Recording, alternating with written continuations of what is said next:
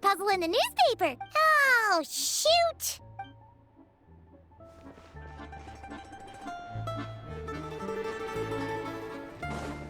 Coming up. If there's anything you need, please let me know.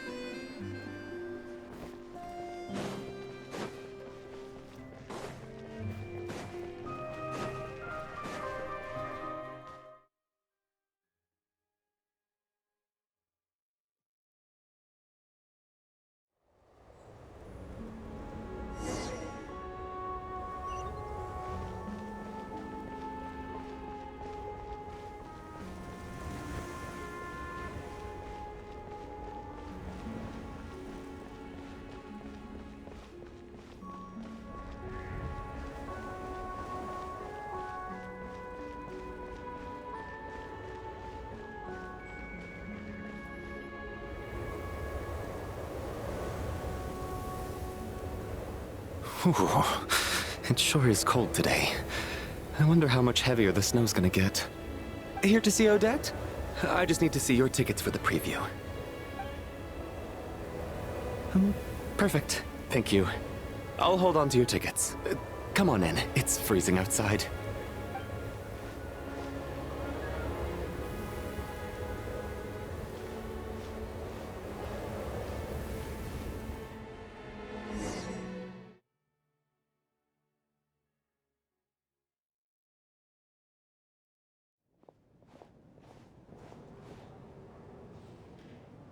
I think I'll leave the Lelic question until after the show's over.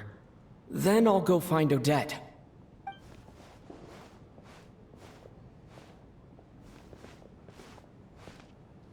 Child said he was originally going to come with Tonya. So I'm guessing Tonya's already here somewhere. Is there anyone here who looks like a Tonya? Let's see. It's a small audience. Makes sense for a preview. But wait, I do see some familiar faces. Mr. Chuganov's back again by the looks of it. Oh, and is that Mitya? And that Fatui officer, Valeri. Guess he must be playing cat and mouse with Mitya again. Oh no, it looks like the show's starting and I still haven't found Tonya. Never mind. I'll just have to take a seat for now and see if I can catch her afterwards.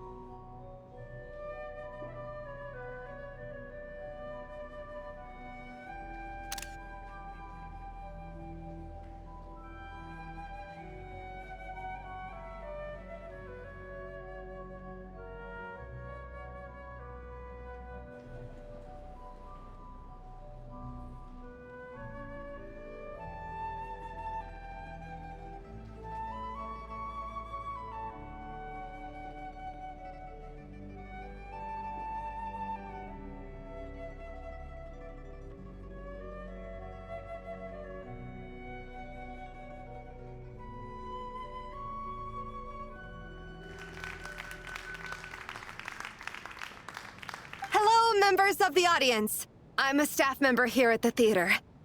Today's performance was a very special one for us, as it marks the first attempt in a long time to revive the classic Snezhnayan ballet, Spirit Seeker. To commemorate this occasion, we would love to take a group photo of the cast, crew, and audience members present today. Could I kindly ask the audience to please come up onto the stage?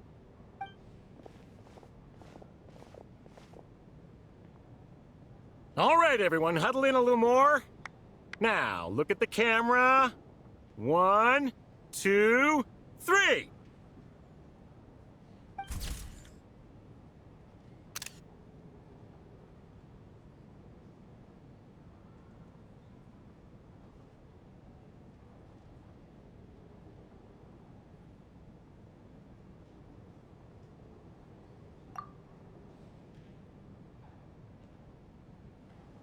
Are you quite satisfied, Mr. Energy Scientist?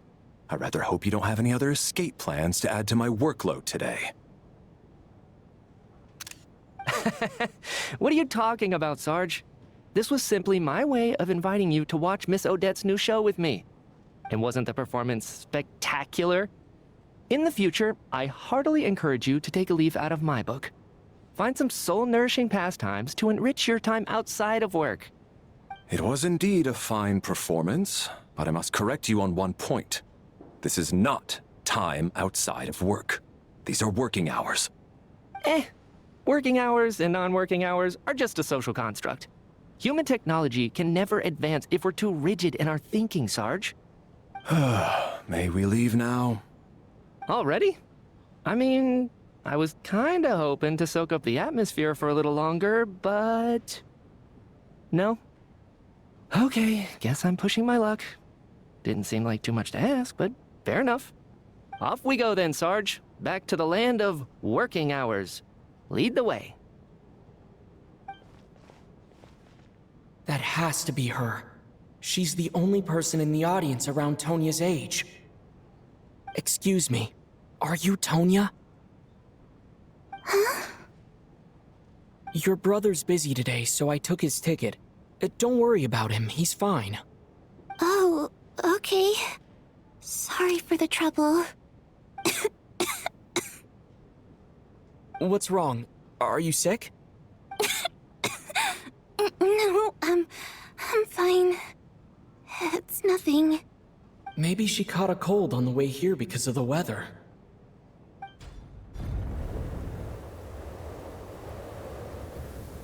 I haven't seen snow like this in a long, long time.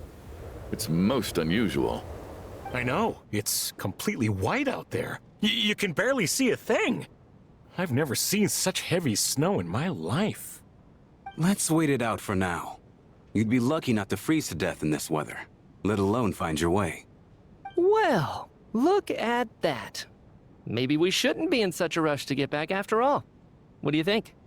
Let's wait and see. Why do you need to take it so seriously? Fate has given us this wonderful chance to take a break. We owe it to ourselves to make the most of it. Come to think of it, there's a small inn not far from here that always keeps plenty of extra blankets on hand for guests. I know the route well. Shall I head over and borrow a few blankets? That way, anyone in a hurry can wrap up warm for the journey back. Just remember to return them next time you're over this way. Sir, there's really no need to go to all that trouble. Hey, it's no trouble at all. Wait here, I'll be right back. What a kind gentleman. Very good. My wife and daughter are waiting for me at home, so I shall be heading back as soon as I get my blanket. So... Are you expecting us to go back to the Armory Palace wrapped in blankets too? Don't worry about that. I made arrangements in advance.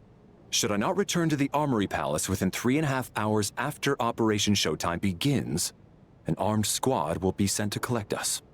They will escort us back. You are one of our key military personnel, so any weather-related risks must be eliminated. Operation Showtime? So, wait. Every single time you drag me back to work when I sneak out, it's a whole official operation? I gotta say, you've really turned this into quite a moral dilemma for me. It's snowing pretty hard out there. I think you should stay here for now. You seem a little under the weather.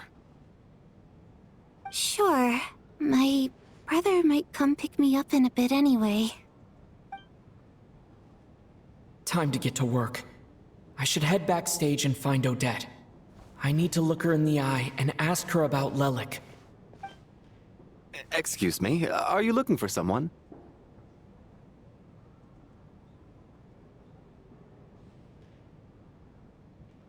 Ah, a fan, I'm guessing?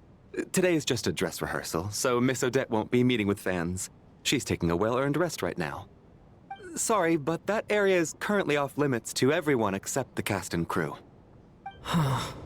Bad timing, I guess. Well, I might as well stick around.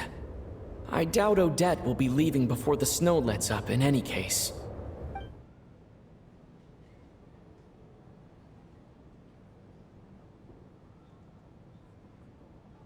What happened to the gentleman who went to fetch the blankets? How has he still not returned? I was thinking the same thing. It's still snowing very hard. Do you think something might have happened to him? Whatever the reason for his delay, I must say I hate nothing more than people who make empty promises and fail to deliver. Well, I have to treat my employees like that on occasion, but that's different.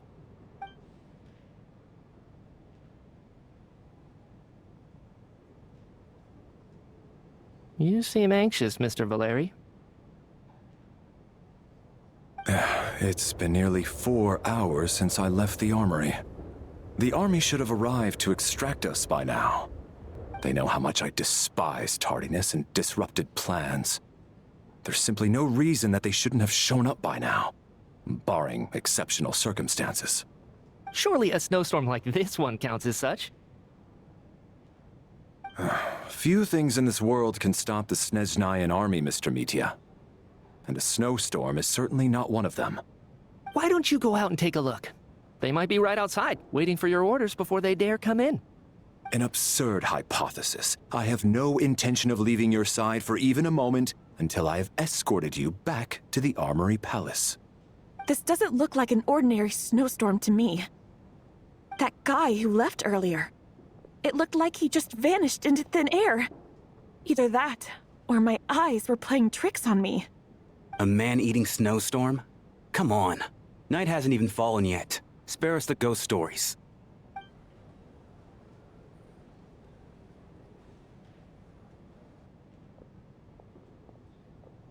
Traveler, didn't know you were coming today.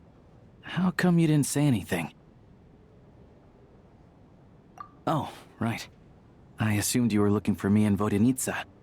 Odette's still backstage. Whoa, that's quite a snowstorm out there. I've been working backstage this whole time, so I didn't even notice. No wonder the audience hasn't left yet. Is weather like this rare, even in Snezhnaya? Yeah, snow like this. I'm sure I've seen it out in the wild before, but never in the city. Actually, I take that back. I don't think I've seen snow this bad even in the wild. This is something else. It's not normal. If even Alosha thinks snow like this isn't normal, could it have anything to do with that monster people have been talking about? We can't stay cooped up here forever. Someone needs to go out and take a look. No need. I have plenty of experience with snowstorms. Besides, I work here while you're an audience member. I should be the one to do it.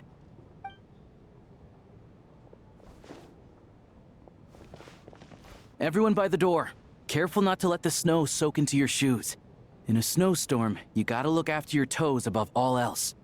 Heading out, my man? Be careful. I've been told the snowstorm eats people alive. Thanks for the advice. I am planning to be careful. I just want to take a quick look at the situation out there.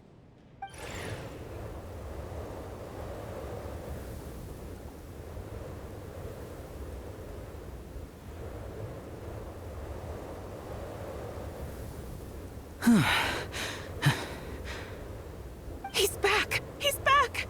How was it? What's going on out there? Did you see any soldiers patrolling the area? Something about this storm isn't right.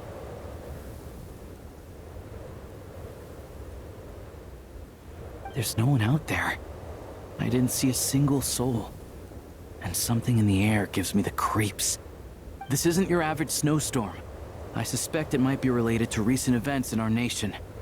I strongly advise everyone to stay here until the snow dies down. Are you serious? So all of us are trapped here now? That sounds a little far-fetched to me. You want to go outside and see? I, for one, am not risking my neck in that weather. This just turned from a minor delay into a major hassle. We can only hope that our friend who went to fetch the blankets just ditched us and went home. Is it really that bad? But my daughter, I won't be able to read her a bedtime story tonight. Huh? What are you all still doing here? Whoa! It's snowing hard! So now we're stuck here? Oh, this is terrible! Luckily, it was just a dress rehearsal today, so there aren't too many people here. On the bright side, the theater's always well stocked with supplies. If the snow still doesn't let up as we get into the evening, you can spend the night here, everyone. At least, I assume that's all right? Odette? Fine by me. This seems like a sensible backup plan under the circumstances. My thanks to the theater for being so accommodating. What are you staring outside and praying for, my man? You anxious to get home too? Oh, Your Majesty the Tsaritsa, I beg you, please do not let tonight's snowstorm stop. This is a golden opportunity to spend the night under the same roof as the two top stars in all of Snezhnaya. It's a once-in-a-lifetime experience. I think I've changed my mind. Sir, if you so much as look at us funny, you'll be seeing stars in a whole other way. Behave yourself, or you'll be begging for that blizzard. It's getting colder. We need to keep the indoor temperature up. Close the door and lock it tight. Let's head somewhere warmer.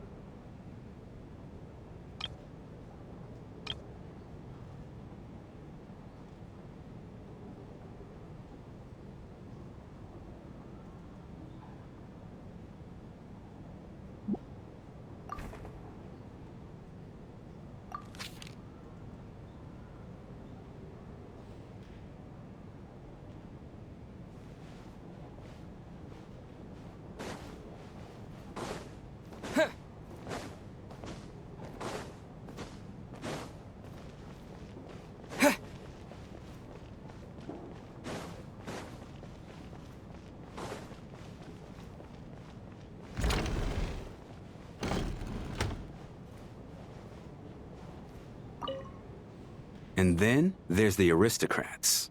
Easiest of all to deal with. You don't need to use any force whatsoever. All you have to do is show them the rope you plan to tie them up with. Do you know why? I don't. Do tell. Because nothing horrifies them more than the thought of a cheap, coarse rope leaving creases on their precious million Mora coat. They'll do whatever you ask to avoid that fate. Unexpected, but funny nonetheless. Tell me another one. Well, look at that. I got myself a new listener. Hey there. Let me introduce myself. The name's Shram, and I'm a mercenary. The kind that gets paid to do odd jobs for rich folks. And I am Chuganov, an entrepreneur. If my name is unfamiliar to you, you will no doubt have heard of my factory, the renowned Iskra manufacturing plant. Are you really that famous, Mr. Chuganov? How come I've never heard your name before? Excuse me? Is that a joke? Or are you being serious? Oh, I'll have to ask my rope later. He's probably tied up more entrepreneurs than I've ever heard of.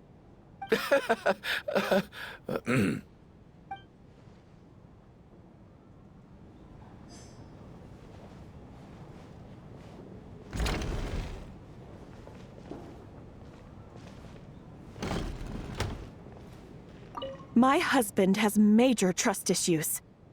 To him, I doubt even this snowstorm is a good enough excuse for me to stay out all night. That's the price of marrying into wealth.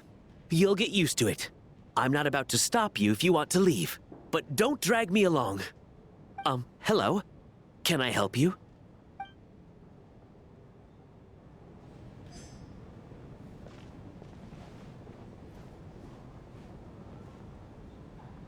How are you feeling, Tonya? I'm fine.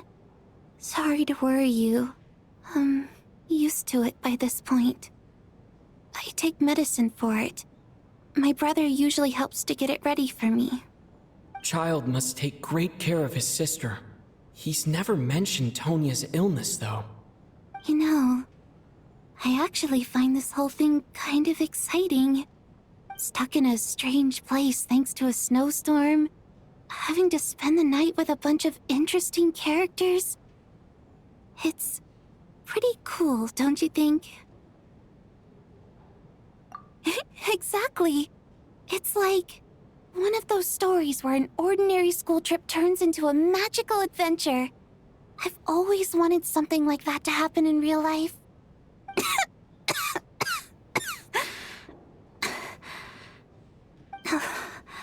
I'm fine, really. Just got a little overexcited. Look after yourself. Otherwise, your brother will come after me.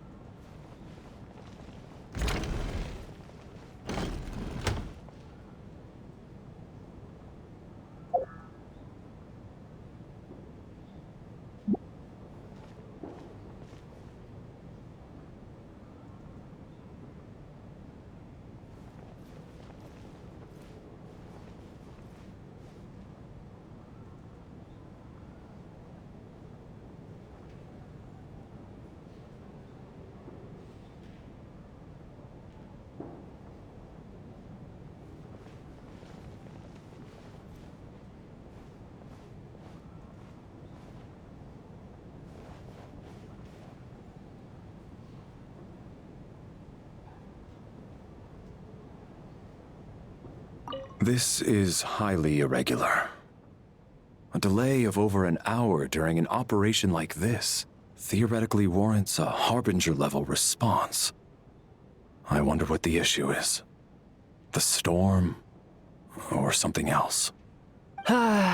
Sarge, the day you learn to let go and just enjoy moments like this is the day you'll finally understand the meaning of life. Why, hello, sir. I believe you were the one sitting at a nearby table back at Podvorye restaurant. Any friend of the theater's star performers is a friend of mine. It's a pleasure to meet you. I'm Mitya from the Energy Commission. Greetings. Major Valeri, head of the Special Assignments Battalion. Armory Palace Royal Grenadier Guards, 1st Regiment. I am here to ensure Mr. Mitya's personal safety. Please let me know if I can be of any assistance. Mr. Traveler, I cannot help but notice that Miss Odette is stealing glances at me. Any idea what that could be about?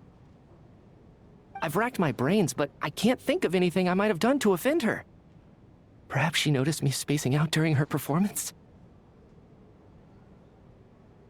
So, Mr. Mitia, is your work related to Project Stuja? Yes, that's right.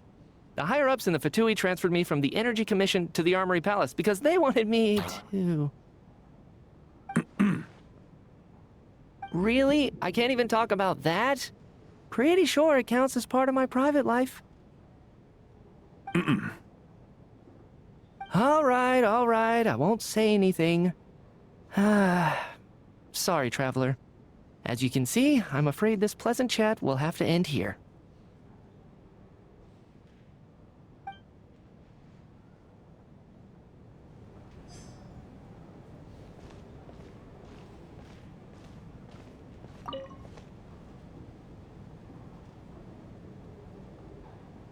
I don't think it's ever been this lively backstage before. I didn't know you were coming today. Hey, have you seen Chuganov? I heard he was coming today. Have you spoken to him at all? I'm with you. This could be just the chance we need.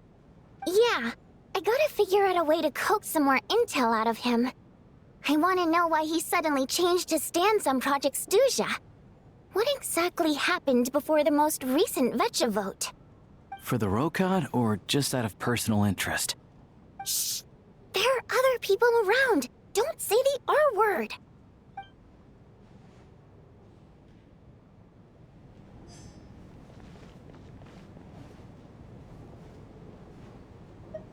I have to say, even though today was a rehearsal and there were some hiccups along the way, Miss Odette's performance was one of the best I've ever seen, even compared to an actual show. Oh, I couldn't agree more, especially considering the weight of the subject matter. It takes a truly seasoned professional to do justice to a theme like love and regret. Do you think we were coming on too strong? Odette's ignoring us again. What about you? What did you think of today's performance?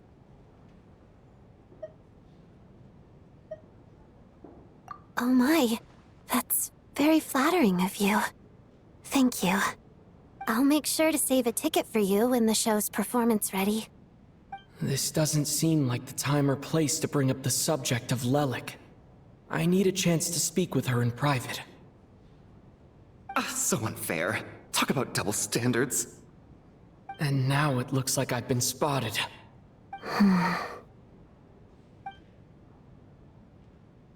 You know Mitia too? No, I don't.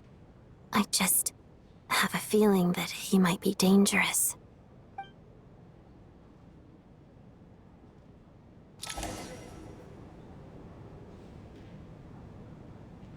How's it looking, Alosha? No change from this afternoon. Heavy snow with no sign of slowing down. May I have your attention, please? The storm is unlikely to stop tonight, and it'll be even more dangerous outside at night than it was during the day. We at the theater owe everyone here a duty of care. Therefore, we strongly suggest that you stay on site overnight and avoid going outside unless absolutely necessary. In a few short moments, we'll give you a tour of the theater's various quarters. You can choose to sleep in the VIP room, the office, or backstage. Or on the stage if you'd prefer. We won't mind. I'll pass on sleeping on the stage. What if the snow is stopped by tomorrow morning? The early birds in the audience might think we're part of some experimental new show. A drama about sleeping? That could be fun. Maybe we could come up with a title for the production.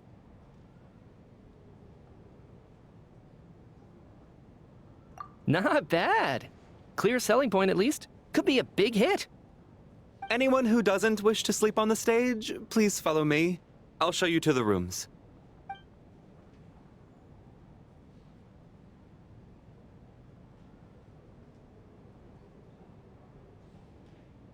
I guess I'll call it a night.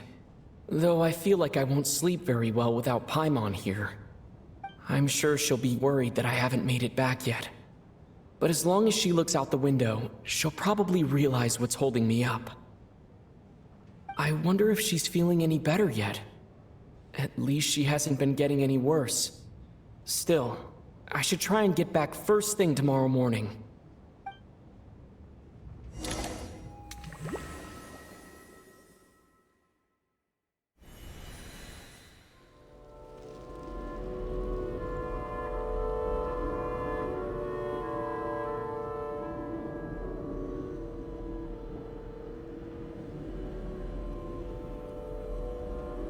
Ah, finally! Welcome back to the world of the living, lazy bones. I was about to wake you. The black mist is almost on us.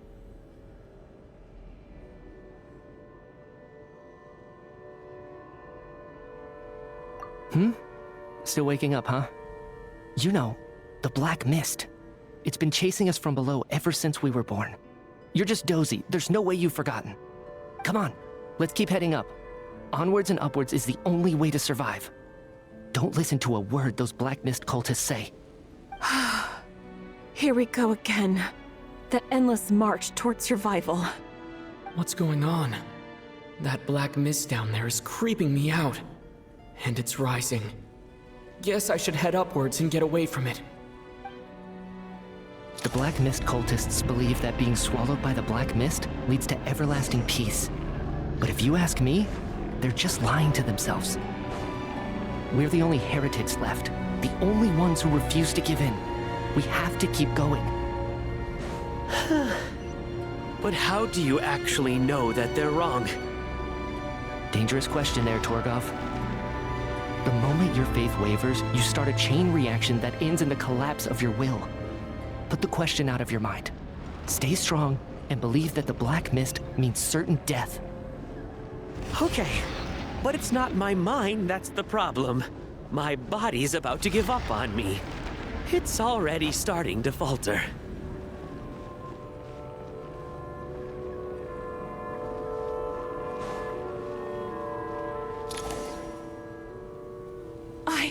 I can't do this anymore.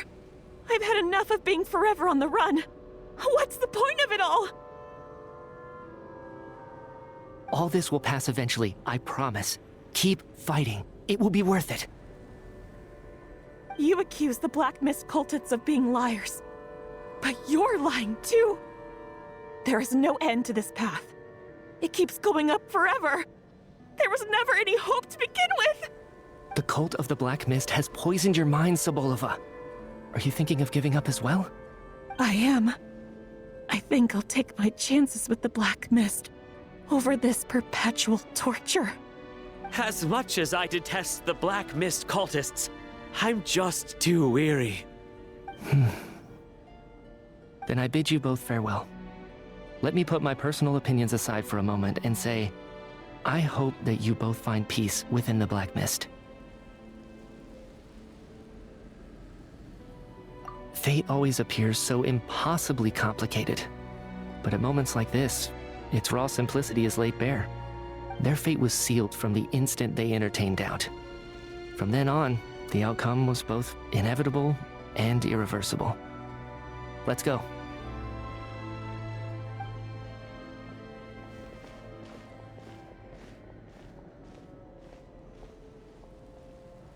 Torgov and Sobolova are gone.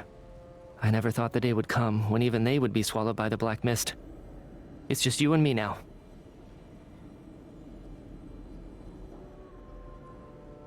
Yes, it looks like it's satisfied. For now. This happens from time to time, but it won't be long before the Black Mist starts chasing survivors once again. No one knows how to stop its advance for good. Well, we should make the most of the precious moments of rest that those two bought for us.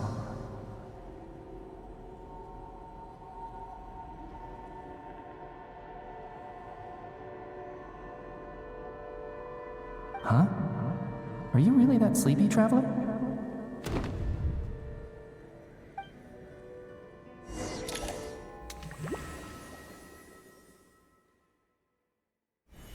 Ah! Help! Somebody, come quick! What is it, Chuganov? What's wrong? Huh? Is it morning already? What's all the commotion? Sounds like it's coming from next door. I should check and see what's going on.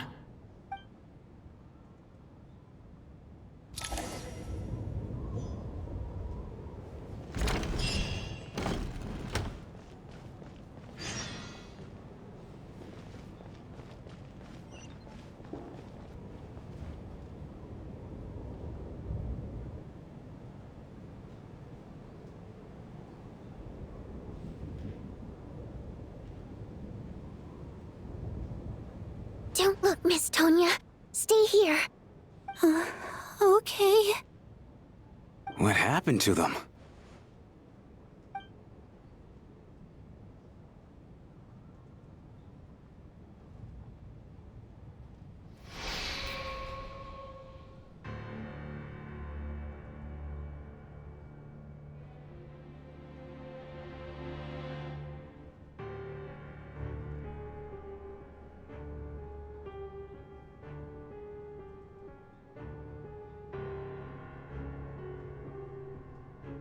These two people have passed away.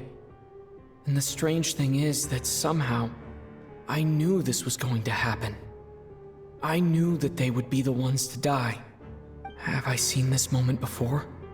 Or did I have some kind of premonition? I can't remember what it was. Let me take a look.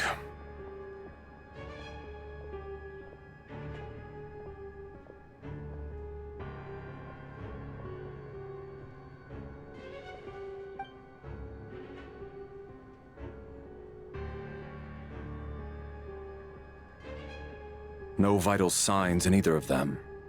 They're dead. The cause of death, however, remains unclear. No wounds on the bodies, no signs of a struggle, and no skin discoloration caused by the buildup of toxins. But just last night, they were chatting and joking away. This is so sudden. Could they have had pre-existing medical conditions? Even then, the odds of them both dying of sudden complications on the same night are extremely low. It's hard to believe that they died of natural causes, nor does this appear to be a suicide.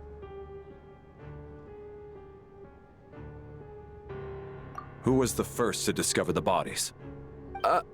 It was me. But these deaths have nothing to do with me, officer. I got up early because I wanted to see if the snow had stopped. Then I noticed that the door to this room was open, and it looked like there was a man and woman inside. I just went over to see what was going on. I had no idea they were... I can corroborate this. I was doing my morning exercises near the stage.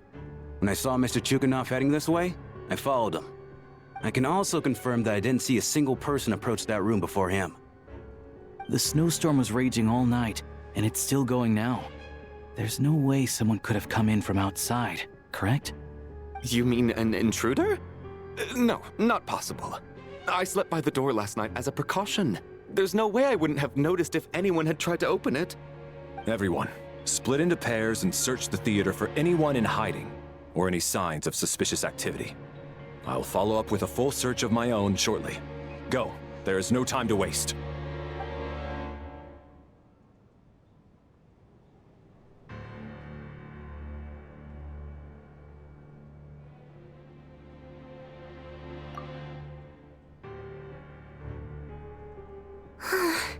Nothing on your end either?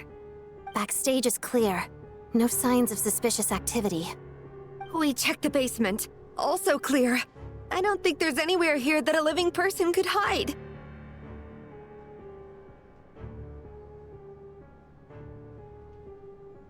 Are we certain that the theater doesn't have a back door? Or any tunnel or passageway wide enough for a person to fit through? No, there's nothing like that. If people were sneaking in through some secret tunnel to avoid buying a ticket, we'd have sealed it off ages ago. I also checked the windows. All of them are locked from the inside, and there's no sign of anyone entering or leaving. It sounds like we can safely rule out the intruder theory. If anyone came in during the night in this weather, there'd be no way for them to avoid leaving footprints or water stains. This can only mean one thing. It's like one of those murder mysteries you see in novels and plays, isn't it? The ones where the killer is one of us. We can't quite jump to that conclusion just yet. Could he be right? It's hard to imagine something like that happening in real life. Set in a theater during a snowstorm, a murder takes place, and the killer is among us. It's such a classic trope that it seems unbelievable. Looking at who the killer targeted and the clean entry and exit, it all adds up. I know what this is. It's obvious now that I think about it. What is? What have you figured out? Both victims were wealthy, well-known local merchants. And the door was deliberately left open so I would discover the bodies and witness the crime scene first thing in the morning. Such ruthless methods. This was your doing, wasn't it, Lelik? Lelik? You mean Lelik is among us? And he's the killer? Lelik. I know this code name. Member of the Rokot, anti-Project Stuja. Always works alone. I've read the case files at the Armory Palace. Walk me through your reasoning, Mr. Chuganov. What do you know about Lelik?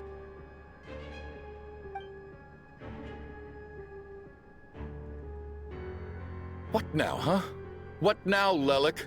What more do you want from me? I already voted against Project Stuja at the Snezhno Gradvecha. You snuck into my house the other day while I was asleep. Left a threatening letter. And I did all that you asked. But Project Stuja cannot be so easily shaken. Not with the rooster in charge.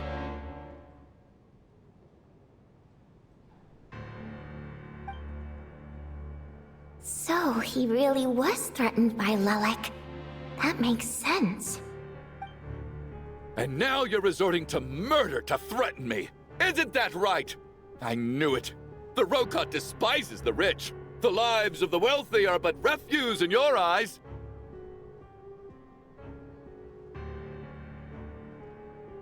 Show yourself! Which one of you is Lelik, Tell me! I'll do whatever you want! Just stop playing these mind games!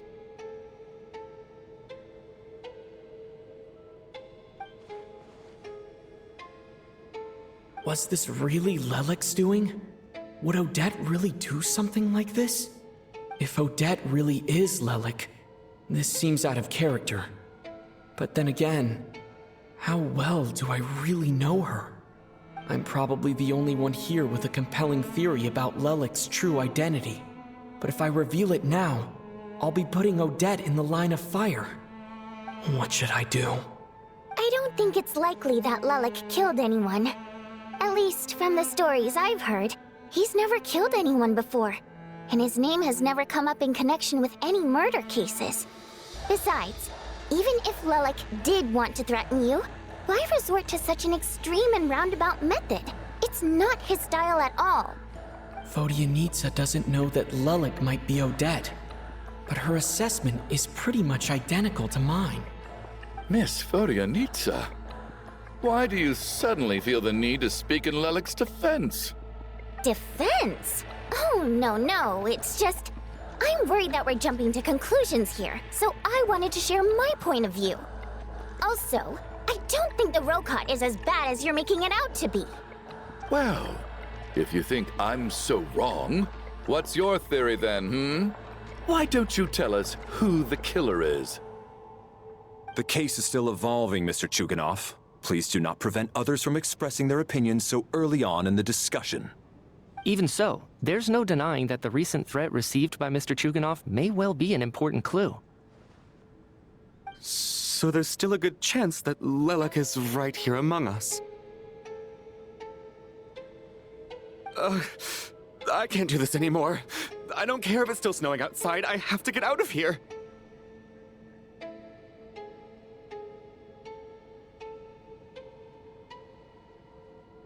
Whoa, take a beat. We all know it's far too dangerous out there. Even the soldiers couldn't get to us. Go out that door, and you might not live to tell the tale. And whoever this Lelik is, they're surely not going to murder anyone in broad daylight. Be sensible, my man. You're safer inside. As much as I regret having to say this, I'd like everyone to cooperate and refrain from exiting the premises until further notice. Because as things stand, every one of us is now a suspect. Unless anyone has further information to share, let's adjourn for now. Feel free to keep searching for clues, but make sure you don't go off alone.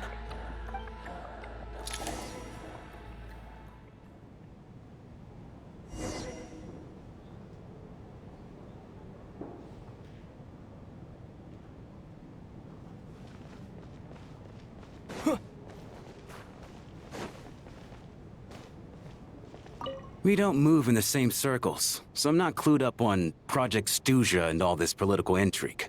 Nor does it interest me. Nevertheless, sir, I think your top priority as soon as you get out of here should be to hire a good private bodyguard. Such as yourself? Such as myself.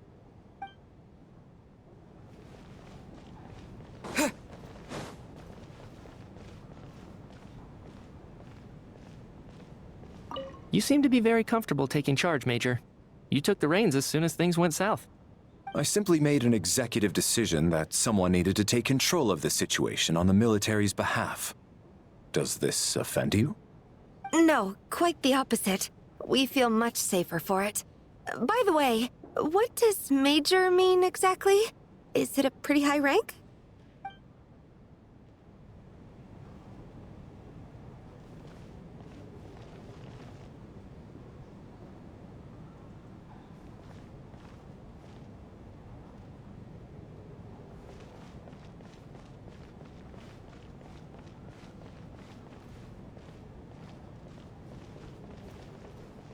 I still find it hard to believe there's a murderer among us.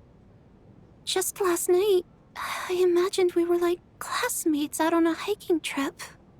There's no guarantee that you can trust your classmates, especially not when you're locked up together. Why did they do this? Was it for money? Even then, they could have just kidnapped the people. They didn't have to die.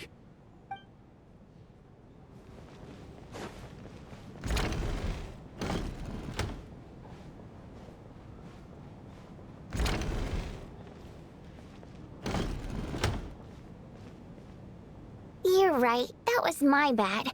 It was a knee-jerk reaction. I didn't think it through.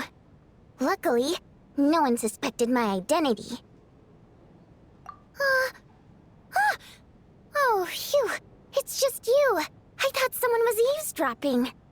Since Vodianitsa and I were on the same page earlier, I think I should share my thoughts with the Rokot members first.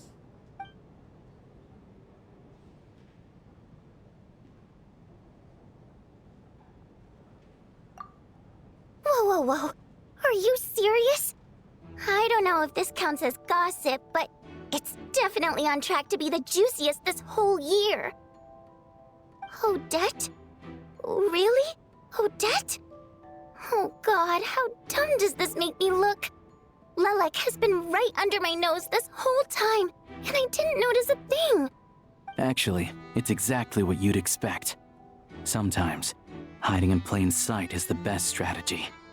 And now that you mention it, the more I think about it, the more sense it seems to make. It all adds up. What are we up to now? 1, 2, 3, 4...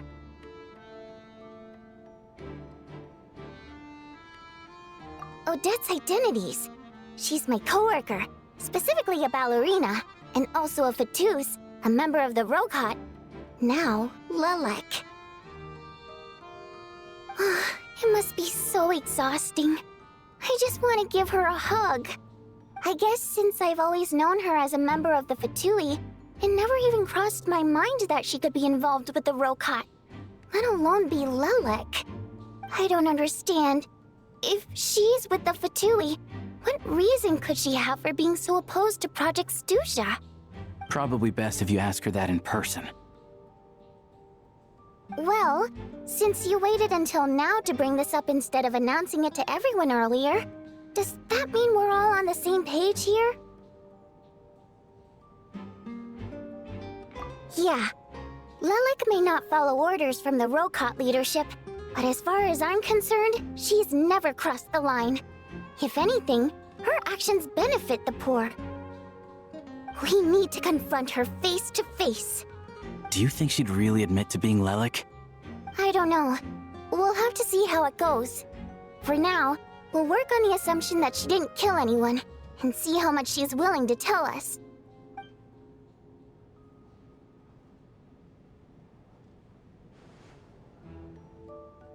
Now's our chance. Odette's alone. Let's go. Hey, Odette! What is it, you guys? Shh! Keep your voice down. We need to talk. So, you're Lelik, aren't you?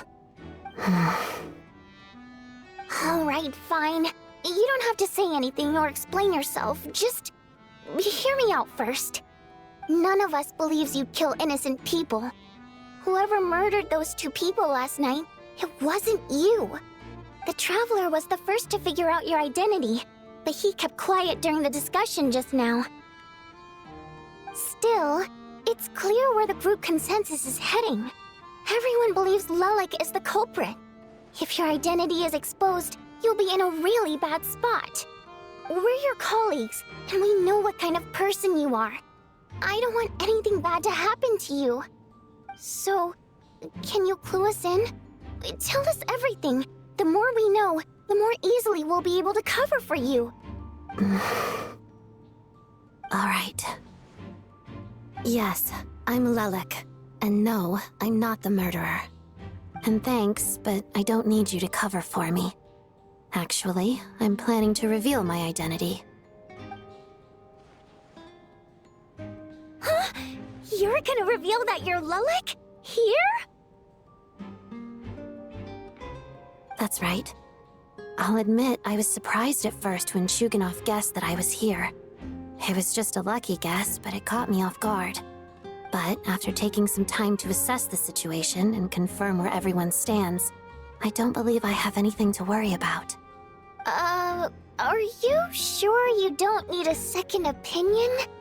Given the circumstances... Mr. Valeri! What?!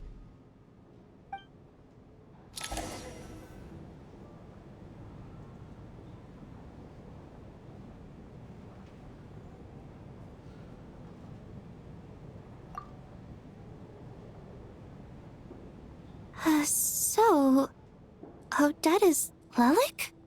I don't know what game you're playing, but you've got a lot of nerve. It's just one identity. So what if it's exposed?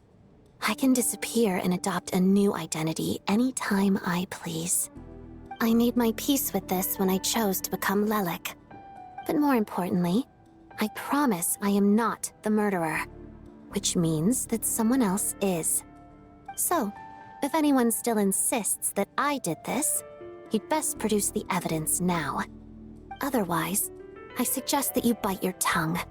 Because if you really believe I killed 2 people without making a sound or leaving a trace, pointing fingers at me would surely only make you my next target. Is this really the truth, Miss Odette? That's confidence, all right. I believe you. A real no-nonsense attitude. I can see why Marionette said that she's on track to inherit the title of the Fair Lady. Are you seriously buying this? Hey, officer! She just admitted to being Lelik. Aren't you going to do something about this? I do have one question, Miss Odette. Why have you chosen this moment to come forward and reveal your identity? If I didn't say anything, everyone would be focusing all their efforts on finding Lelik. And that is exactly what the real culprit wants. I don't want to be the scapegoat who lets the murderer get away with this crime. Despite all the accusations, she made the smart choice. A remarkable display of rational thinking under pressure. Clearly, Odette's talent extends far beyond the art of dance. She thought so far ahead. Why do I always feel like I'm one step behind her in everything? You've convinced me. Dealing with the murder case remains the top priority right now. Let's put the name Lelik and all related incidents aside until further notice. Nevertheless, the group still considers you the prime suspect. I assume you have no quarrel with that, Miss Odette? I understand. You're welcome to keep an eye on me around the clock. I have no objections. Mr. Chuganov? For my wife and daughter's sake, I'll let you off the hook for now. But don't think you're forgiven for breaking into my house and threatening me. Just wait till we get out of here, Lelik. We'll settle the score then.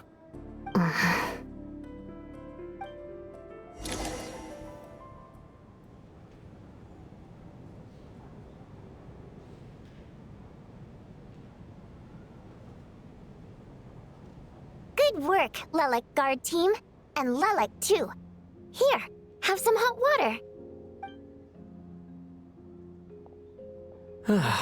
Turns out Valeri knew about my exploits. So now I've been told I have to guard Lelik with him. Shouldn't you be facing my way if you're guarding me? At the moment, it looks more like you're my bodyguards.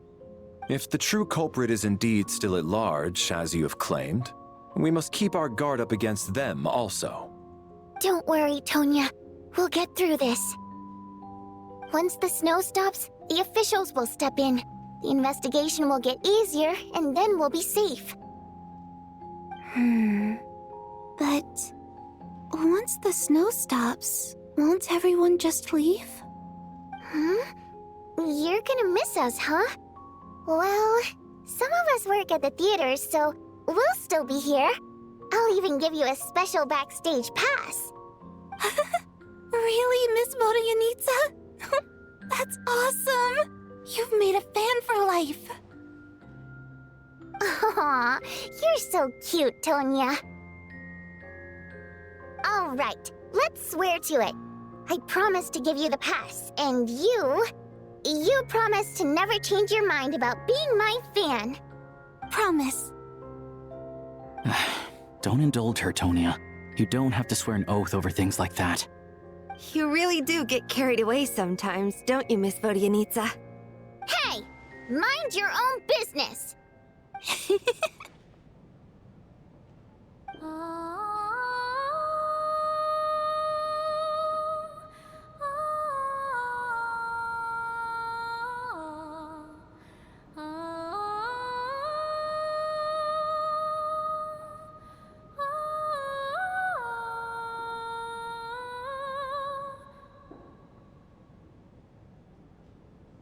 Don't be nervous, Miss Water Imp. Everyone's here. There's nothing to be afraid of. Excuse me? Do I look nervous? Don't be ridiculous. No. You sound nervous, lass. Oh. Wait, but how... Okay, plenty of people know that I'm a water imp, but still... How come you understand our primary mode of expression? Primary mode of expression. I've not come across that concept before. Do enlighten me, Vodyanitsa. Well, it's just... We water imps tend to communicate our emotions to each other by singing rather than facial expressions. The emotions we convey through song take precedence over our facial expressions. So, we think of it as our primary mode of expression. I'm impressed, Shram. I didn't take you for a man of culture, but you're clearly rather learned. It's not about being cultured or not. The thing is, this mode of expression can usually only be understood by other water imps. It's not a simple case of a song sounding happy or sad. And yet, you're clearly human, Mr. Shram. It's really not the big deal you're making it out to be. I think I just have a knack for it.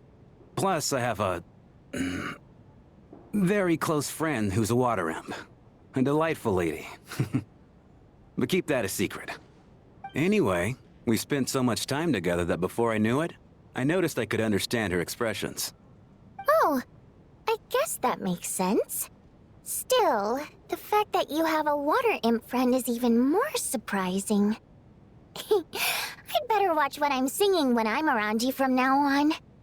Hey, what are you implying? You're not secretly insulting the audience in your songs, are you? Heavens! Why would I do a thing like that? It's getting late. We should discuss our sleeping arrangements for tonight. To guard against the killer, someone needs to keep watch. I suggest that we don't sleep in separate quarters tonight. It will be safer if we all stay together. As long as someone keeps an eye on Lelik, I'm quite sure we won't have any trouble. Are you saying that you wish to bet your life on Miss Odette being the killer? Nonsense. Of course not. Then I propose the following arrangement for tonight. The Traveler, Odette, and I will form the Night Watch. We'll sleep in shifts, but 2 of us must be awake at any given time. An excellent idea. This allows us to handle the Night Watch while also keeping an eye on Lelik. Meanwhile, the rule of taking shifts in pairs resolves the other issue. Namely that we can't necessarily trust the Traveler or Valeri either. I expect that plan took you quite some time to come up with, didn't it? Actually, our field combat manual outlines a similar approach. Although the scenario there involves guarding prisoners overnight during field operations. That being said, I must clarify that I harbor no disrespect towards you personally, Miss Odette. In fact, Lelik's numerous covert operations make fine textbook examples for military agents. I care less about respect and more about the fact that you just robbed me of 2/3 of my sleep tonight. I'm calling dibs on being the first to rest. Good night.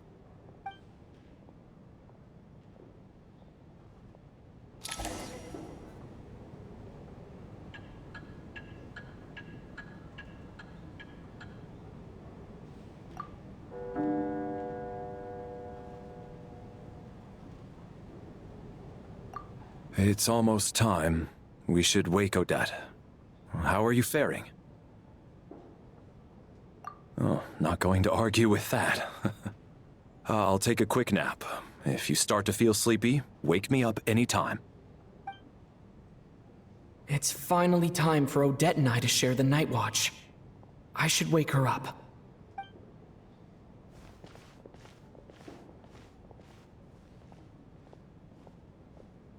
I came here to get information from her in the first place. Maybe I should think about what questions I want to ask before she wakes up. How long are you gonna keep staring at me?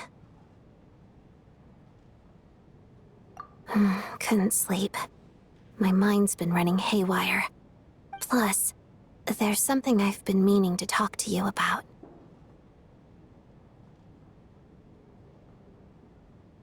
I had a hunch that you wanted a conversation, too. Let's take this chance to clear the air, shall we?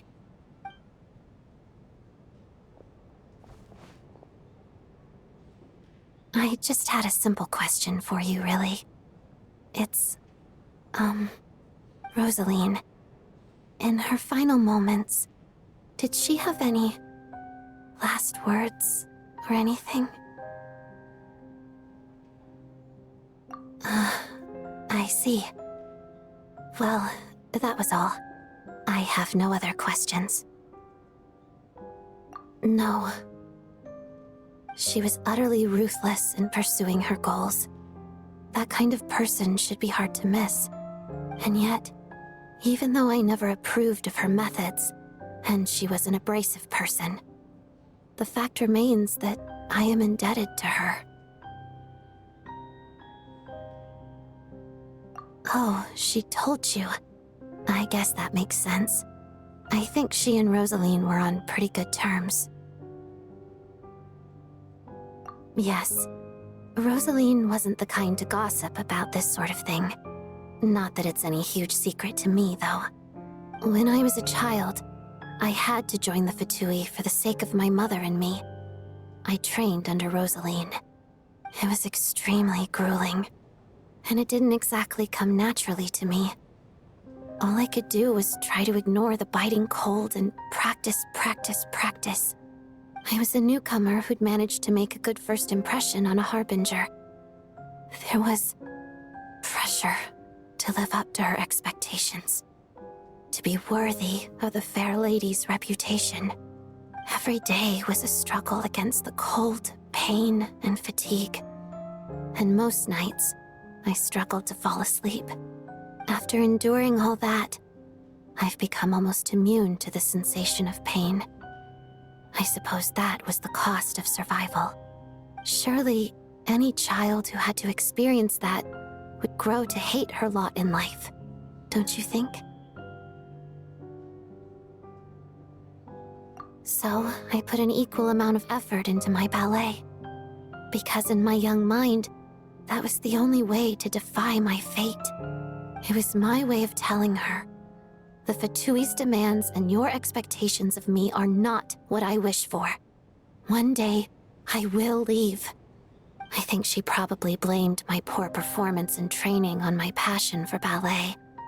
She knew my heart wasn't in it. One time, when I was secretly practicing a dance at night, she suddenly showed up. I knew she was there to catch me red-handed. I told her, "You don't deserve to watch the dance I learned from my mother." She looked stunned. I guess she was surprised that I lashed out first, before she had the chance. But strangely enough, on that occasion, she wasn't fierce with me like she was during training. Instead, she fell silent for a moment, and then left. After that, she never interfered with my dancing or asked me how it was going. She never came to watch me dance again either. Not even once.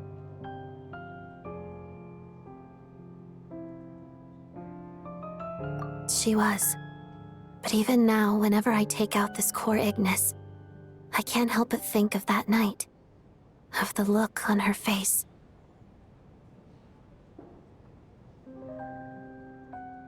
Sort of. Although gift might be too kind a term. This is her flame sealed within ice. A symbol of her favor, yes, but also our way of keeping an eye on people. She knew the location of every piece of core Ignis. If any recipient started acting suspiciously, she'd be on to them immediately. Trust her to make even a mark of approval feel suffocating. So, when news of Rosaline's death reached Snezhnaya, many people immediately crushed their core Ignis. It gave them a profound sense of relief, like they'd broken free from her shackles. But I kept mine. With my sensitivity to pain being as dull as it is, the warmth from this core Ignis is one of the few things I can still feel clearly. I still wonder, did she really come to stop me that night? I wasn't sure, but I was scared, so I said some really awful things. I guess she didn't leave anything behind. Not that I expected her to. It's fine. It's just a bit of a shame that we couldn't settle our differences before the end.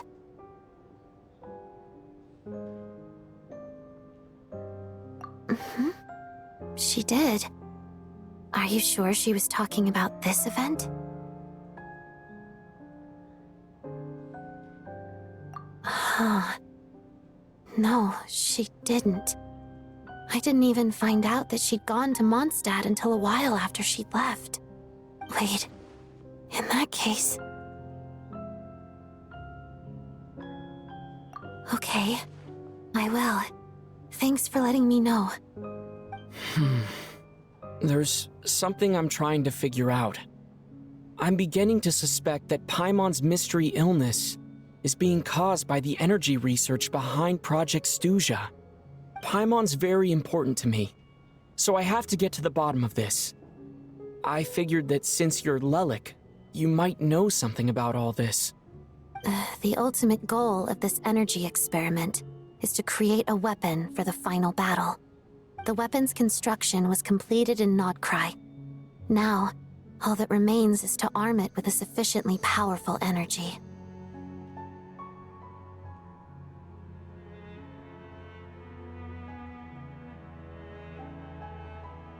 Yes. The weapon's development and all the related experiments are overseen by Lord Piero, the Jester, and the lab is located deep within the Armory Palace. I'm not sure why this experiment would be making Paimon feel unwell, though. The best way to get to the bottom of it would be to go there in person. Once we get out of here, I'll help you apply for an entry permit.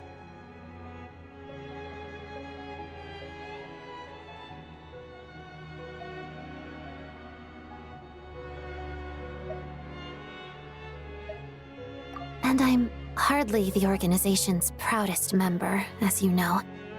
You answered my question about Rosaline. I want to do you a favor in return. It's that simple.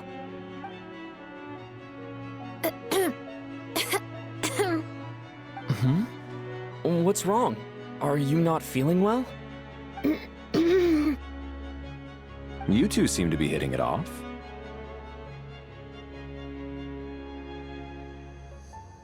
I thought you were sleeping. Of course I was. In the military, one learns to fall asleep quickly, even in the most inhospitable environments. It's vital to staying alert and energized. Why? Is something wrong? Even if he was awake, he can't have overheard us, right? Well, thank you both for keeping watch. Traveler, I'll take over for now. It's your turn to get some sleep. Sure.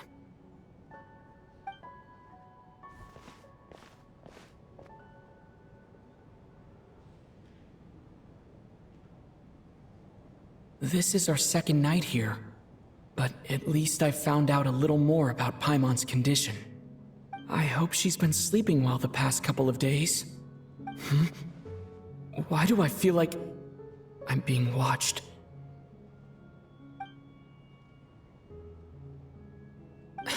Seriously? Is this payback for when I stared at her earlier? But I thought she was asleep. Never mind. I'd better try and get some sleep myself.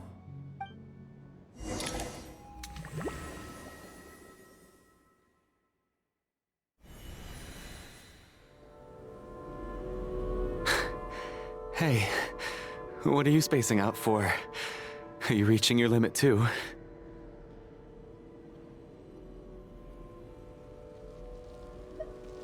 How long have we been walking for? Do you remember? Time's lost all meaning. Ever since we noticed that thing above our heads. What was it called again? A star key? Or key star? Anyway, the person who named it was swallowed by the black mist. Whatever it's called, ever since we noticed it, we've been walking up and up, hoping that as long as we reach it, we can find a way out of this place. But it seems like no matter how far we walk, we never get any closer. Well, we've come this far. You never know. Maybe we're almost there? Come on, enough moping. Let's go. The black mist is catching up.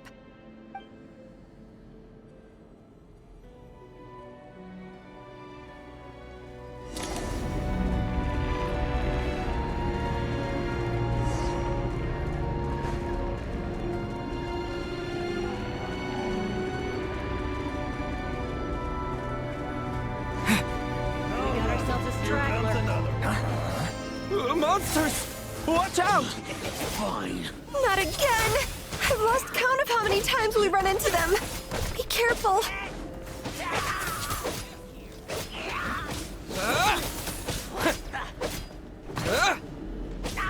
Cryostorm! Yeah!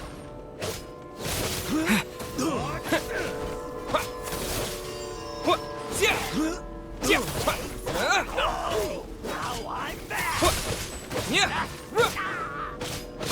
Yeah! Ha! Yeah! Ha!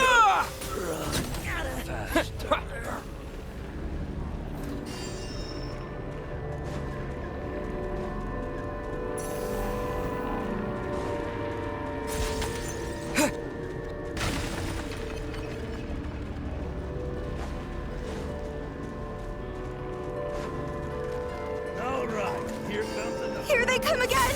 Get ready! You wanna fight? Let's go! Yeah! What? Yeah!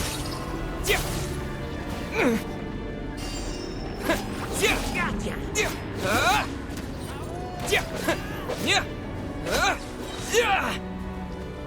Encase! Condense!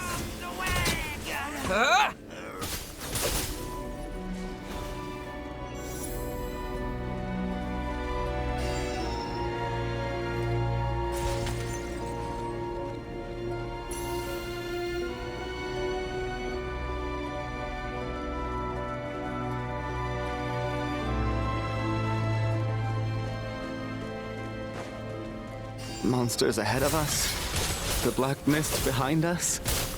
It feels like there's no escape.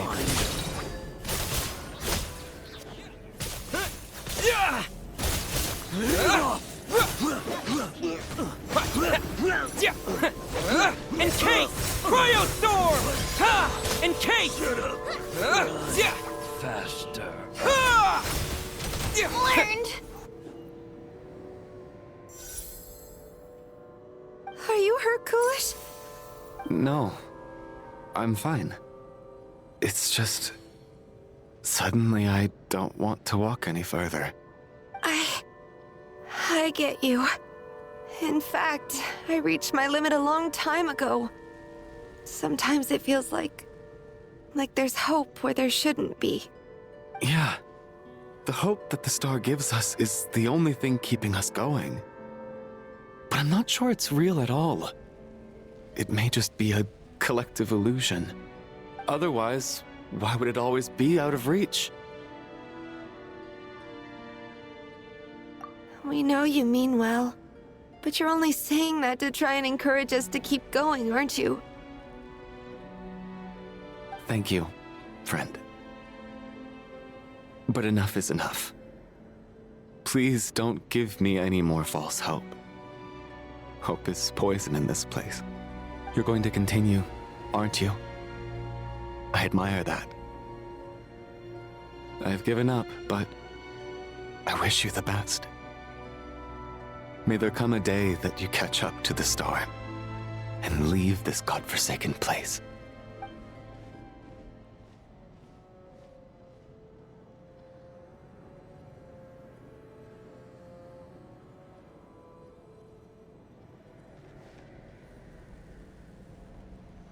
It's not an illusion. We really are getting closer to the star.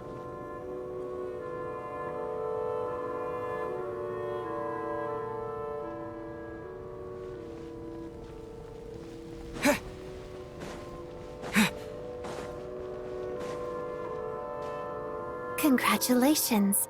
You're the first person to make it here.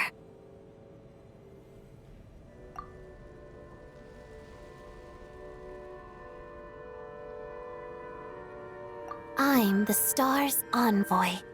The black mist has stopped rising. Its hunger is satisfied for now, having devoured your two companions. This is a good opportunity. I'll let you get some rest before we continue. What do you mean, leave? The star represents the starting point. It's the waypoint for the beginning. Congratulations on reaching the starting point. Once you are ready, we will head out and walk upwards. I will be right by your side the whole way.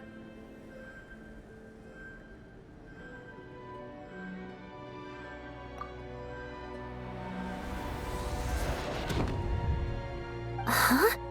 What's wrong? Hey, don't give up before the journey's even begun.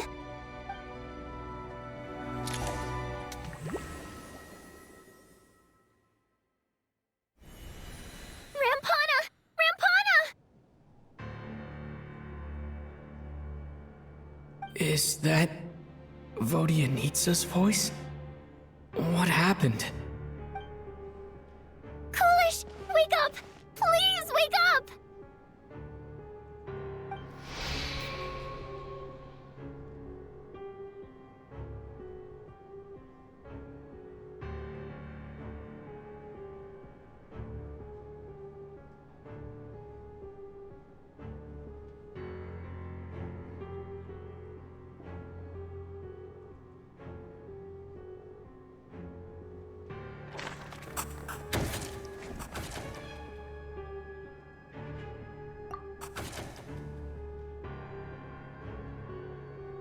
The situation is identical to that of the 2 casualties yesterday.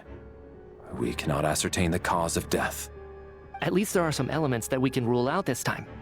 They slept on the stage with everyone else, so I suppose the surrounding environment can't be a relevant variable. Rampana. Coolish. Weren't some of us keeping watch last night? 3 of us, in fact. How could you not notice something was wrong? I'm as confused as you are. Certainly nothing unusual happened on my watch. Likewise, and from what I've observed so far, both Miss Odette and the Traveler can be trusted.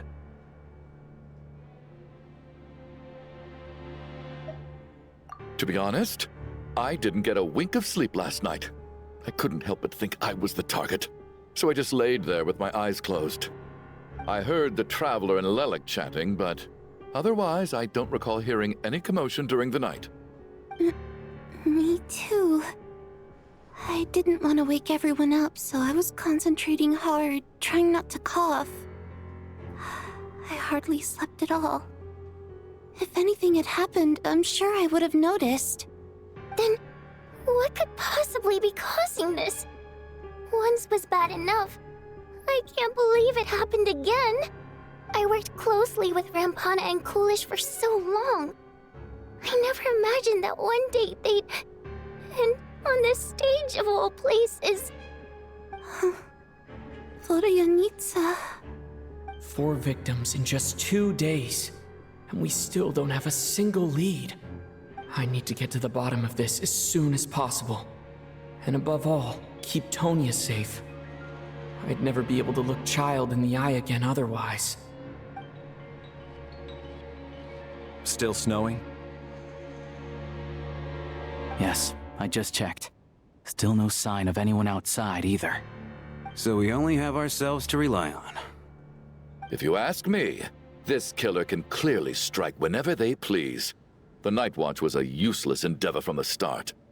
Lelik must be an expert in poisoning. Clearly she used some poison that can't be detected on the corpse. Here we go again. Listen, I was already thinking to myself last night, was Lelik's reason for revealing her identity the real story? Well, now I have my answer. It most certainly was not. She's been playing us for fools. You get off on this, don't you? Revealing your identity, only to carry on with your killing spree? That's a hideous thought. One that only a hideous mind like yours could dream up. How dare you? That's enough. Yesterday, you named Lelik as a suspect because the victims were both wealthy merchants. Lelik might have had a motive then, but today's victims were just ordinary people. Not to mention that they were colleagues of Odette and mine. What reason would she have to murder them? Let me guess. Just to scare you? Who knows? Maybe you don't know her as well as you think. I implore you all to ask yourselves, how many people are there really in this world that have what it takes to kill another person? Not many, I'd wager. Lelik is well known to be a ruthless operator, and now she has revealed her identity. How could it be any more obvious? Everything you've said so far is still just conjecture, which doesn't constitute a concrete lead. You need to back up your claims with some evidence. How can you defend her, officer? What did she say to you while you were on night watch?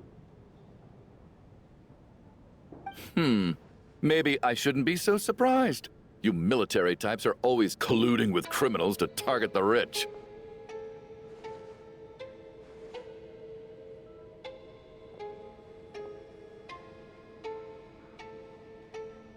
All so you can get your grubby paws on our hard-earned fortunes, then tell us to fall in line. The Fatui, the Druzhna, and the Rokot. Thugs, the lot of you.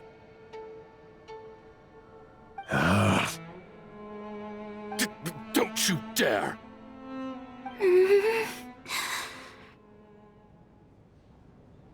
Sir, but... You were the one who told us not to stop other people from expressing their opinions yesterday. 4 people have already died. Only yesterday I was chatting with Mr. Coolish. Then we woke up in the morning and he's... Turning against one another is the last thing we should be doing right now. Little girl. Even if Mr. Chuganov is a puffed-up, pig-headed windbag who doesn't have a clue what he's talking about, he's still one of the victims here, isn't he?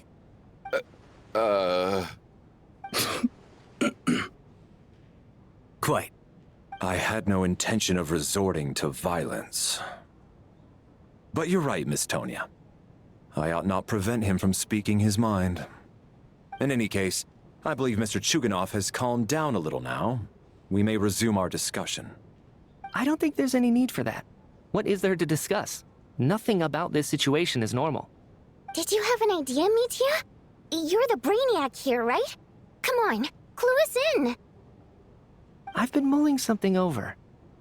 All the leads we have so far concern things from outside the theater. Miss Odette's alter ego, the threats Mr. Chuganov received. But then there's the 2 double murder crime scenes themselves, which have given us absolutely nothing to go on whatsoever. That's highly unusual.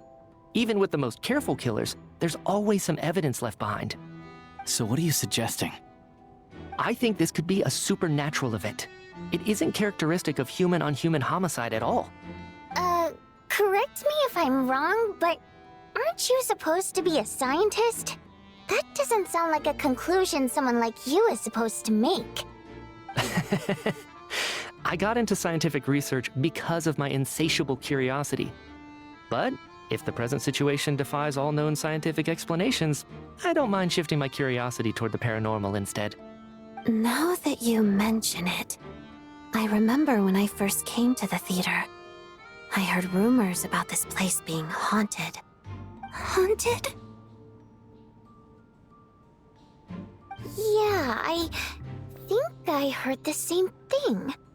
But I mean, they're only rumors, right? We've worked here for years. Surely we would have noticed any spooky goings-on by now. Well, this has taken an unexpected turn. A haunted theater? If Paimon were here, she'd probably be hiding behind me in fear right now. Why don't we take this opportunity to look for clues again with a more open mind? Maybe a different perspective will help us see something different. Very well. Whether it's criminals or ghosts we're looking for, the same rules apply. Everyone needs to tread carefully. I'll move the bodies into the same room for now.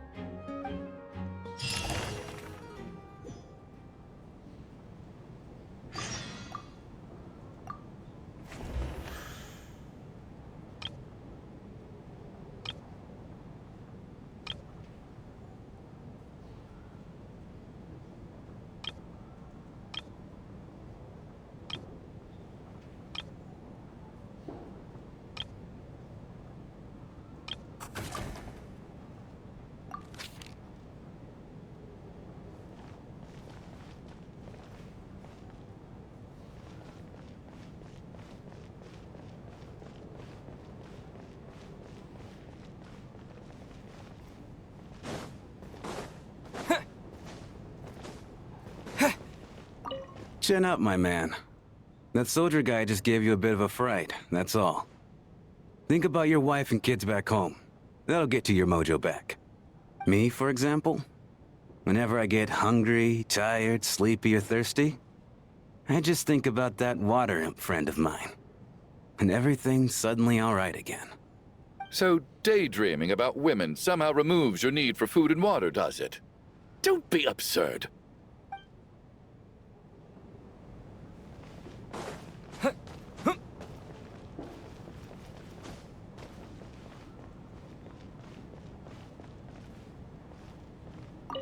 I need to think very hard about whether there's anything that ever needed hiding. After all these years, there must be some things even I've forgotten about.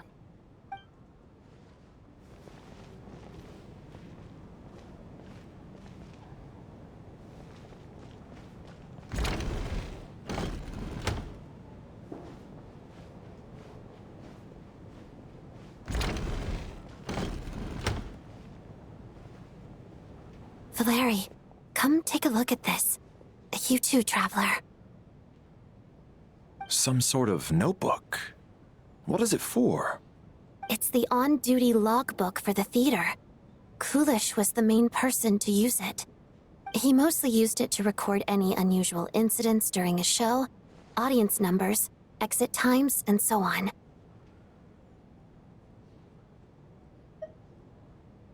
Yes, he'd always have this logbook with him when he checked tickets at the entrance. This should confirm a lot of key details about the recent show. So, you find anything unusual? Yes. The number of people. I've checked and double-checked, but the numbers just don't match what's recorded in the logbook. Apparently, we have an extra person among us. Are we certain that logbook is accurate? Could someone have sneaked in without buying a ticket or something? Unlikely. Coolish took his duties very seriously. I've rarely seen any errors in his work. Not to mention that this was a dress rehearsal, meaning smaller audience numbers and tighter ticket restrictions than usual. Everything would have been well within his control. We no longer have our tickets with us, do we? They got collected on entry. I assume there's no way we can check them again.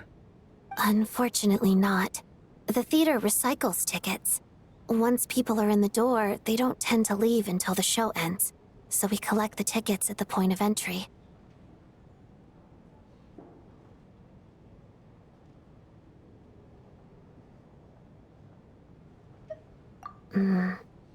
Still, I'm inclined to believe that this discrepancy in the head count is significant somehow. Did an extra person just materialize out of thin air?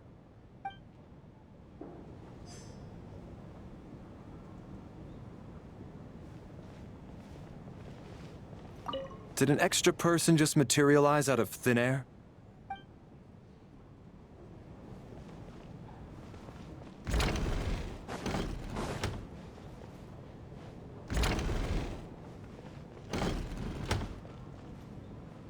Tonya, did you find anything? Not yet. Still looking. So... Are we supposed to be looking for something paranormal? I think I'd prefer teaming up with you than looking around on my own. This looks like somebody's notebook. Shall we read it together?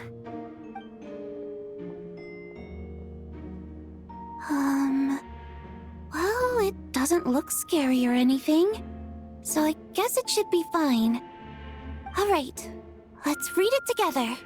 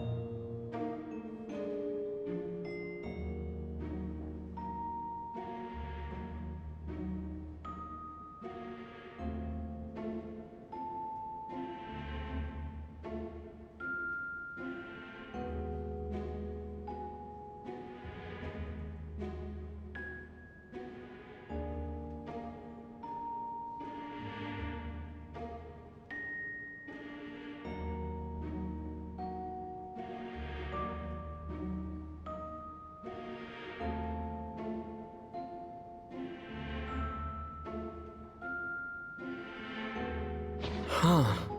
This has to be Vodyanitsa's writing, surely. Maybe maybe it's a little rude for us to peek at this. I feel like I just read someone's secret diary by accident. It sounds like she's writing this for her parents, right? I don't understand. Why put this stuff in a notebook instead of mailing it in a letter? Because her water imp parents belong to the aristocracy, who were driven out of Snezhnaya by the Tsaritsa long ago.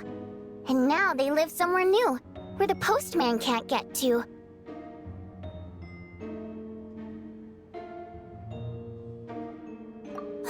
We're sorry. It's fine. My fault for not storing it properly.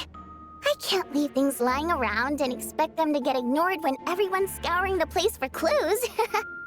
All right, give me my notebook back. I'll take over the investigation in this room.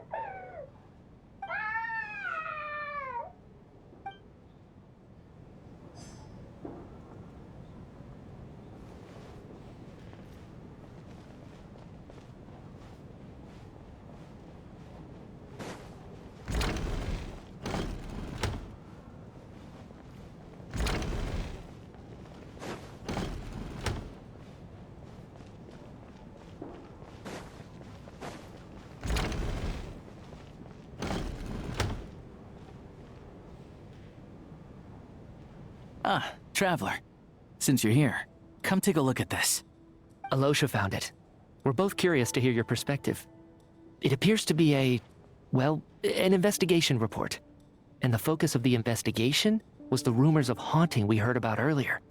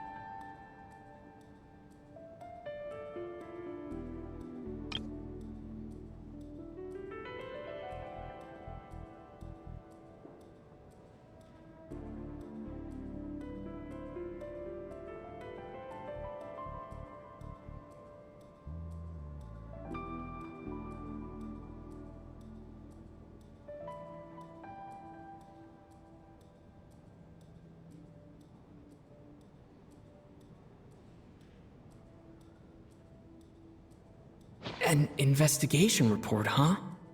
Looks quite old. This person's name looks to be of Sumeru origin to me.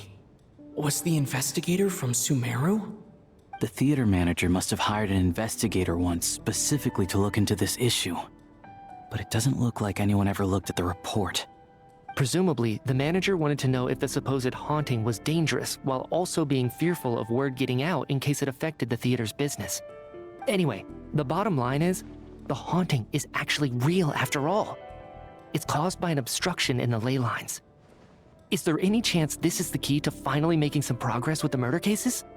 Ley line problems are pretty unexceptional to me by this point. And while it certainly offers an explanation for the ghosts, it's hard to imagine what connection it could have to these two murder cases. Some of the language that appears at the very end of the report caught my eye. Angel civilization, ley line renovation? My area of research doesn't touch on any of that, so it's completely outside of my wheelhouse. Huh? A piece of paper just fell out from the report. It landed right by your feet.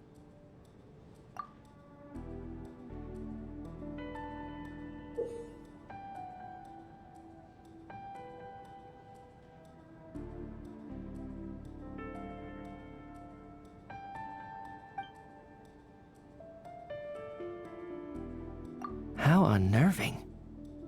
It was tucked inside the report, so it must be a note left by the author. Death is near. Is that supposed to be what's going on here? With us in the theater?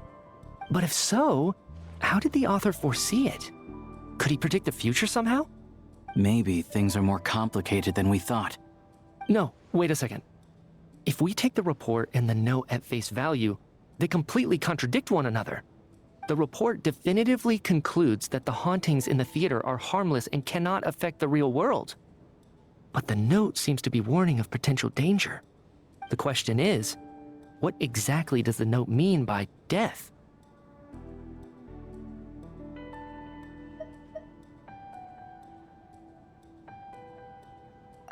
The various ways we could interpret this keyword lead in completely different directions. Let's pause our analysis here for now. I think we need more information.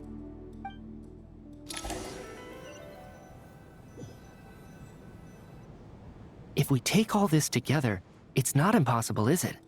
If anything, it's the natural conclusion. Well, I beg to differ. This sounds to me like a product of a researcher's vivid imagination. And perhaps it's because I'm still viewing this through the lens of a typical murder investigation. But still, I'm struggling to be persuaded by your theory. Does it really sound that far-fetched? Alright, well, let's treat that as speculation for now. I do agree with what you've said, so let's go with your idea for now. Good. Okay, now that we finally have some meaningful leads, I think it's time to reconvene. Let's get the others.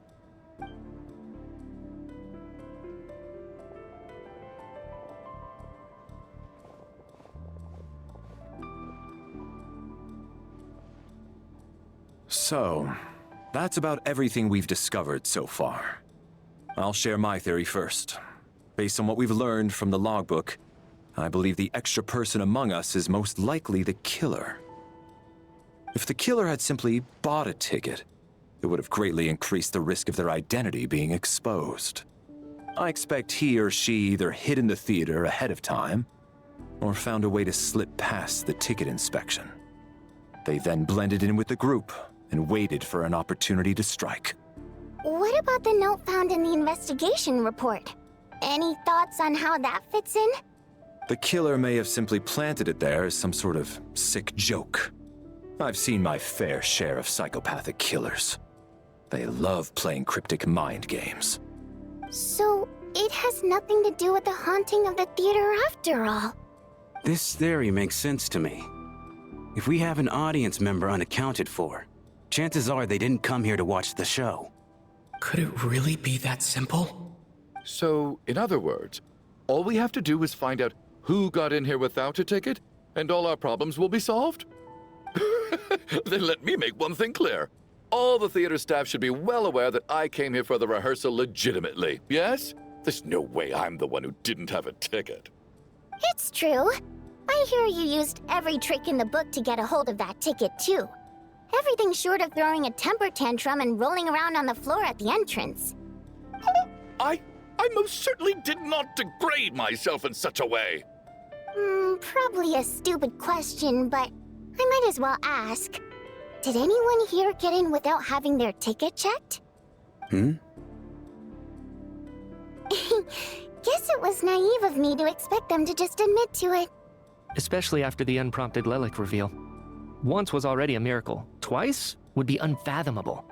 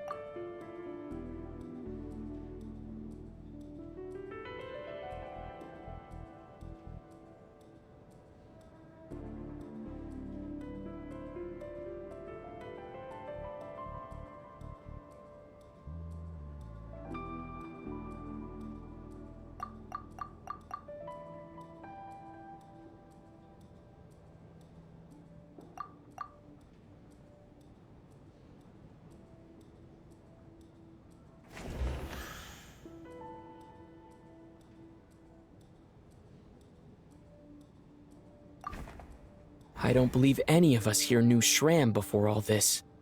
If no one can verify Shram's identity... Mr. Shram, did you really go through the ticket inspection to get in here? Huh? Me? Why am I being singled out, my friend? Do I seem that suspicious? It's not that you stand out as suspicious, more that everyone else has been ruled out as trustworthy. Okay. Well, we spent the best part of 2 days together now, so I'm sure you can all tell what kind of person I am. I'm a true gentleman. I never dream of doing something like sneaking to the theater without a ticket. Yeah, I have no doubt that you're a good person. But the problem is, none of us here actually know you, so no one can say for sure that you are who you claim to be. Although, actually, what was it you said last night?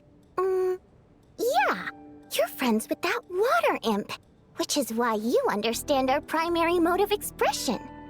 Last time I checked, there were barely any of us remaining in Snezhnaya, since most of the water imps left. Could you tell me a little bit more about your friend? There's a good chance I actually know her. And I suppose it's also kind of a way for everyone else to get to know you a little better.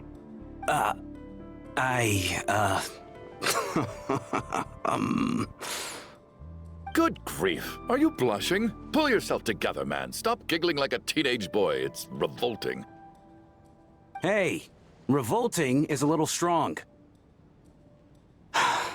All right, fine. I'll admit it. That water imp friend of mine, the truth is, we're dating. I was just the bodyguard hired by our family. But the stars must have aligned, because sparks began to fly between me and their daughter. Never in my wildest dreams did I think I'd get so lucky. We don't need details. Just get to the point. Okay. I'm just a little hesitant to reveal her name, that's all. You know how it is. These are delicate times. Even with me to protect her. If word gets out that she's dating a human, both the Fae and human factions will give her a hard time. Really? Wait, no. That can't be. Huh? Shram, what the devil are you talking about? Why is everyone looking at me like that? Surely you can understand where I'm coming from.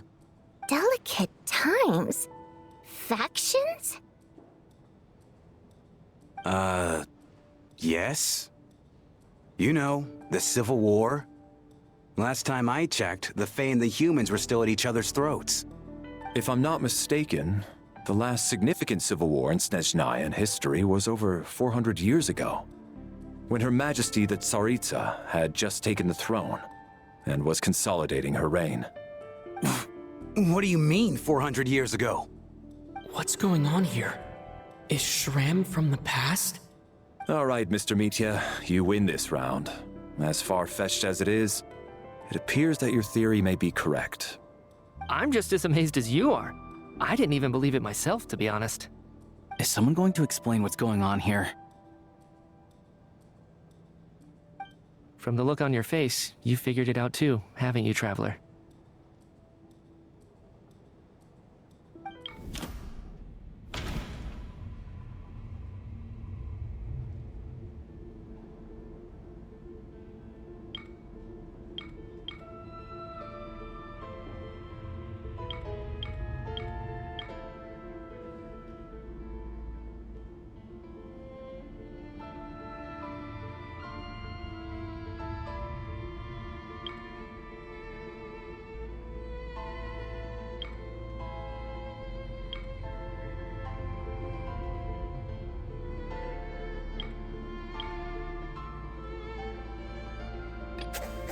Vodianitsa's private letter touches upon the history of the Water Imp aristocracy's exile, but reveals nothing about Shram's identity.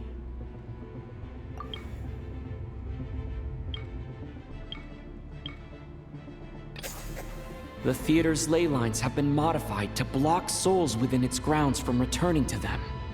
Some souls can even wander this place forever. Mr. Schramm's statement proves he is from hundreds of years ago. And according to the investigation report on the theater hauntings, Mr. Schramm is very likely a lost soul wandering the theater.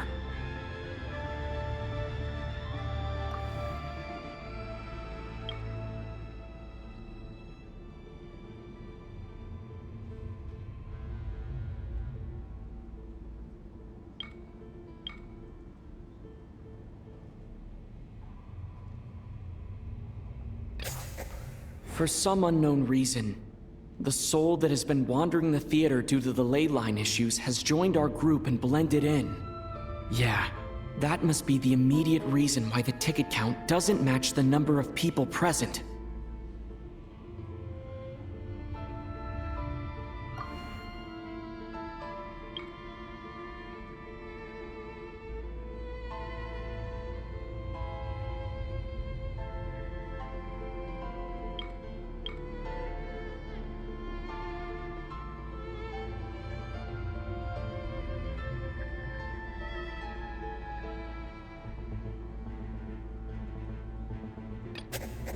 The death of those victims is an irrefutable fact. It is the outcome of whatever's going on here. What we need to do now is find the truth within this information. The contents of the investigation report have been verified. There are indeed ley line issues and wandering souls in the theater. Death likely symbolizes the deceased. Mr. Schramm, for instance. Death is near. That must mean that there's a dead person in our midst. That's the truth, isn't it?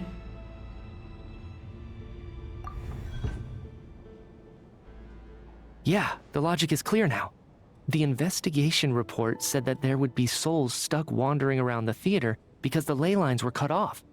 Mr. Schramm must be one such soul who died in the theater a long time ago. In which case, that also makes him our extra person. So when the note said death is near, it must have been referring to death as in the deceased, people who died a long time ago. Someone who died a long time ago. In short, there's a dead person among us. The extra person we've been searching for is a ghost from the past. You mean I'm a ghost? No. Don't make jokes like that, my man. There must be some mistake. But even if I was dead, I know for a fact I didn't kill anyone these past 2 nights.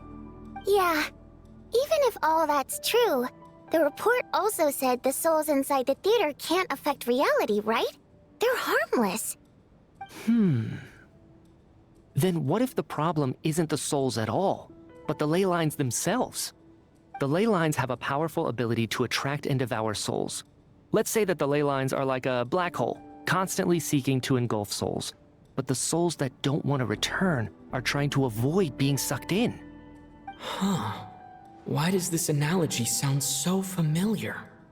What happens when the black hole can't achieve its goal? I'm only speculating here, but what if it ended up swallowing innocent souls by mistake? Or intentionally taking other souls to compensate? That could explain why we weren't able to determine a cause of death. If you're right, and their souls were devoured by the ley lines, it does make some sense. It does seem to explain a lot of the things we couldn't make sense of. Does that mean it's true? Except there's no concrete evidence. Mitya is relying on a lot of logical leaps. Still, it seems like the best explanation we have under the circumstances. All right, so how could Schramm not know that he's dead? Seems a little unlikely that he hasn't noticed anything unusual even after several days interacting with us. On the contrary, it's perfectly normal for a soul to wander the theater for centuries without questioning their existence or reason for being there. It's simply what's natural for them.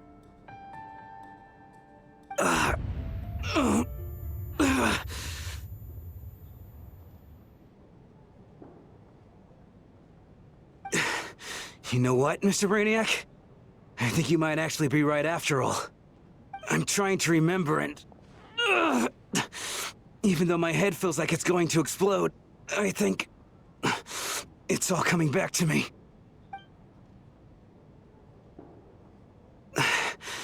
I was the one who didn't want to remember my own death.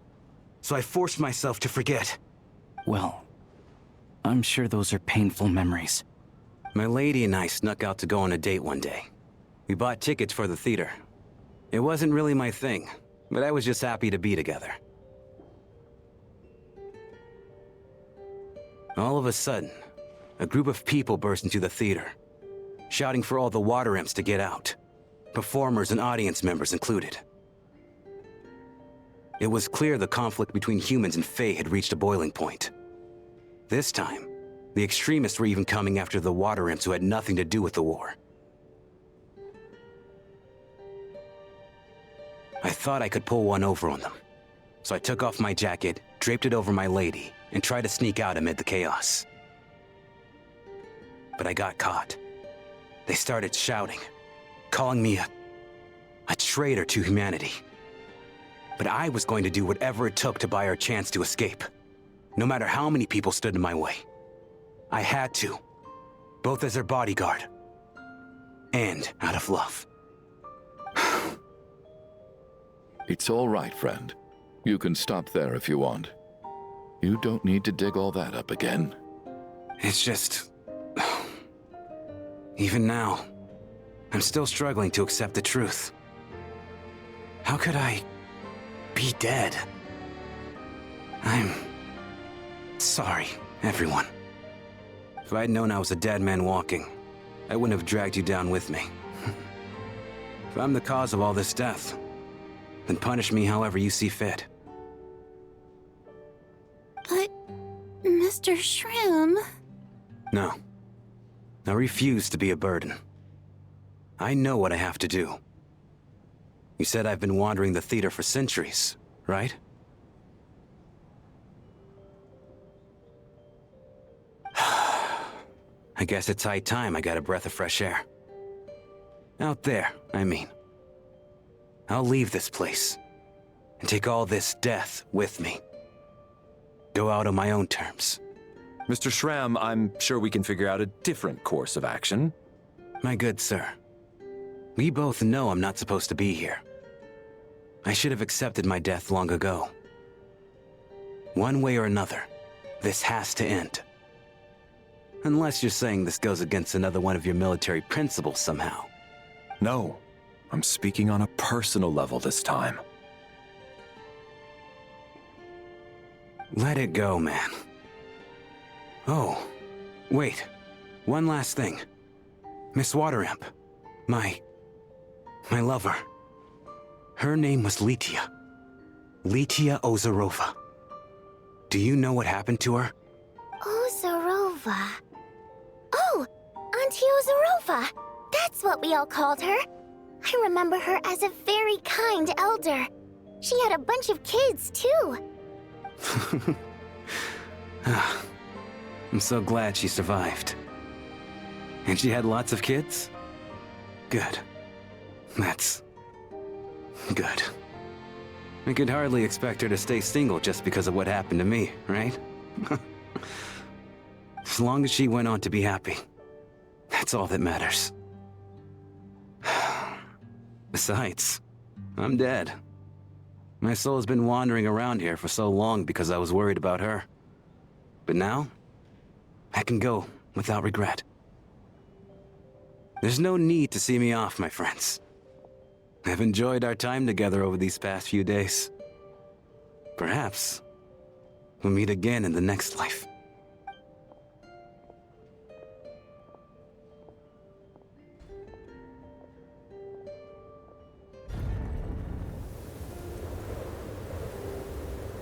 Take care, my man. I know Mr. Shrim was already dead, but... I still feel so sad. Death is cruel, no matter how we might try to make sense of it. So, was the conflict between Fae and humans really that bad back then? I was only little, so I don't remember much. It's terrible to think that so many innocent people had their lives turned upside down. Even the historical records about that time period don't say much about it. All people know is that the Tsaritsa founded the Fatui, drove out most of the Fae aristocracy without explanation, then used her terrifying power to suppress the humans. It seems to me like the Tsaritsa chose to make herself the enemy. She downplayed the conflict, directing whatever animosity both sides had for each other at herself instead. That's also why, despite how brutal the conflict was at the time, there hasn't been much lingering tension between humans and Fae since. Things have been fairly harmonious for the past few centuries. So, the Tsaritsa banished the Fae to protect the Fae living in the city? She offered herself up to be hated in exchange for peace. Maybe it's not quite as bad as it sounds. I don't think Her Majesty is too concerned if mortals hate her or not. And besides, there are very few who truly do. All this time, I had no idea. All right, if Mitya's theory is correct, then I think we can consider this matter settled. Let's all take a break.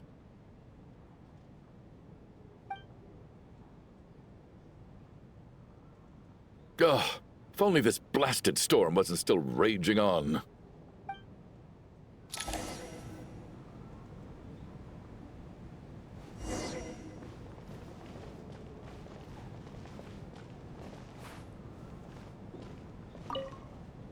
Well, at least it seems like Mr. Shram stayed optimistic until the end. The information he revealed, it's given me a lot to think about.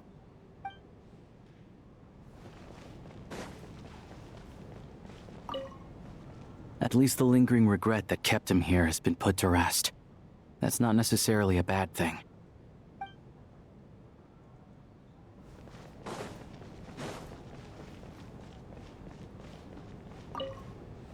I was actually planning on hiring him as my bodyguard after we got out of here, you know. Oh, poor guy.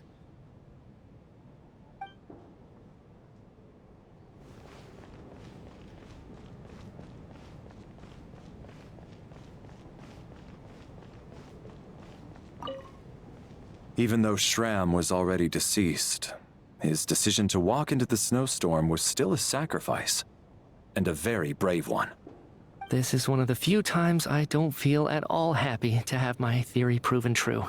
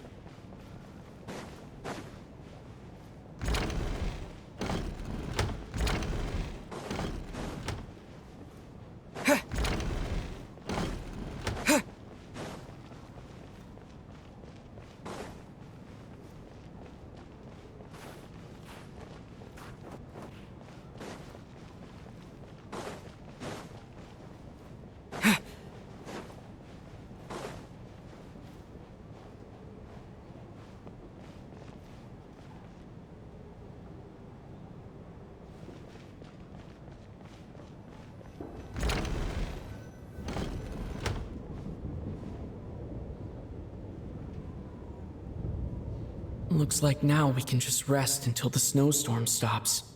I still can't believe Shram turned out to be a ghost who'd been in the theater for hundreds of years. To think he was dead this whole time. What a strange turn of events. Knock knock.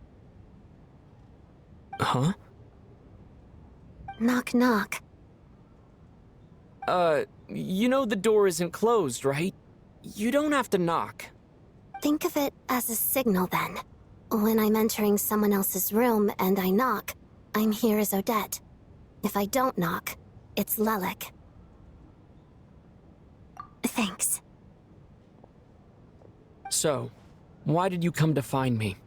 Is there something I can help with? Vodyanitsa said you knew about my secret identity from the start. But when everyone was discussing who Lelik could be, you were worried that revealing what you knew would be unfair to me, so you kept it to yourself, right?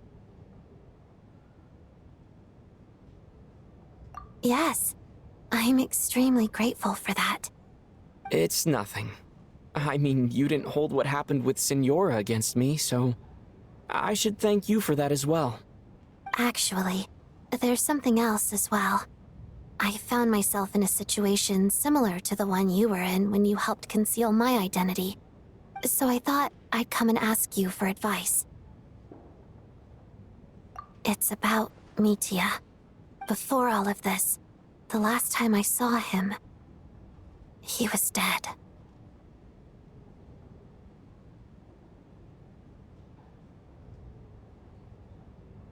As I'm sure you know, my goal as Lelik was to stop Project Stuja. Well, when I found out the tech lead for the experiment behind Project Stuja was Mitya, I immediately started planning to track him down and threaten him to back out. I often saw him around the theater, but I soon concluded that making my move there would risk exposing my identity. So I decided to infiltrate the Armory Palace and go directly to his lab. That way, the threat would be much more effective.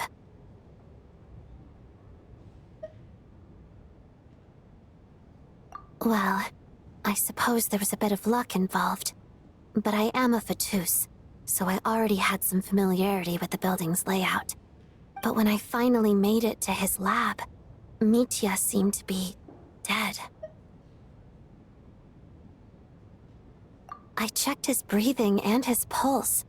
He had no vital signs whatsoever. I'm certain of that. I thought maybe another anti-Project Stuja activist had beaten me to it, and chosen a much more brutal method. So I made myself scarce.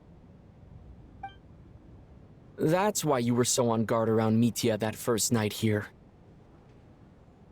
Yes. When I saw him sitting in the audience during the performance, I could barely contain the shock. To me, it was a miracle. Somehow, he'd come back from the dead. But then, the murders started happening and things got so complicated that it wasn't really at the front of my mind. That is, until Mitya himself said there must be a dead person among us. Then, I couldn't ignore it any longer. And yet, you thought that bringing it up right away would single Mitya out. Just like when everyone was suspecting Lelik. Exactly. I thought there could be something I was missing. Besides, we soon figured out that Mr. Schramm was a ghost. And we knew there was only one extra person. So we thought he had to be the one. But now, it seems like there's another candidate. I understand why you kept it to yourself. There was so much information being thrown around during that discussion. Bringing up Mitya would have just introduced more confusion.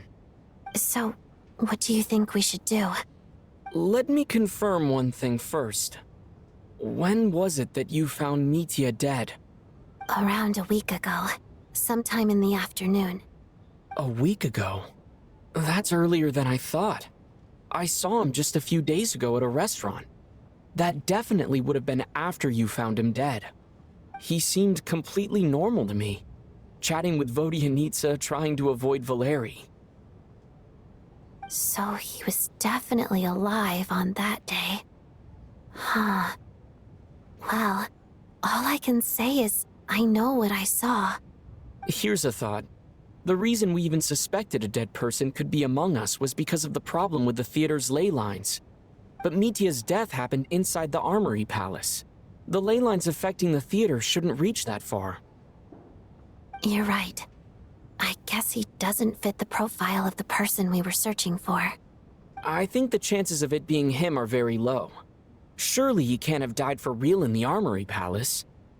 Unless... Unless what?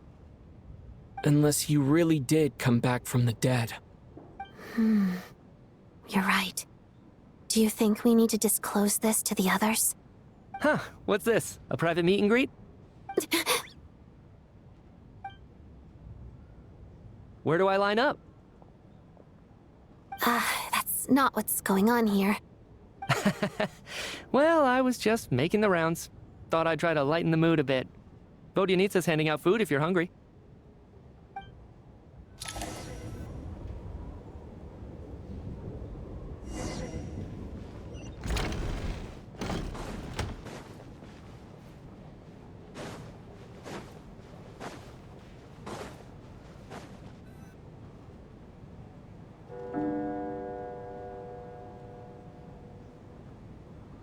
What is going on with this storm?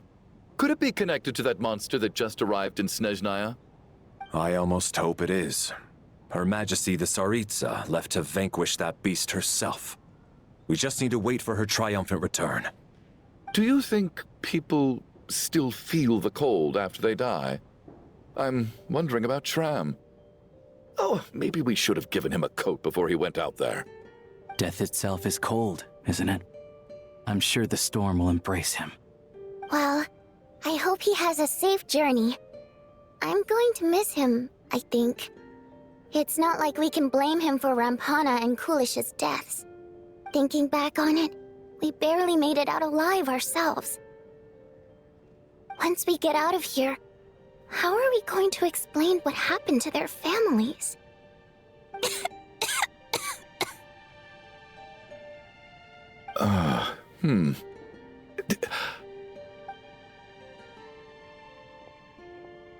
Are you okay? Here, take this. I've never used it.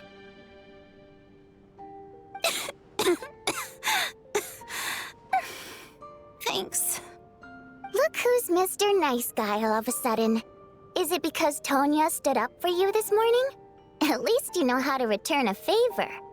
Yeah, without Tonya, who knows how badly he would have been hurt. I told you already, I never intended to resort to violence. Duh, bunch of rascals. Little girl? I was rather surprised when you spoke up for me this morning.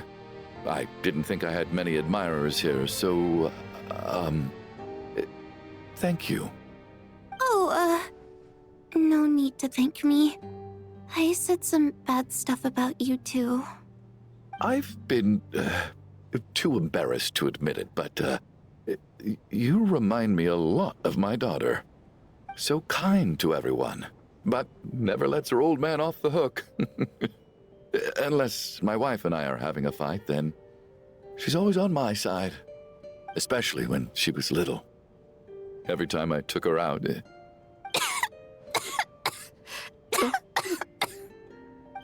All right, easy now. How long have you had that cough, Tonya? I don't know. It's probably been a while. I'm fine. Are you taking anything for it? Yeah. I'll be fine once I see my brother. He's gonna pick some frost fairy flower leaves and brew a tonic for me. I'll feel much better once I drink that. I see. That's good to hear, then. We should probably discuss arrangements for tonight. Now that the deceased has left our midst, there shouldn't be any more incidents. However, out of an abundance of caution, I'll keep watch. Shouldn't we take shifts? I can take one if needed. No need. I managed to get a nap in earlier, so I have plenty of energy right now. After all the tension of the past few days, everyone else should just focus on getting a good night's sleep.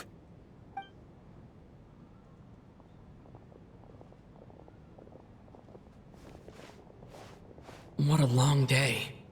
This whole situation turned out to be way more complicated than I expected. But Valeri's right. I should just try to calm down and get some rest. The last thing I want is to give myself nightmares.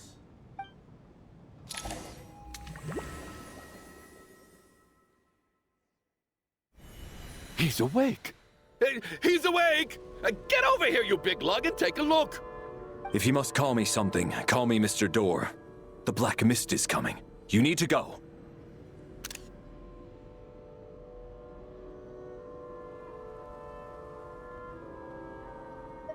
Are you all right? Can you walk? We just got attacked by monsters on our way up. That Mr. Door fellow protected us. He just seemed to come out of nowhere. Not much of a talker, but when it comes to taking down monsters, that man doesn't hold back. Curses! The Black Mist is catching up to us. We need to keep going. Mr. Door, I don't believe I've ever seen you around here before. Why is that? There's no need to try to get to know me. I'm just Mr. Door. I have to find the door. Mr. Door! Monsters! Quick, get rid of them! I can just push these ones off. Oh. Well, anyway, we're lucky to have you here. Thanks for saving us earlier. No need to thank me. This is where my duty lies.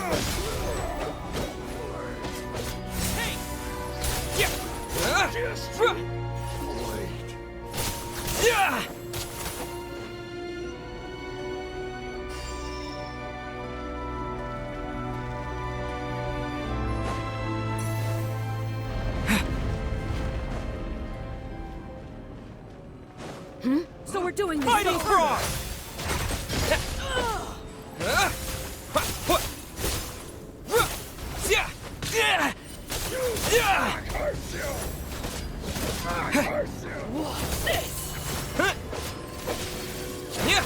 You win. Oh, remarkable work, Mr. Door. If I had your muscles, I'd do the same.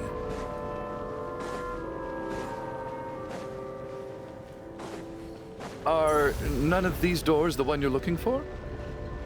No.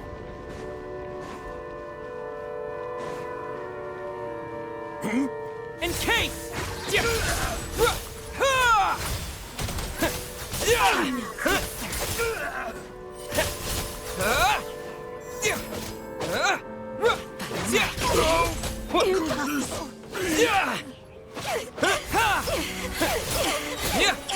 Fighting frog! I'm so exhausted, and the black mist is still rising. Oh. Wait, look! There's more monsters down there. Are they coming from within the black mist? No, no! They're gaining on us! Quick, keep going, or they'll be at our heels any second!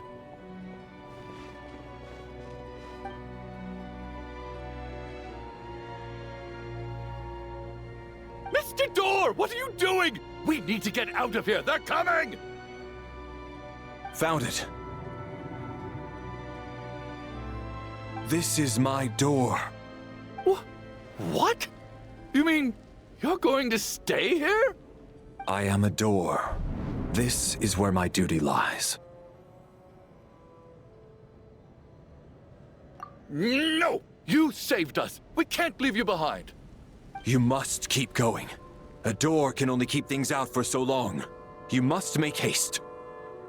But... Oh, you're right. Hey, let's go. We can't let Mr. Door's sacrifice be in vain.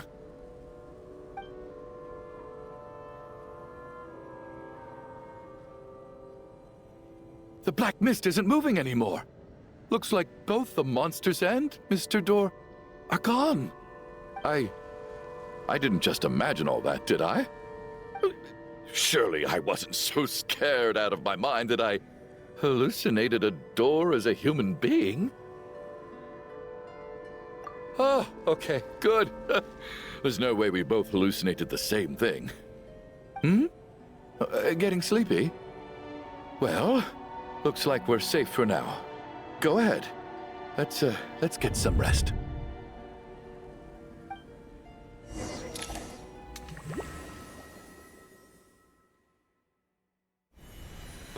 What time is it? Is it morning? I think I had a nightmare. I guess everyone's still asleep?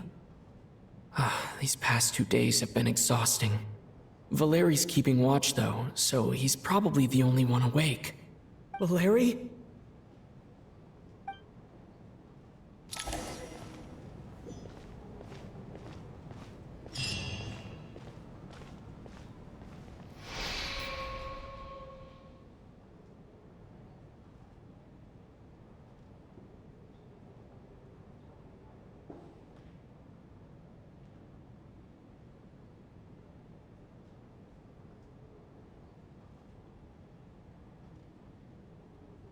Wake up! Everyone needs to wake up!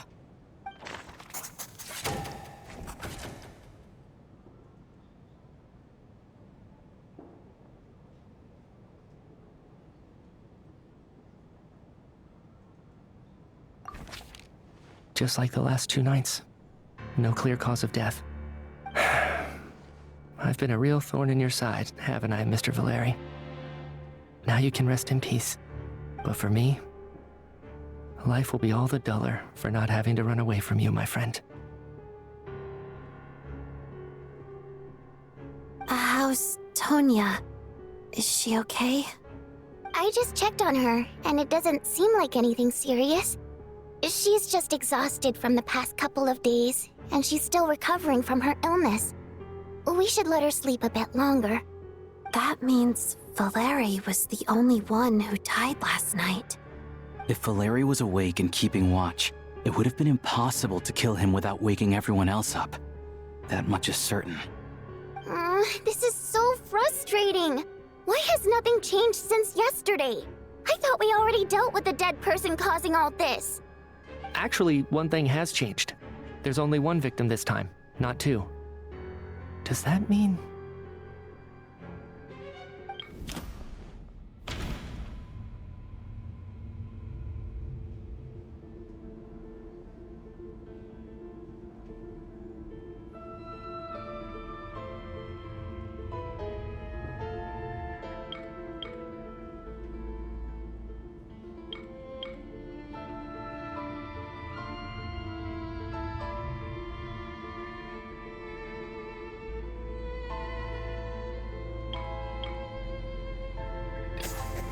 After the deceased Shram left, there was one less victim last night.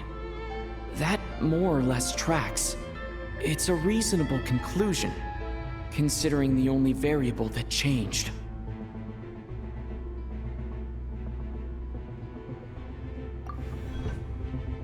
The number of people who die each night is equivalent to the number of dead among us. That's your theory, right? Exactly. We identified Mr. Shram, and the night after he left, the death toll dropped from 2 to 1. By that logic, there must be one more dead person left among us. Another one? But there was only one person unaccounted for in the ticket checks, right? The head count should match up now. Having an extra person was definitely a cause for alarm, but being one person short isn't nearly as unusual. Someone could have left in the middle of the show, or made it out before the storm hit. One more dead person among us. If Mitya's theory is right, then what Odette told me seems a lot more relevant. It's just, at the time, we had no reason to think there was more than one dead person. If only we'd taken it more seriously as a possibility. Maybe this could have been avoided. I'm sorry. This is my fault. I had information that could have been helpful, but I held back. I should have brought it up right away. I'm partly to blame as well. I was too quick to dismiss Odette's concerns. What is this about? What have you two been getting up to behind my back? Sounds like there's some big news you've been keeping from the rest of us. Well, we're all ears.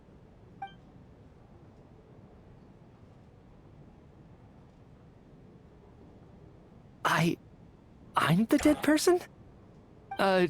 Wow, that's certainly news to me. Odette and I talked about it yesterday, but we thought it just wasn't possible, so we left it at that. Yeah, I don't blame you. If I'd been there, I probably would have reached the same conclusion. It just sounds too unbelievable. Let me just try and verify this. I just scoured my memories trying to think back to the afternoon Miss Odette mentioned. But I honestly have no recollection of dying. That's where I'm different than Mr. Shram.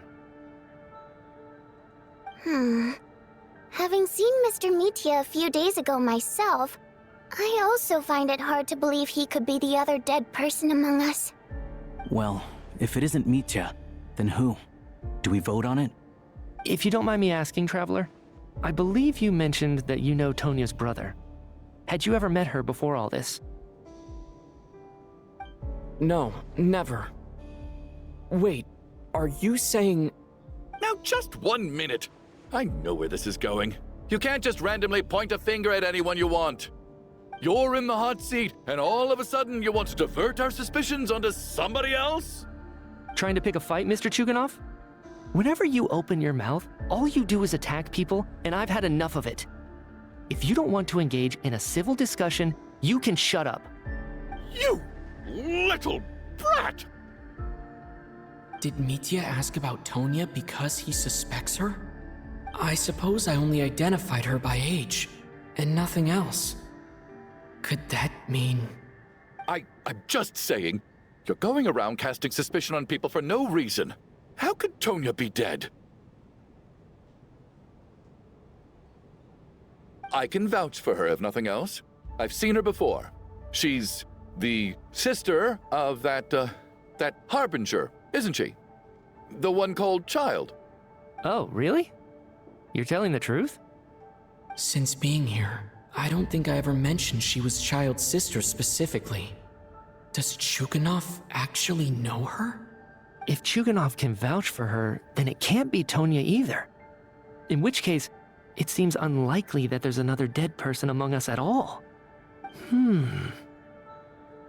Miss Odette, could you go over that afternoon with me one more time, when you found me dead?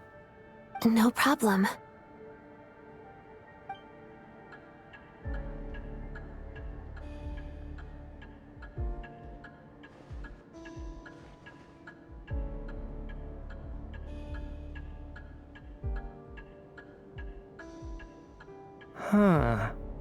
No matter how hard I try, I just can't remember anything about dying. But I do remember something else. Miss Vojanitsa, during our last meal together, I told you how some of the researchers were suffering from temporary memory loss. Do you remember that? Oh, yeah. You said it was hindering the progress of your experiments. You thought they were just under too much stress or something. Right. And even though I don't remember dying that day, I'm pretty sure I experienced something like amnesia. Some of my memories from that afternoon are missing. Are you suggesting you're missing the memory of your... Of course. How am I only just realizing this? Humans aren't necessarily aware of their own death. You mean being silently assassinated, or dying in your sleep? Situations like that? The researcher's amnesia. Suddenly it all makes sense. I must thank you, Odette. I think your perspective just helped me reach a breakthrough on a series of issues that have been troubling me for quite some time. All right. It's decided then. I'll be the one to leave today. Oh, leave? Hey, wait a minute. Aren't you rushing into this? What if you're wrong? You'll pay with your life. Come on, kid. Aren't you gonna fight for your life? This seems like a rash decision. I have other reasons beyond what's been discussed. In fact, thinking back, I remember during Miss Odette's performance, while I was sitting in the audience stalls, a brilliant new idea for my research popped into my mind. But then, my train of thought suddenly cut off. I can't remember it now at all, and I didn't take any notes. I guess that must be another instance of temporary amnesia. No. Hold on. I see where you're going with this. You're suggesting that each instance of temporary amnesia is a death, right? There's a glaringly obvious flaw in that idea, no? How can one person die so many times? I believe Miss Odette's account. During the period where my memory is blank, I must have been either dead or in a similar state. All it would take is for the same thing to happen in the theater, and I would come under the effect of the ley lines in this vicinity. This increases the likelihood of me being the deceased, does it not? But... There's no evidence to suggest that anyone other than me is a candidate for the deceased. So allow me, as a scientist, to treat this as an experiment. Please relax, everyone. I don't think things are as bad as they may seem. If I really am the deceased, then to leave the theater will be a relief for me. If, on the other hand, I'm still alive right now, well, apparently you've all witnessed my resurrection recently anyway. Who's to say I won't return from the dead again this time? Mitya's right. This is the only thing we can try right now. I think he's deliberately downplaying the gravity of the situation, though. He probably doesn't want to burden everyone.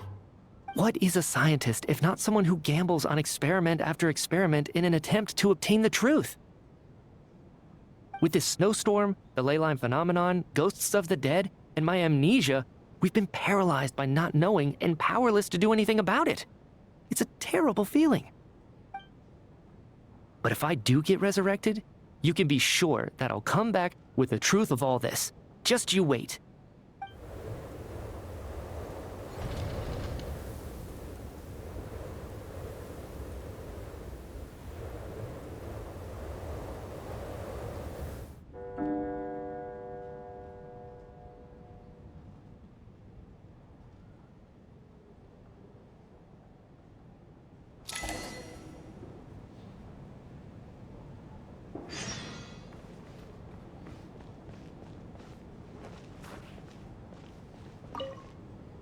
What's on your mind, Odette?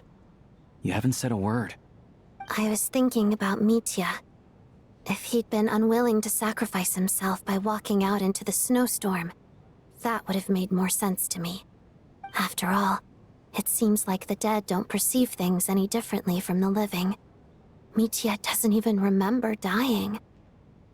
So, to hear the news that you're apparently dead, and simply choose to walk out that door without a second thought, I can't imagine all the things that must have been going through his head. But when Mitya left, his expression revealed absolutely nothing. Perhaps he is even better at disguising himself than I am.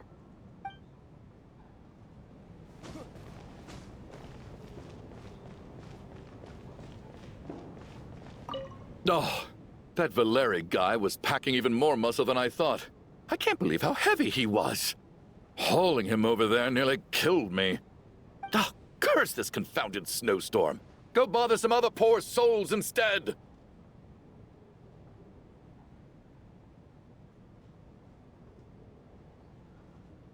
What do you want? I'm not in the mood to talk right now.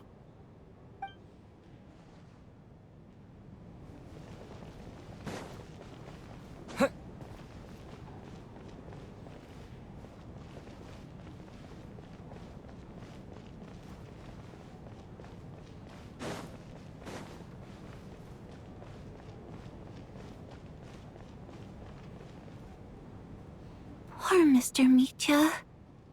I didn't even get to see him one last time. Maybe it's a good thing that you weren't there to see it. It was a hard thing to watch. I hate goodbyes. Why does it feel like everyone around me is slowly disappearing? Not just in here, I mean. In the outside world, too. Maybe it's the realization that, at the end of life, everyone has to face it alone. Come to think of it, the main reason we're still alive right now is pure luck. Each morning here, for every one of us, there's the chance that we might not wake up. You could take it a step further and say that the same is true outside, too. Who can never be 100% sure when they drift off to sleep that they'll open their eyes again in the morning? If I make it out of here, I'm going to cherish every moment that I'm awake and live without any regrets. Without regrets. I feel like a strange sense of anxiety has been quietly growing inside me over the last 2 days.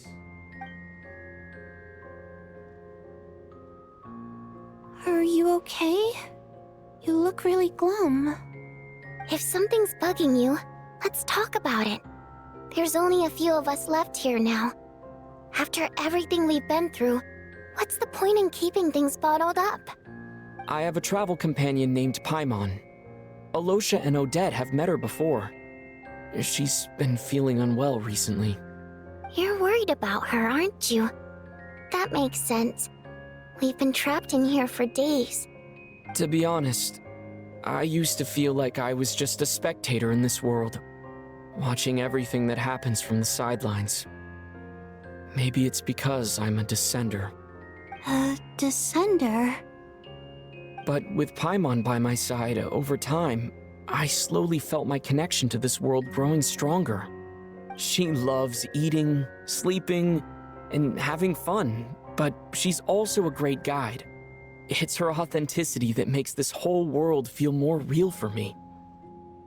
Over the last few days that we've been apart, I've often caught myself wondering, what would Paimon say if she were here right now?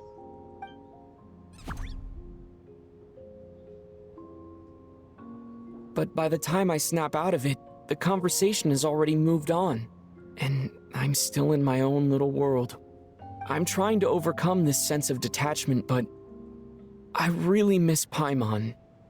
I guess, in a way, she means the whole world to me. I bet she misses you when you're not there as well. Maybe you're her entire world too. I don't know if this will make you feel any better, but back when the water imps left Snezhnegrad in droves, I also felt like the whole world was suddenly empty. I could be surrounded by people all smiling and having fun, and still feel completely separate from it. So, I totally understand how you feel.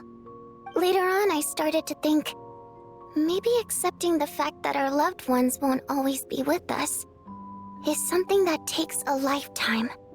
All we can do is cherish their companionship from moment to moment. So, once we get out of here, you better hurry back to our side as fast as you can. You can't let your story end in regret. That's the trope I hate the most. Thank you. That's exactly what I needed to hear. But Vodyanitsa, if you hate goodbyes too, why didn't you leave with your people? That's just the choice I made. I used to regret it, but I don't anymore. Like I said before, singing is a water imp's primary mode of expression. It's how we convey our emotions. Our songs have echoed through this theater for hundreds of years, each one a story pieced together through moments of joy and sorrow. But does a story exist without someone to read it? To me, the answer is no. So I made the choice to stay. That way, there would still be someone left to sing these songs and listen to their stories. Otherwise, they could have been lost forever.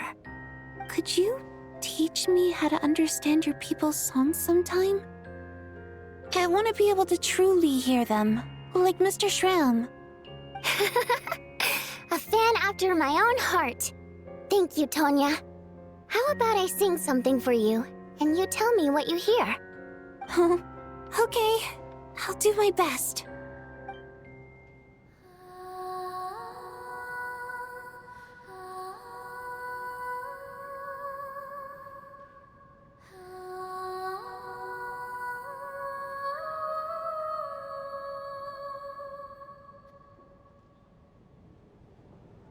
I've never heard that one before. I feel like I can hear a sense of longing somehow. I wonder why that is. Color me impressed, Tonya. You're a keen listener. Most people can only tell if a song is happy or sad. I didn't think you'd be able to pick up on such specific details. So, what's the song about then? Come on, tell me! I've actually never performed this song in the theater before, because it has more of a ceremonial purpose for our people. It's not meant for the stage. It means something like, "May those we have lost watch over us, and follow this song back home in the night, so that we might be reunited once more."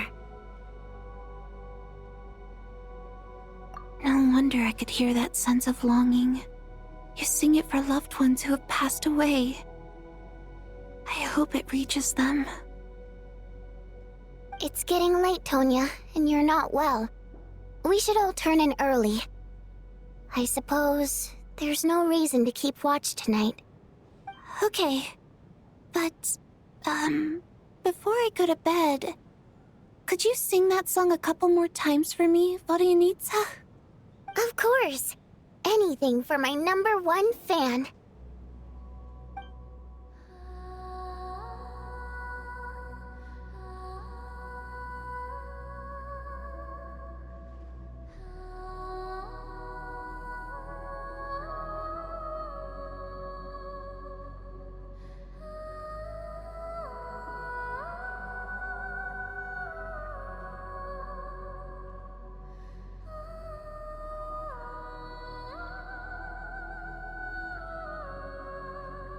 once I get out of here, I definitely don't plan on ever coming back. But I guess that means I'll never get to hear Vodia Needs Us sing again. That's a sad thought. Before I fall asleep, I should cherish this moment of companionship while it lasts.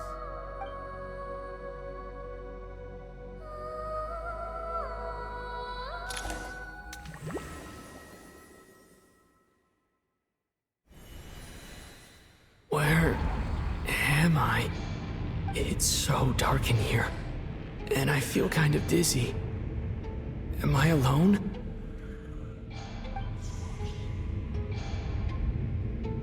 Huh? What was that noise?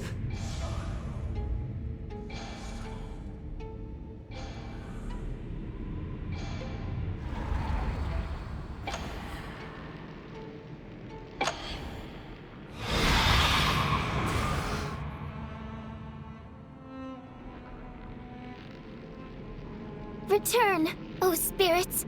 Fulfill your oath of protection.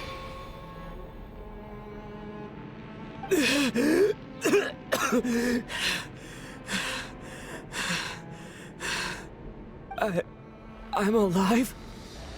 What just happened? No time for questions. Quick, over here. Turn on the switch. We need to bring back the light.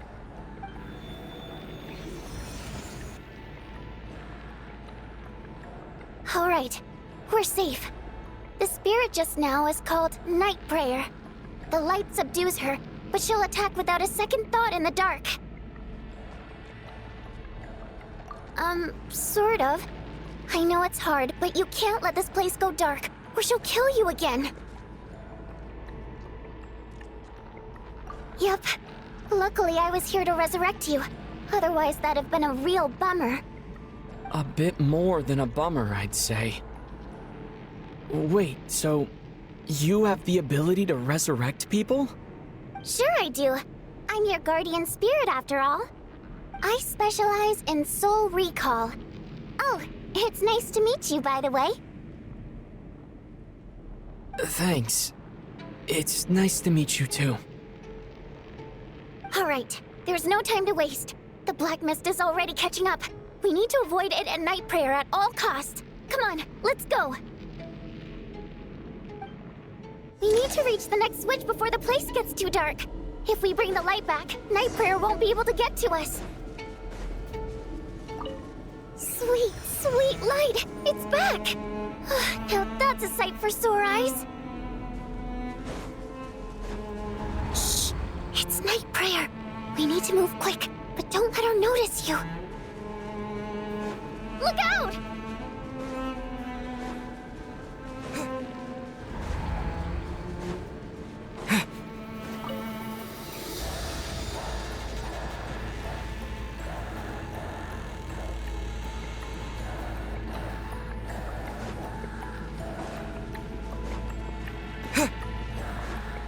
The next switch is over there.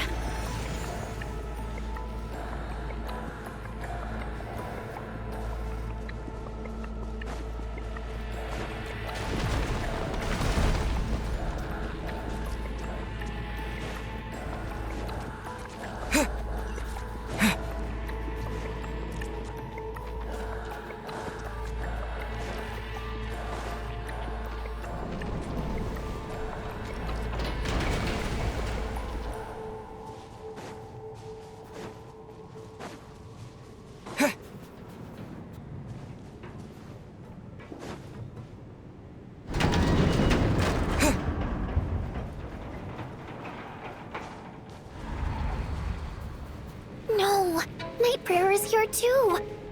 This can't be the only path. Let's head up there and take a look.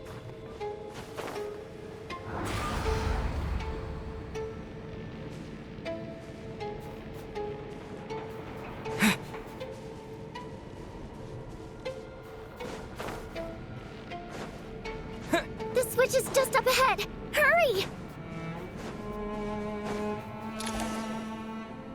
It's too dark. We're not gonna make it. Come on, faster!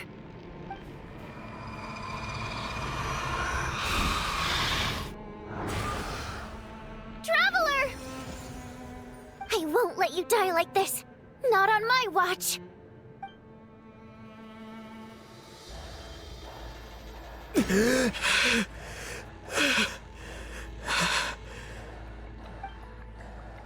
Even though it's not permanent, dying is definitely not a pleasant experience.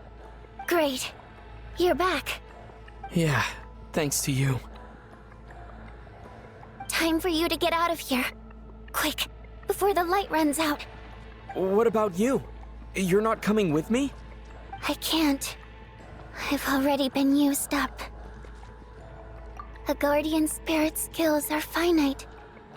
I can only resurrect someone so many times. I might not look any different, but my essence has been exhausted. Now, I will slowly start to fade away. I can go no further. The black mist is where I belong. It's okay. Why didn't you tell me sooner? Because it wouldn't have changed anything. That knowledge would have just burdened you. And a guardian spirit's role is to protect. But... Go. Now, before it's too late. I already hear night prayer approaching.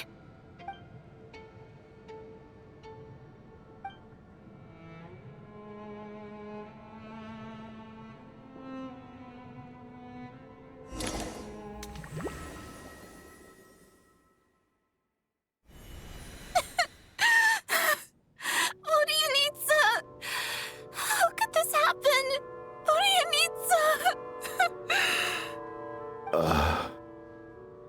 Well, I guess there's no need to inspect the body.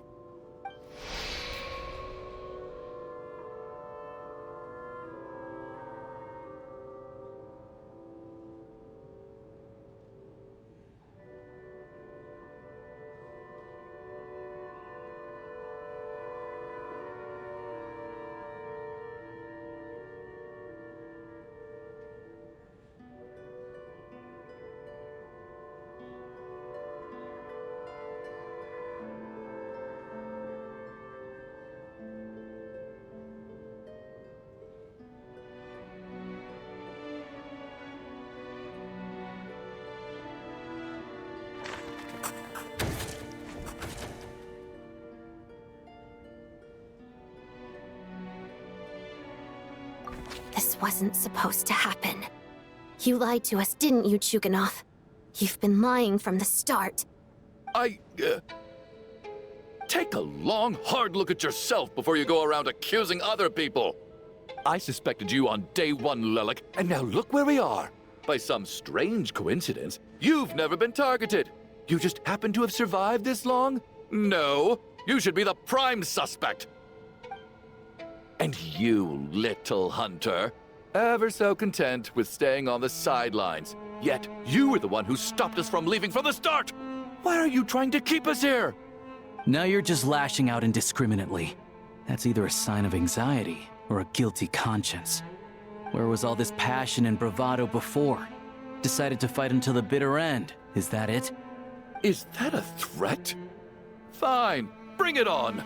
You think I'm afraid to die after all this? You want to kill me? Go ahead. I'd like to see you try. After all the trauma of the past few days, everyone's been pushed to the breaking point. Valeria and Mitya aren't here anymore. Someone else needs to step up and take charge. But first, I need to think this through. Considering everyone left, who's the most likely candidate for the deceased?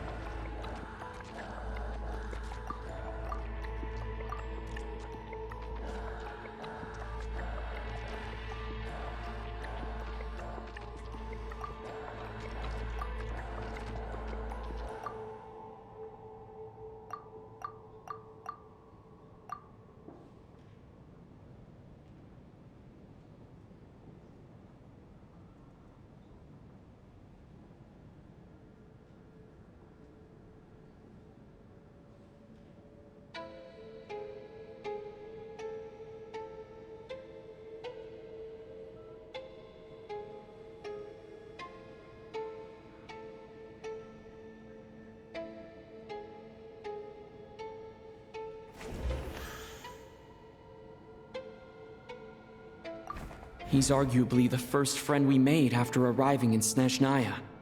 While he works at the theater, we've also met him outside of it, so he can't be the deceased.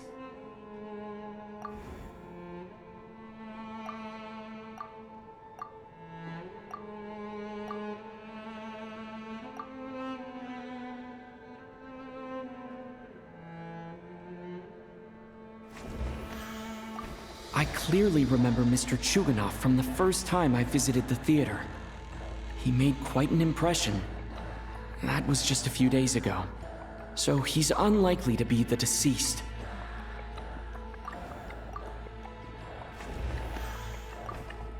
Of those who remain, the only person we've never met before is Tonya. There is room to doubt her true identity. People are easily misled by first impressions. Now that I think about it, Child's sister was in fact a label I imposed on her due to my own assumptions.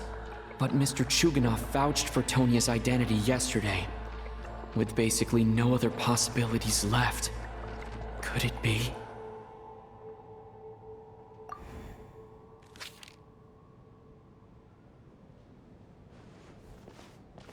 Tonya, how's Tusser been lately? Tusser? Your brother Ajax must have mentioned me in his letters home, right? Did he say anything about a blonde traveler? No. And my brother's name is Razik, not Ajax. Ugh. Chuganov, looks like it's your turn to do some explaining. Yesterday, you said you could vouch for Tonya. Why did you give us a false testimony? I knew you were behind this, Chuganov. You've been lying through your teeth from the start. Everything about you is fake, down to the wife and daughter you're always talking about. Your entire family man persona is a charade, isn't it? That night, when I infiltrated your place as Lelik, I noticed you were home alone. Didn't think much of it at the time. Just thought everyone else was out. But thinking back on it now, that doesn't seem very likely. My guess is, you live alone, don't you? Even that was a lie? But why would he lie about having a family? Oh, curses. Oh, why is there no end to this blasted snowstorm? If it would just stop. If it would just stop. I think I remember now. I know how I ended up here. It feels like a distant memory. But at the same time, it's just like it was yesterday. The reason I'm always coughing is because I got sick with frostbite. The locals usually call it the snow cough. It's not a very common illness. It's partly genetic and partly caused by the cold climate, but it can be fatal. They sent me to the hospital as soon as they found out I had it. And I spent so long lying there in that hospital bed. After a while, I felt myself growing weaker and weaker. Nothing seemed to be working anymore.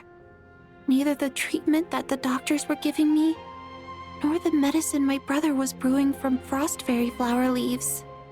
So one day, I told my brother that I wanted him to take me outside for once, so things could be like they used to, just for one day.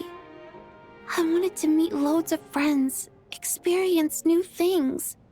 He agreed. He snuck me out of the hospital, and we escaped. We got to the theater, bought tickets, and went inside. Oh, it was all so exciting. I remember the show very clearly. It was amazing. But I found myself getting sleepier and sleepier. Oh, Tonya. When I woke up, I couldn't find my brother anywhere, so I guessed he'd already left. But there's no way he'd leave me behind. So I decided to stay here and wait for him. At the time, I figured he'd probably gone to brew some more medicine for me. I was planning to chew him out for abandoning me when he got back. Tonya, it sounds like by then you'd already... Yeah, I know. I understand now. Dead, aren't I? This cough and the feeling weak. It's probably just my body's memory. After all of that, it turns out I can't blame my brother after all. I was the one who abandoned him. I'm sorry, everyone. I realized this much too late. It seems like death skewed my perception. And now I've dragged you all into this mess. Your name probably isn't even Tonya, is it? Didn't that ever strike you as odd over the last few days?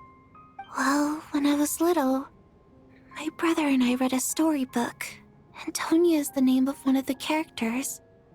When we escaped from the hospital, our family and the hospital security were looking everywhere for us. So when you first approached me and said my brother had sent you, and called me Tonya, I thought he must have chosen a fake name that only the two of us would know. Because he was afraid of getting caught. Now, it seems like that was just wishful thinking. At least your memory of death isn't painful. That is a small comfort. Now it's your turn, Chuganov. Talk to us. I believe no lie is ever told without a reason. You're right. I was lying. I happen to know that the Harbinger child and his sister Tonya managed to get tickets, so I lied to you and pretended I knew them. And yes, I was lying about my family too. The truth of the matter is, I lost them a long time ago. I just refused to accept reality. And now I've spent the second half of my life living a lie. I'm a joke. My daughter's name was Iskra. And before you ask, yes, Iskra, as in Iskra Manufacturing Plant. She also died from the snow cough. She was just 6 years old.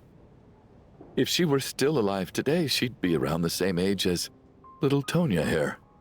After Iskra passed, my wife couldn't bear to face those memories either. So she chose to start a new life without me. One day when I came home from work and saw the empty room, I felt like I couldn't breathe. Subconsciously, I started to imagine that they were still there. I soon discovered that this was the only thing that made me feel any better, so I just embraced the delusion. Nothing more than a pathetic means of escapism, I know. But at least it's not a crime. So explain your false testimony, then. The night before last, when I was chatting with Tonya, she mentioned that her brother would brew medicine for her from frost fairy flower leaves. Combined with her various symptoms, I suddenly understood everything, including the fact that she was deceased. The snow cough used to be an incurable illness. I would pick frost fairy flower leaves to brew medicine for Iskra too. It took hours and hours on the stove. But the year after my daughter passed away, the jester of the Fatui announced that a cure for frost blight, also known as the snow cough, had finally been developed. It turned out that all previous treatments were completely ineffective. No better than random concoctions. That was the final straw for me. I just couldn't take it anymore. Just one more year. One more year, and everything would have been okay. So, more than anyone, I know full well that in this day and age, no one in their right mind would still be using frost flower leaves to brew medicine for the snow cough. Poor Miss Tonya, therefore, had to have been from an era when snow cough was still a terminal illness. So, you projected your daughter onto her? Even though you knew she was one of the dead? That doesn't make any sense. You knew she was already dead. What did you hope to achieve by protecting her? I just don't believe in your crackpot theories, nor do I approve of your actions. How can you just declare a living person dead and throw them out into that snowstorm? Nitia's gone. My good buddy Shram's gone. And now it's Tonia's turn, isn't it? The others I can make my peace with, but little Miss Tonia, here she is, standing right in front of us, alive and breathing, and fighting her own battles. Yet you're quite happy to say she's dead? I just want her to live. Once this snowstorm is over, the very moment it stops, I'm going to march out that door and find someone who can fetch the very best medicine for her snow cough. I'll be damned if I'm gonna let you cast her out into the snowstorm before I have the chance to cure her. Not again! Not this time! Not when the cure is right within our grasp! I'd never be able to forgive myself. Mr. Chuganov, stop. I can't let you do this. Tonia. By the sounds of it, you've known I was dead since the night before last, right? I really liked Mr. Valeri, Mr. Mitya, and Miss Vodyanitsa. And now they're all dead because of me. I'm not happy about that. The reality is, you've been trying to fight your own demons through me. But all you've really done is trap me inside your delusion along with you. No! Listen to me. I want to save you. I do. Well, at this point, I'm quite sure that I'm dead. I don't need to be saved. The time I got to spend with all of you is more than enough for me. Despite all the bad things that kept happening, I got to meet so many interesting people and spend so many days and nights by your side. Since the day I escaped that hospital until now, this has been an adventure I never even dared to dream of. I'm very fond of you all. If it were only possible, I'd trade my soul to bring back the ones who died. If it meant things didn't have to end like this. And that's why I'm not fond of you at all, Mr. Chuganov. I'm sorry. It's them that you owe an apology to, sir. Not me. Well then, I suppose this is it. It's time for my adventure to end. I've caused enough trouble. You're leaving already? It's still early. Don't you want to stay a little longer? No thank you. Oh, and by the way, my name is Patashka. It was nice meeting you all. Feels strange that we're only being properly introduced now that it's time to say goodbye.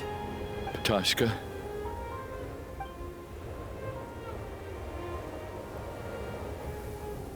What are you doing, Chuganov? Are you crazy? Let me leave. I can't keep lying to myself anymore. In your dreams.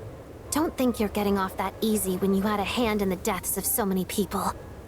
The Fatui have honed quite an array of enhanced interrogation techniques since they were founded.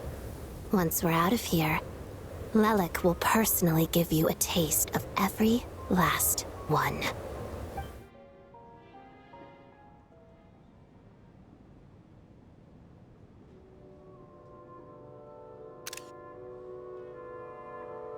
I think we should leave. I doubt this snowstorm is ever going to stop. For all we know, this storm might have destroyed all of Snezhnaya by now. Maybe even the whole world. Wait, we finally solved the mystery of the haunted theater today. Maybe let's at least try to enjoy tonight? Fair enough. I don't particularly feel like dying in Chuganov's company anyway. And yet you won't let me die first. Hey, Chuganov, on a serious note, if we do make it out of here, you should close down that factory of yours. A lot of people are freezing thanks to you. Is this really the time to be discussing my factory? All right, fine. I'll shut it down. Doesn't matter to me anymore. Am I hearing things? Or was that a knock at the door?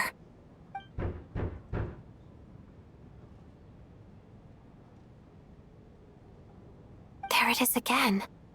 But I don't understand. The snowstorm hasn't stopped, has it? Should we open the door?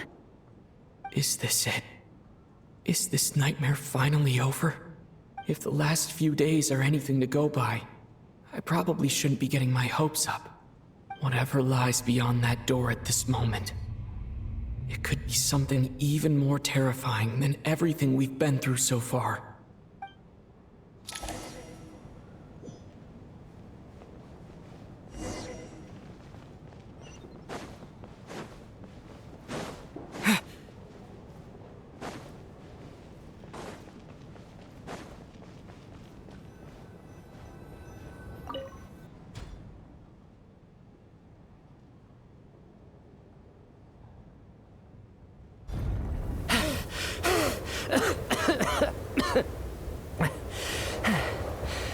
Hey everyone, I'm back.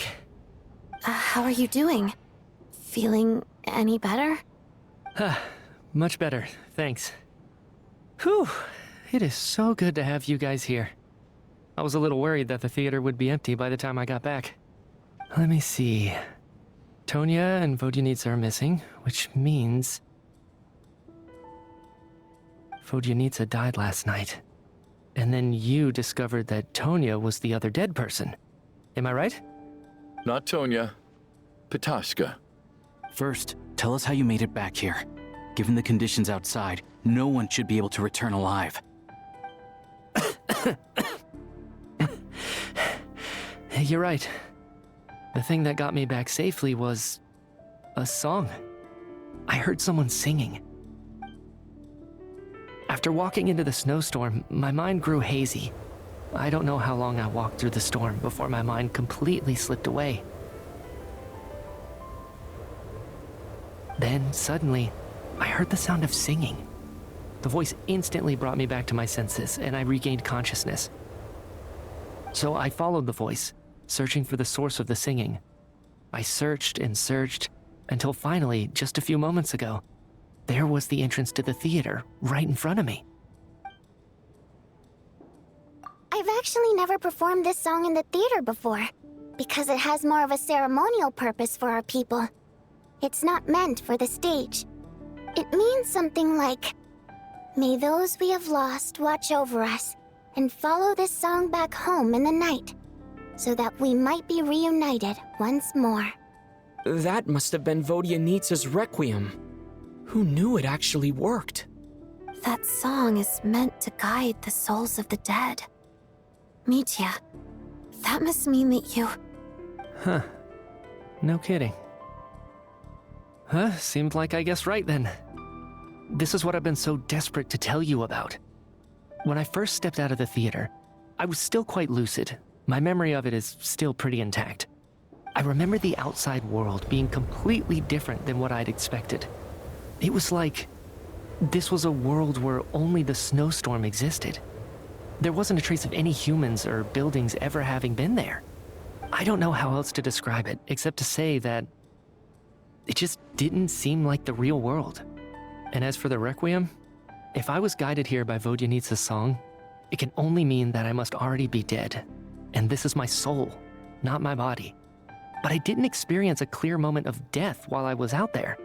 Nor do I feel any different now than before I walked into the snowstorm.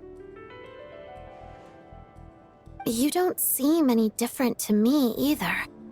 In fact, this is something I've been wondering about for a while now. If souls aren't physical, shouldn't they lack tangible form? Both Shram and Pitashka were clearly deceased, and yet their souls didn't look or feel like ghosts at all. They were visible, tangible, no different than you or me. This raises a truly terrible thought. Is that really what Mitya is suggesting?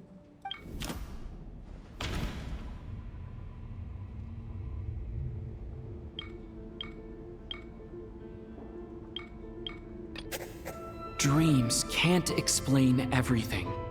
And this isn't the Sub-Zero's festival.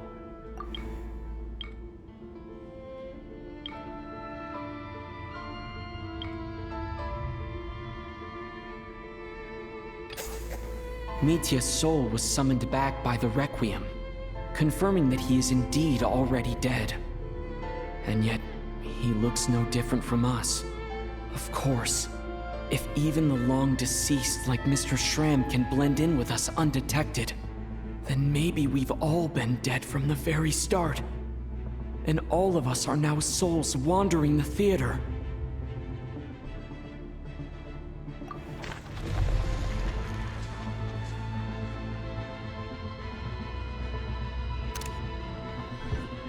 Yes. I think that this is probably the afterlife. What did you say?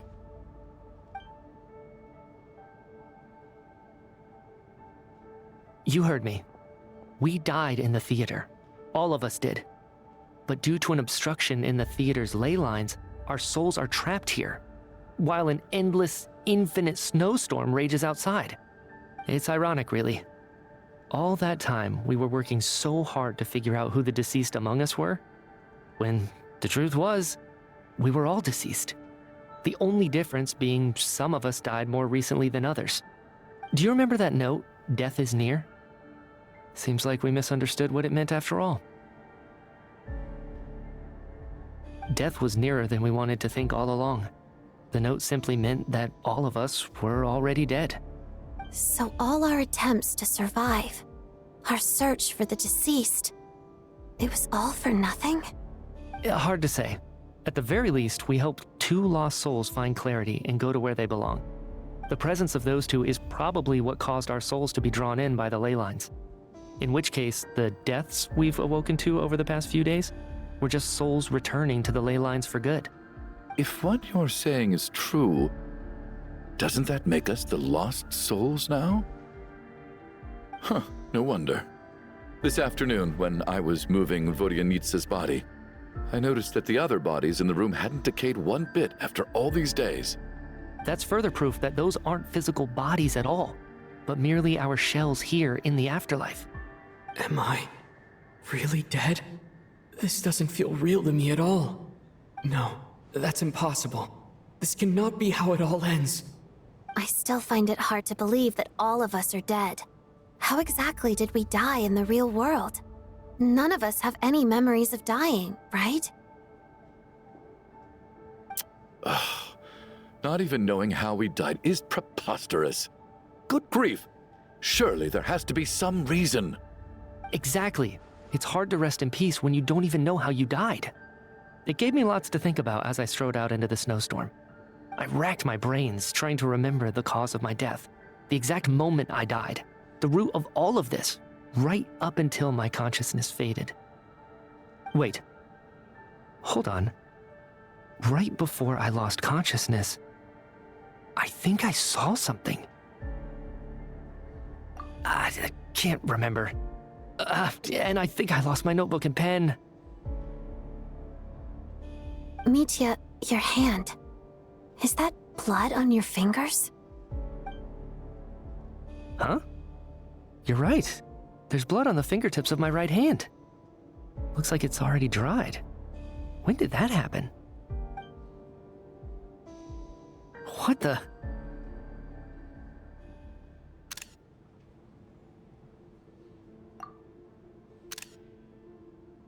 I guess this was what I saw. I must have desperately drawn it in my own blood right before losing consciousness. What's wrong? Do you recognize the symbol? It's Renova, the ruler of death. Huh? Alosha, do you still remember that Snezhnayan folktale you told me about? It was about the Grim Reaper.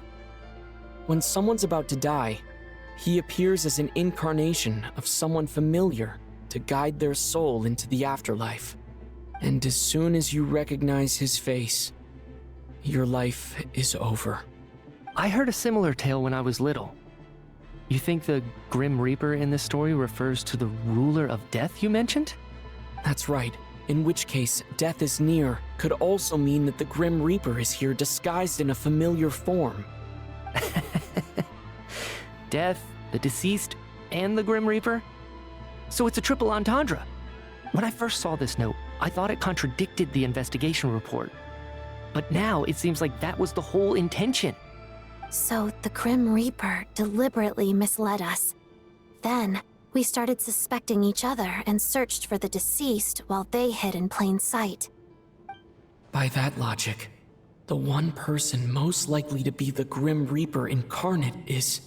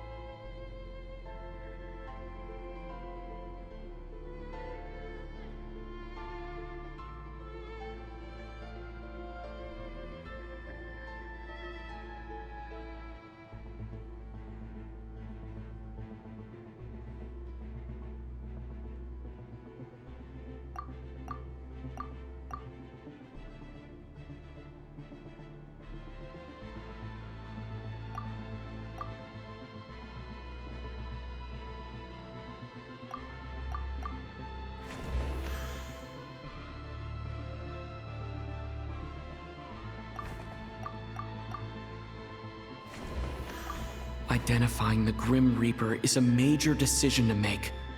I should think it over carefully.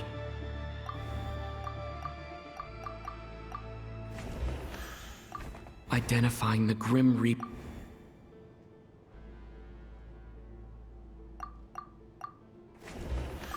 Identifying the Grim...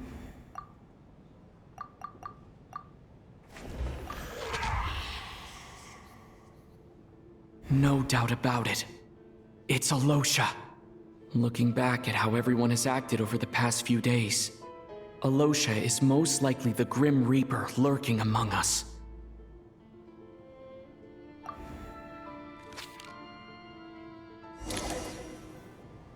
Is it you, Alosha? You were the first to discover the investigation report, and you had plenty of time to slip the note inside to mislead us. So? Surely you can't suspect me based on that alone. What if someone else found the investigation report first, slipped the note inside, and then put it back without telling anyone? There's no denying it. The note could easily have been slipped in much earlier than it was discovered. That's not all. I've also noticed that although on the surface, Valeri, Mitya, and sometimes I were the ones taking charge of the situation. Looking back now, even though you didn't say much, you were always subtly guiding everyone from the sidelines. What do you mean? You were the one who emphasized how dangerous it was outside and insisted we all stay here.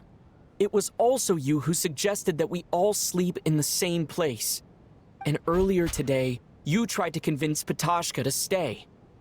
I don't understand why, but it was out of character. So, you didn't understand my intentions, and now you're assuming the worst. Seems pretty unreasonable if you ask me. He still won't admit it. Fine. Let's see how he responds to the most damning evidence of all. The biggest question I have right now is, if the Grim Reaper is impersonating Alosha, then where's the real Alosha? When did they switch?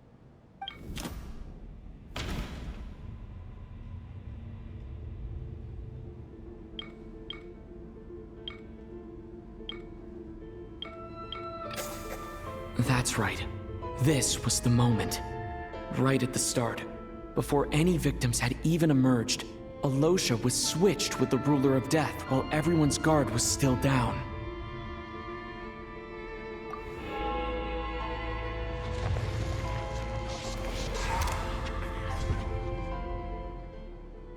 When all this began, right after the performance ended and the snowstorm began to pick up, no one suspected anything unusual. We just assumed we were snowed in. It wasn't until we discovered the bodies the morning after that we realized something out of the ordinary was going on. But it's clear now that the oddities actually started earlier than that, when Dimov walked into the snowstorm and never came back. Right. So Mr. Dimov was the first victim, not Sobolova and Torgov. And if we pinpoint that moment as the beginning of this incident, then one thing becomes clear. Alosha, you are the only person who walked into the snowstorm and came back without the help of Vodyanitsa's Requiem. More precisely, Alosha never came back at all. The one who came back was the Grim Reaper. Not bad. Well, since you've backed me into a corner, I suppose there's no point in keeping up the act anymore.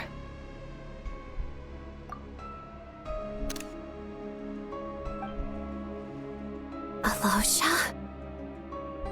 You're the Grim Reaper? I am no such tired cliché. Mortals should address me as the ruler of death.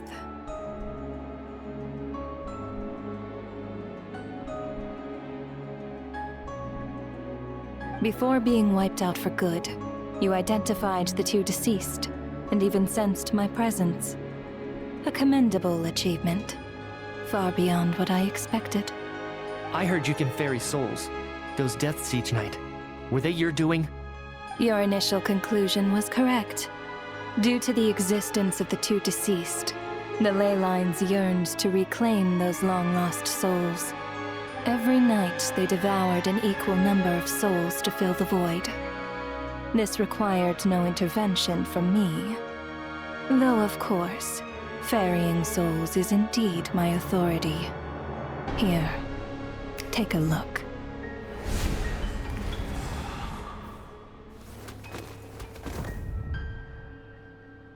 What are you doing? That takes care of today's too. Don't get so worked up. You are already dead, and your souls must return to the ley lines. I know we're already dead. You murdered us, didn't you? Murdered? No. Murder is when mortals usurp my authority. Death is my jurisdiction. If I require someone to die, I need not resort to such laborious methods as murder.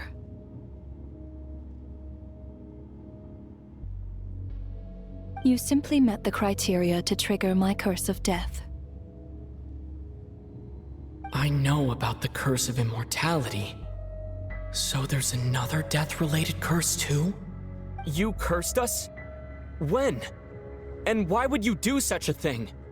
So often, humans pray to me, begging to know when their death will come, and what form it will take. But few people ask why. If you must have an answer, know that death comes simply because one's time has come. So you're not gonna tell us the truth? Hold your tongue. By all rights, you shouldn't even be allowed to speak with me. Those angels from the past are to blame for their reckless renovation of the ley lines here. It's made my work on this occasion infuriatingly complicated. Work? So trapping us here, making us watch our friends die, that's just another day at work for you? You clearly have a lot of questions. Fine. As a reward for your remarkable accomplishments over the past few days, I shall answer a few of your inquiries, provided they aren't too unreasonable. After the physical body dies, the soul must return to the ley lines for that person's death to be considered complete. My work encompasses the entire process of death, including, naturally, the guiding of souls into the ley lines, with which you are now so familiar. You must also be rather familiar with Natlan's Night Kingdom, I presume? It was I who supported the creation of the Night Kingdom. It provided a convenient means of guiding the souls of Natlan. Here, too, the ley lines connected to the theater underwent some modifications. The angels hoped to make them capable of accommodating the souls of some special creations. But this actually hindered their ability to accept ordinary souls to some degree. This effect manifested itself after you died from the curse in the theater, leaving you stranded in the afterlife, unable to achieve a complete death. But if souls who die from the curse of death fail to return to the ley lines within a short window of time, they will miss their chance for good. Then, they will remain forever suspended between life and death, no longer subject to the authorities of either. So if you don't resolve this matter soon, and see all our souls return to the ley lines before long, we'll escape your control. Mitya is sharp. This must be what Renova was worried might happen, and the reason she got involved to begin with. But if you have the authority to guide souls, why didn't you just show yourself and get it over with? Why hide among us in the form of Alosha? You seek to understand the mind of a god. Very well. I'll tell you. This is a theater, and I decided I wanted to watch a show about death. That's why I encouraged you to take the events to the stage. I found myself getting quite immersed. I suppose the entertainment you provided makes up for all the trouble you've caused me by being so defiant in the face of death. There. Are you happy with my answer? Can't say I am. Really? But it fits the stereotypes you humans have about gods. Just moments ago, you were complaining about how infuriatingly complicated your work here has been. Work is work, I get it. There are times when it's a huge pain, but you just have to get it done, right? That's a rather unique perspective for a human. You are in fact correct. There is a pain point in this case. Due to the obstruction in the theater's ley lines, there is a hard limit on the number of souls they can receive each day, making it impossible for me to ferry all your souls at once. Revealing my identity too soon would inevitably have led to futile resistance, and there was a risk that any souls who chose to run would disappear. Then there was the issue of the 2 lost souls you called the deceased. The way you resolved that quandary was all part of my design. That's what I don't understand. If all of us were souls of the dead, what made their presence among us special? For centuries, they have refused to return to the ley lines, exploiting the issues created by the angel civilization to resist being drawn in. Centuries of obsession accumulated during this process. You may think of this obsession as the resentment of the dead, and in this quantity, it was a bomb that could have detonated at any moment. It reached the point where I could not afford to leave it unchecked. But the only way to fix it was to help them acknowledge their own deaths, make peace with their regrets, and willingly walk into the snowstorm. Only then, with my guidance, could they finally return to the ley lines. Otherwise, you would not like to know what the consequences would have been. I vaguely remember seeing Batashka, but in the most terrifying form. Was that in a dream? Is that what would have become of her if she hadn't returned to the ley lines? I see your dreams brought you many revelations. So you see, death in fact grants wisdom to mortals. Souls connect to all things in the world and see the chain of cause and effect between them. It's nothing unusual. Anyway, giving psychological counseling to lost souls is not my strong suit. That is more of an angel's role. It was something I could not resolve directly using my authority, so I decided it was easier to leave the bomb defusal to you.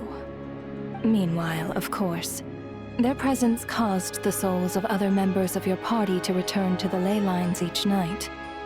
From where I stand, that was killing 2 birds with 1 stone. As both issues slowly resolved one another without me having to lift a finger, all I had to do was stay close by and keep the situation under control.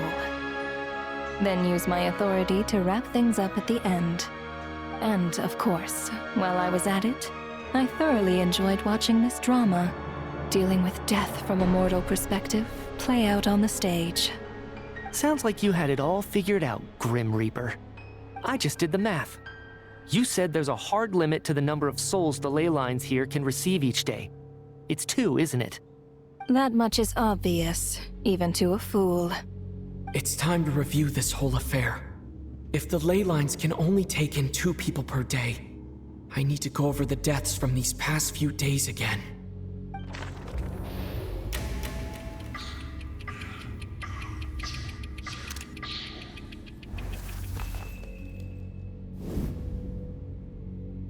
Looking back now, none of us had the faintest idea at the time.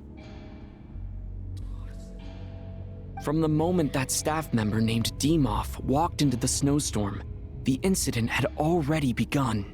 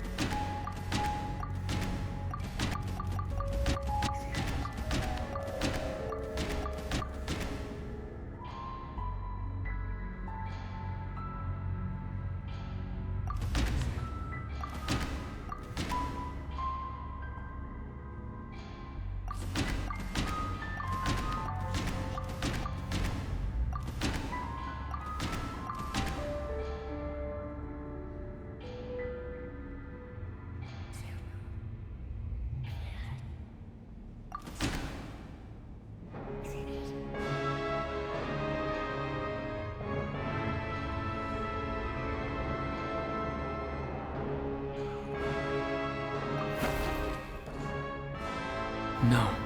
Let me go over the...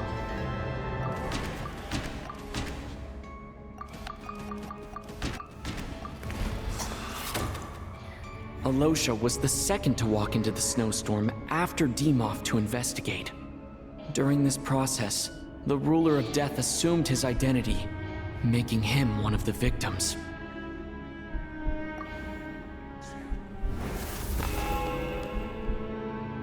During our first night in the theater, everyone was caught up in the novelty of it all. No one could have expected there would be victims the very next morning. Despite all the confusion, and with the help of hindsight, we finally began to realize that something was amiss with the snowstorm.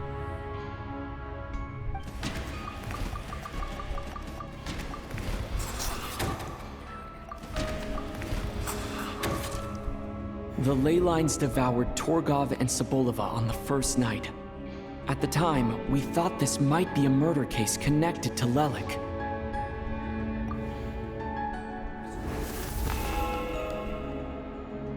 Odette and I spoke a lot that night. 3 people were on watch, but in the morning, we discovered that someone had fallen victim all the same.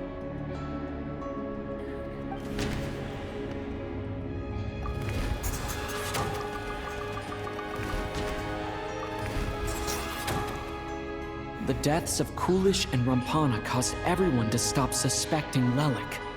Unexplainable phenomena occurred one after another, leading Mitya to suspect that we were caught up in a supernatural event.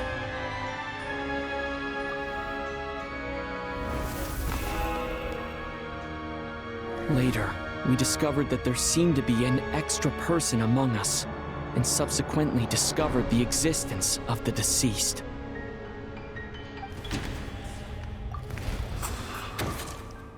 Mr. Schramm realized he was the deceased and walked into the snowstorm to return to the ley lines of his own accord. It turns out there really was a dead person among us.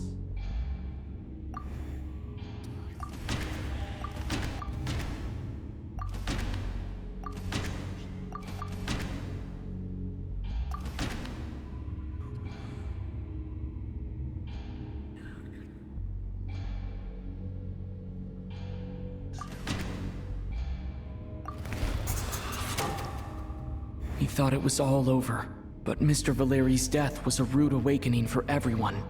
The ley lines consumed him during the night regardless. A lot happened today. Mr. Valeri's death led us to discover the connection between the number of deceased and the number of victims during the night.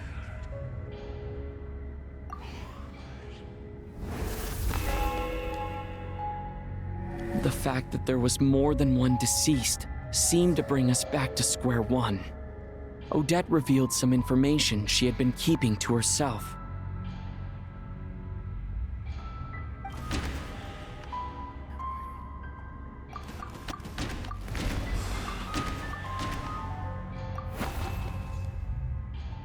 Although Mitya did indeed walk into the snowstorm that day, the void in the ley lines hasn't been filled, so let's rule out Mitya for now.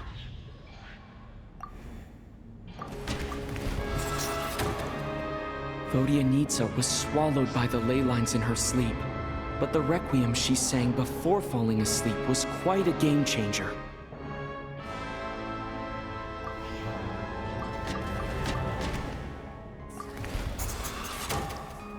As it happened, Ptashka filled the void left by Mitya's return from the ley lines by walking into the snowstorm this morning. The girl I thought was child sister Tonya turned out to be another of the theater's deceased. Come to think of it, Ptashka was about to walk into the snowstorm at that time. And Renova, unaware that Mitya would return, was concerned that her soul would overflow from the ley lines. That's why she used Alosha's voice to try and persuade her to stay behind. Looking back, I suppose that was an early slip-up on her part.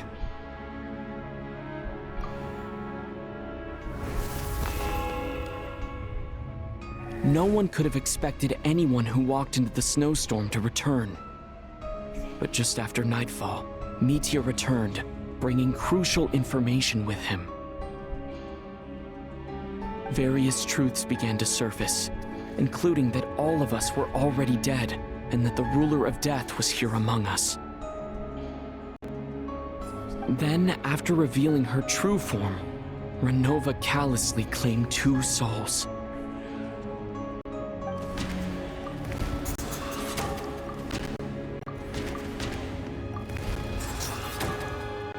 In fact, everyone was already dead by the time we took the photo. And in the days since, we've experienced many more partings in the afterlife. Now, only Mitya and I remain. And the true culprit behind everything still stands before us. In Mitya's eyes, I see the same anger and frustration that I feel.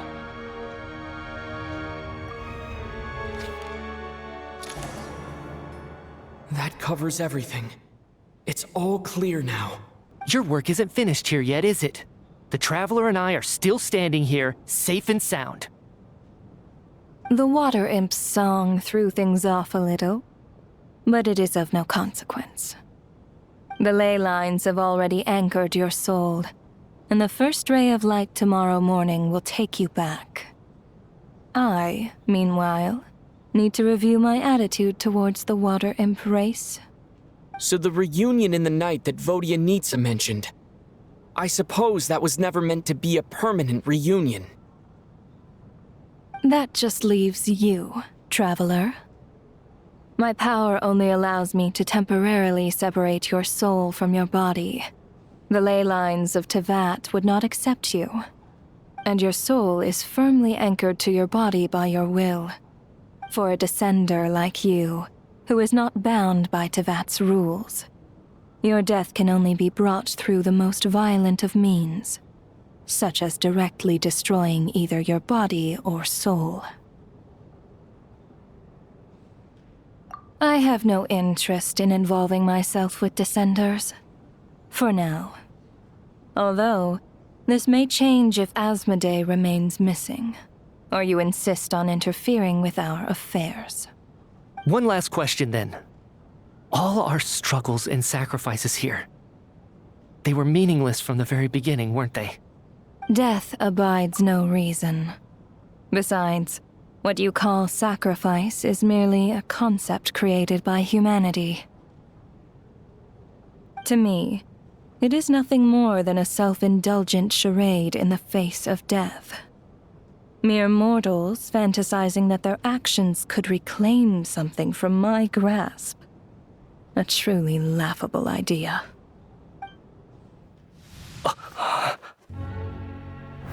Grim Reaper, you really know how to get on my nerves. I'm not here to ingratiate myself with you. I kill, merely because your deaths are necessary. Oh, you've made that quite clear. But humans don't take well to being scorned. Not even by the gods.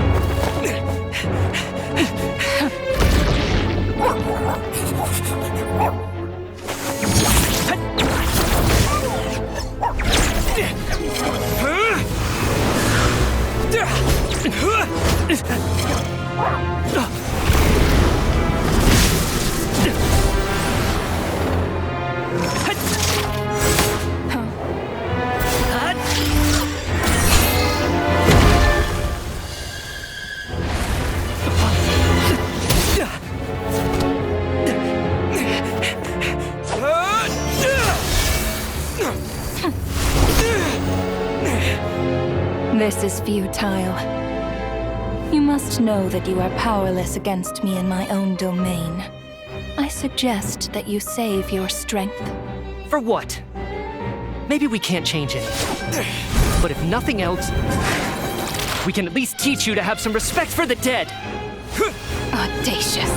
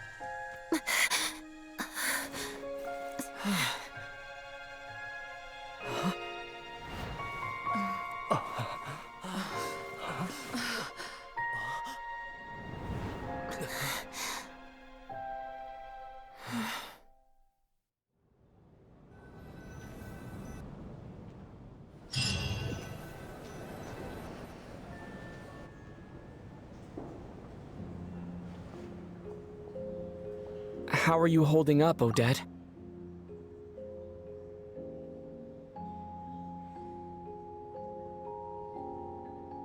What happened to me? How much do you remember? Mm-hmm. What do you mean? Is the performance over? I can't seem to recall what happened. Has Odette already forgotten?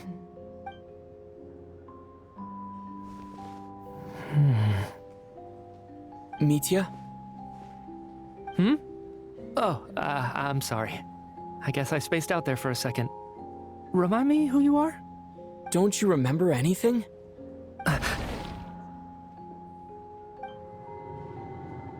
Yeah, I remember now, comrade. Looks like we guessed right. Just like me when Odette found me at the Armory Palace. For some reason, everyone killed by the Ruler of Death eventually came back to life. Just with one catch. They forgot what happened while they were dead. Odette and the others have already forgotten everything. Why were you able to remember this time? Could this be the reason? You said this is the Ruler of Death's symbol, right? I don't see anything there. You don't? Huh. Okay, I guess that makes sense. I carved this into my hand in the afterlife, so it's not visible in the physical world. Does that mean I carved this symbol into my soul? What an unsettling thought. Still, at least I get to remember what happened. I suppose it's a blessing in disguise. What about you, though? The ruler of death mentioned that you're a descender? Is that why you can remember? A full explanation would get complicated very quickly, but that's essentially it. Well then, now that it's all over, let's figure out what we've learned. The first thing I notice is that everything here is precisely as we left it, right before our deaths. This confirms that time passes differently in the afterlife than in the real world. They say that right before death, time slows down, and your whole life flashes before your eyes. That must be how you know you have one foot in the afterlife by that point. Anyway, clearly the few days we spend in the afterlife probably only amounted to a few short minutes in the real world. This also aligns with previous reports of widespread temporary memory loss among the Armory Palace personnel. Now it seems likely that those were all brief deaths caused by the Grim Reaper's so-called curse of death. To those unaware of the truth, dying and coming back to life must feel similar to a short bout of catatonia.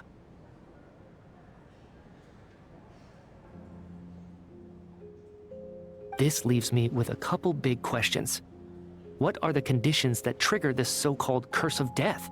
And why are we resurrected after we die?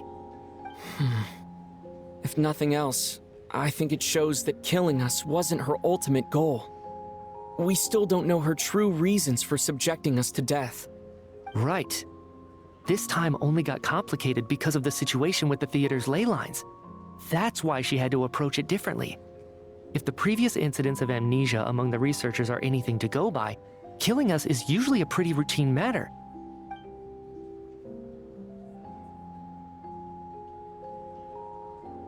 Come to think of it, wasn't I about to note something down before I died? I can't remember what it was, but I think it was something related to my research project. Sorry, Traveler. I'll catch up with you again later. Right now, I have to make a trip back to the Armory Palace. Sir, if I may, no one of your description has ever shown up in my investigations into Mr. Mitia's friends. Yet, you two seem very familiar with each other. Could you perhaps tell me where he was in such a rush to get to? And, by the way, have we ever crossed paths? Forgive the presumptuousness, but I feel a vague and indescribable sense of familiarity about you. I can explain everything. Could you help me gather everyone in the theater in one place?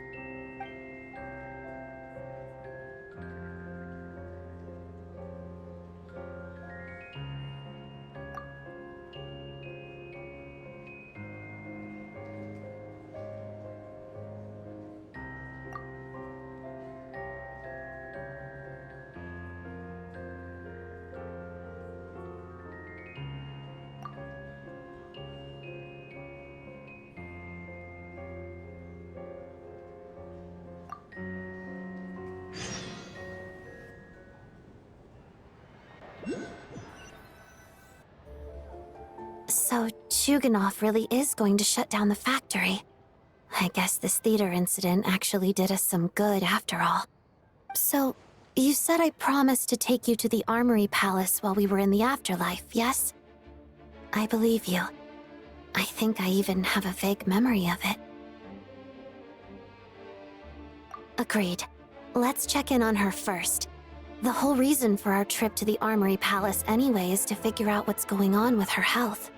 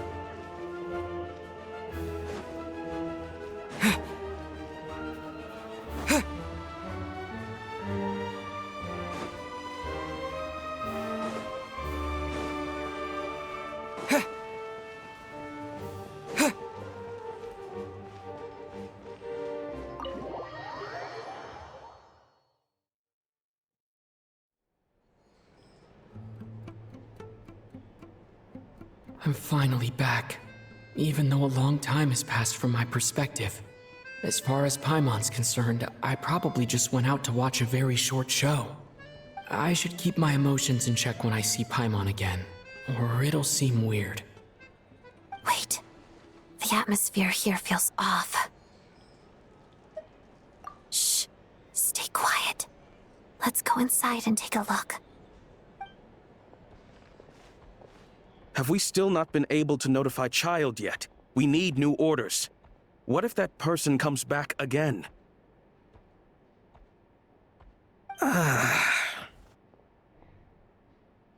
I'm so sorry. Under the circumstances, there was really nothing we could do. Tell me, what happened to Paimon?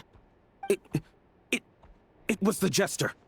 He came here in person and escorted Miss Paimon away. He's the director of the Fatui. His authority supersedes all others and cannot be questioned. There was nothing we could do. How long ago did he leave? And what was Paimon's status? It was about an hour ago. Miss Paimon was fast asleep at the time.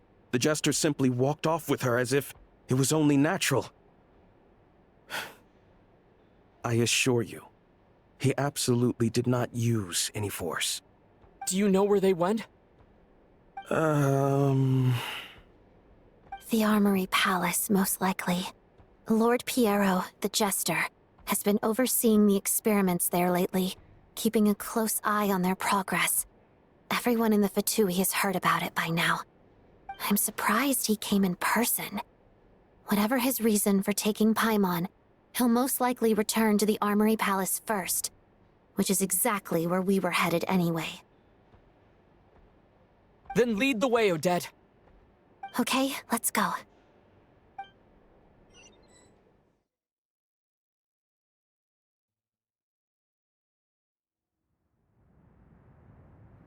It's just up ahead. Quick, let's get inside. No, I'll go alone. You know I'm planning to force my way in. You're with the Fatui, so you should stay outside. I was hardly planning on taking you through the official channels anyway. I'm here to force my way in, just like you. I may be a Fatus, but I'm also Lelek, enemy of Project Stuja. Paimon's safety is paramount right now. With me around, you'll have an extra pair of hands. There might be devices inside that are easier for an insider to deal with. If you say so. Let's go. There's no time to hesitate.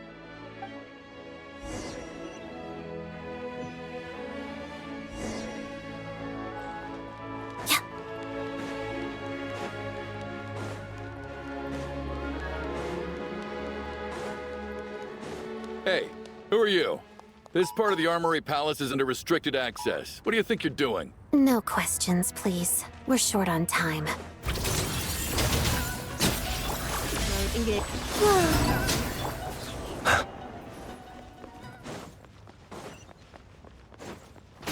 Short work. Ultimatum protocol. Pirouette.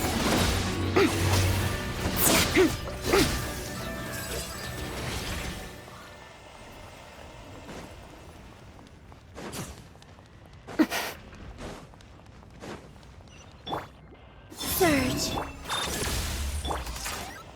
Fear becomes shadow me. Pas de deux.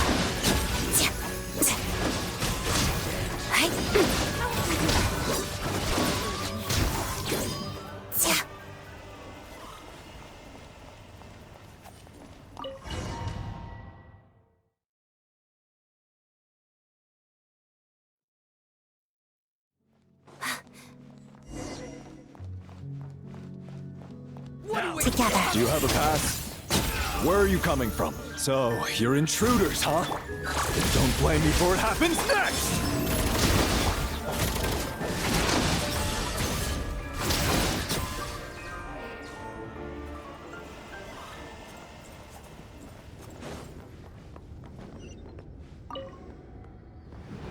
The Armory Palace is hidden this deep in?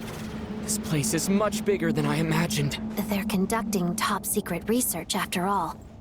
The deeper it's hidden, the better, is standard Fatui logic. The style doesn't really look like the Fatui's handiwork, though. They must have requisitioned some structures from a past civilization. It also serves as a bit of a disguise.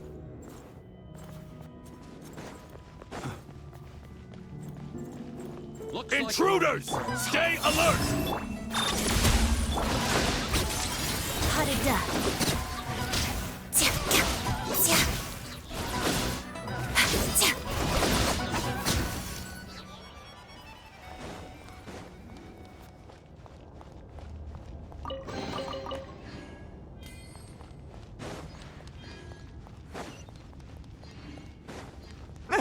Intruders?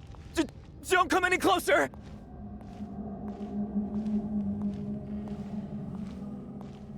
Just what are you guys trying to do here? I'll make short work of your skull! Defensive mode engage. Wayne! Pirouette. Witness the snow swan's grace. No one interferes with a jester's work!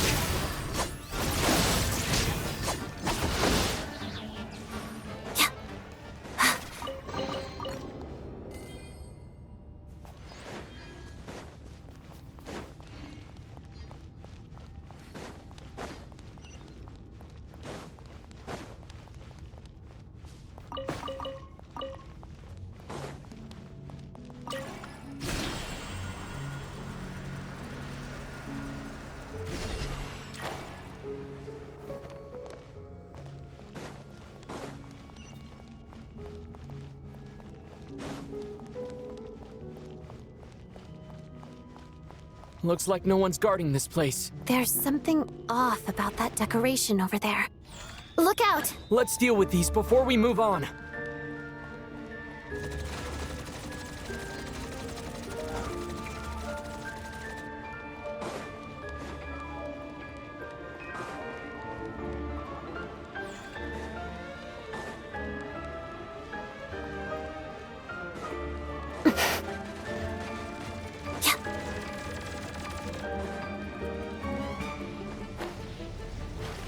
Shadow me.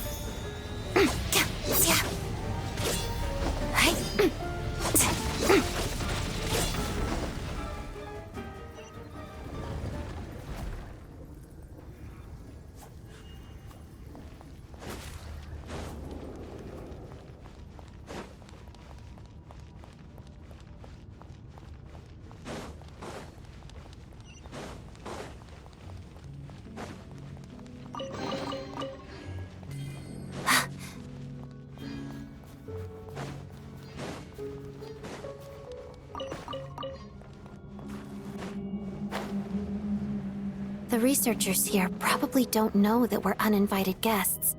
Let's try not to hurt them. What's the big star from the theater doing here? That's Miss Odette. She's a member of the Fatui. Don't tell me you didn't know that.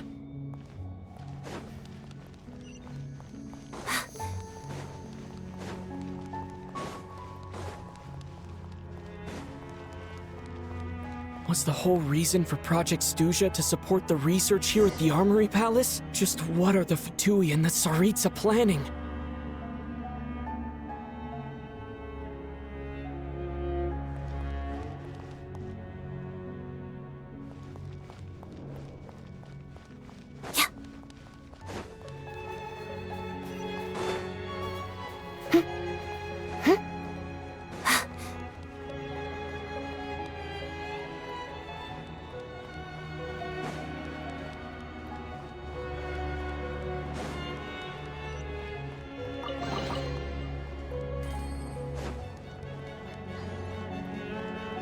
Whoa! Who are you? Never seen you around here before.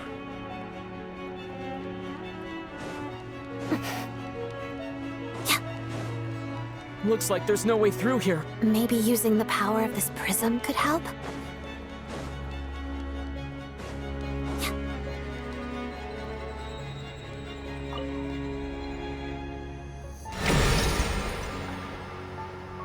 I think I see some images. It's the prism's power at play, causing images of the past to reappear, albeit only as illusions. Let's make our... Paimon. And the Jester. Is this another scene from the past? Yes. It looks quite old, though.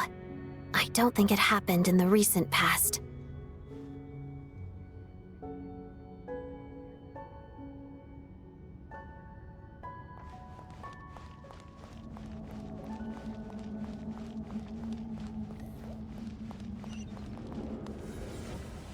What's going on here? What happened? The source seems to be the Armory Palace. They must have started some large-scale experiment. Wait, what if this has something to do with Paimon?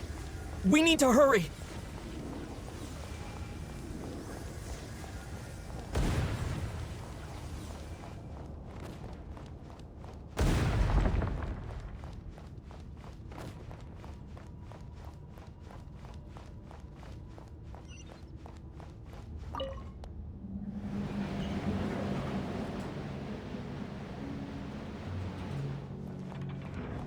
We're almost there. The Armory Palace is just up ahead. Paimon, please be okay.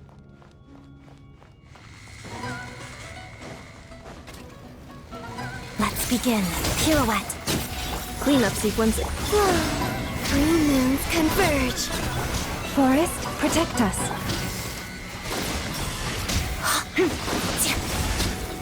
Waltz of the snowflakes. Pot of death.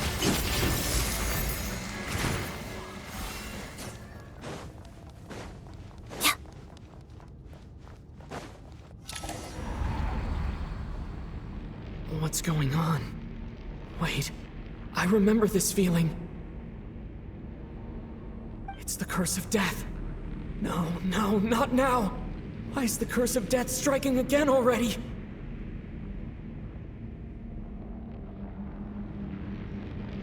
Odette.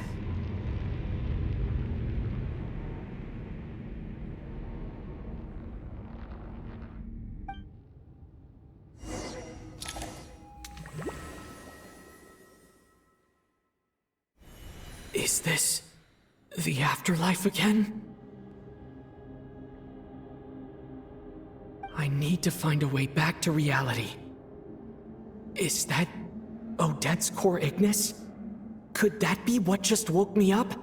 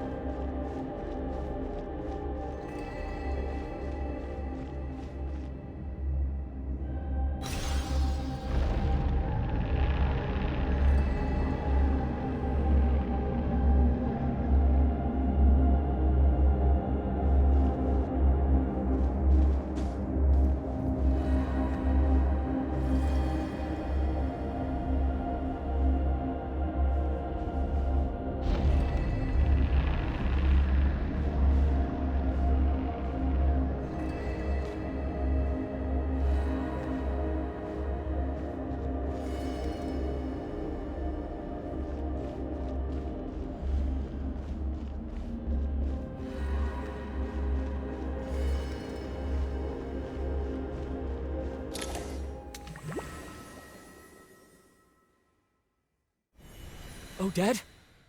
Odette!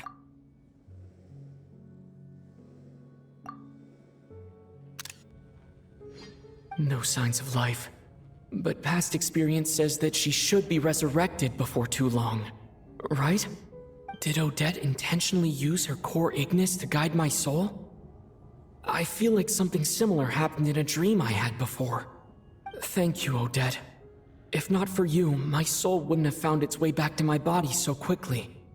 And I might not have woken up so soon. But I'm sorry. I don't have time to protect you. I have to use the time you bought me to get Paimon back.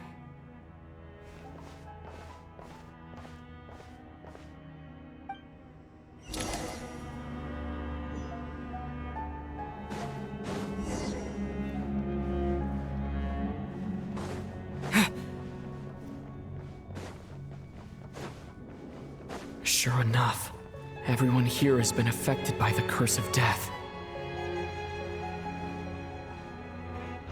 Paimon! Paimon! No, wait. Paimon probably didn't escape Renova's curse either. She won't be able to respond to me right now. I'll have to find her myself.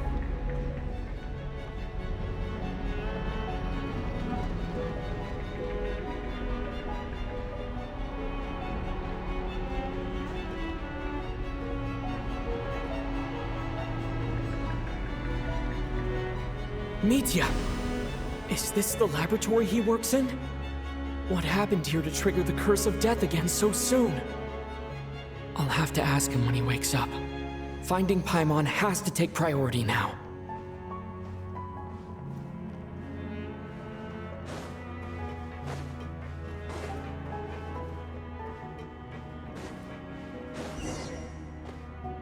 Found her! Paimon really is here!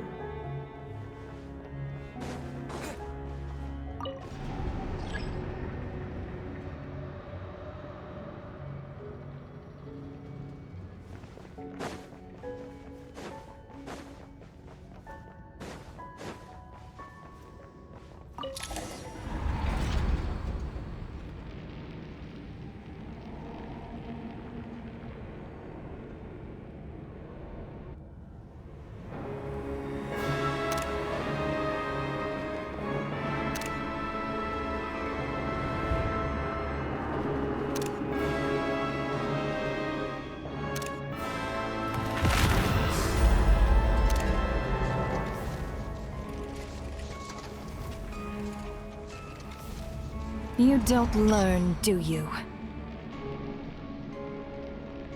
You've already been involved in one mass death, and now you show up at the scene of another. This might have passed for a coincidence the first time, but a second time? Am I to assume you are intentionally interfering in Snezhnaya's affairs?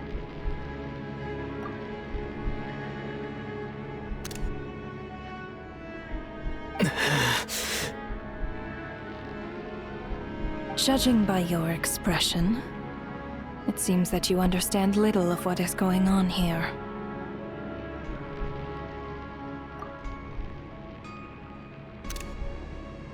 In that case, a word to the wise. Do not interfere in Snezhnaya's affairs. A civilization that fails to learn its lesson constantly depletes its own worth. It will one day lose any reason for its existence.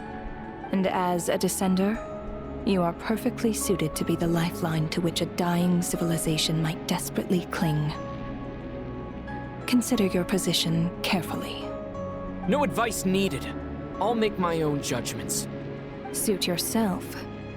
When the day of reckoning arrives, not even a descender can hope to escape unscathed. The time for resurrection fast approaches. The mortals here are not yet worthy to behold my form. So that will be all for today.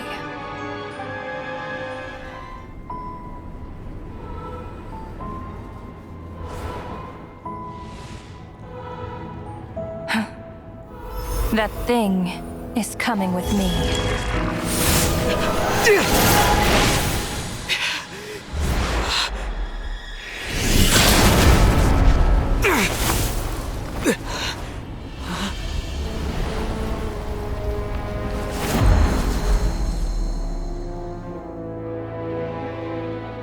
You awoke sooner than I thought.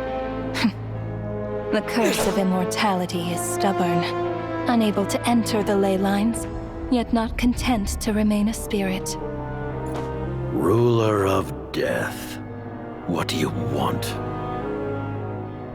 You perplex me. Both you and you. That thing may be a creation of Celestia, but it possesses none of Celestia's power, let alone authority. Your obsession with it baffles me. No matter, the resurrection will soon begin. It's worthless anyway. I'll reclaim it next time.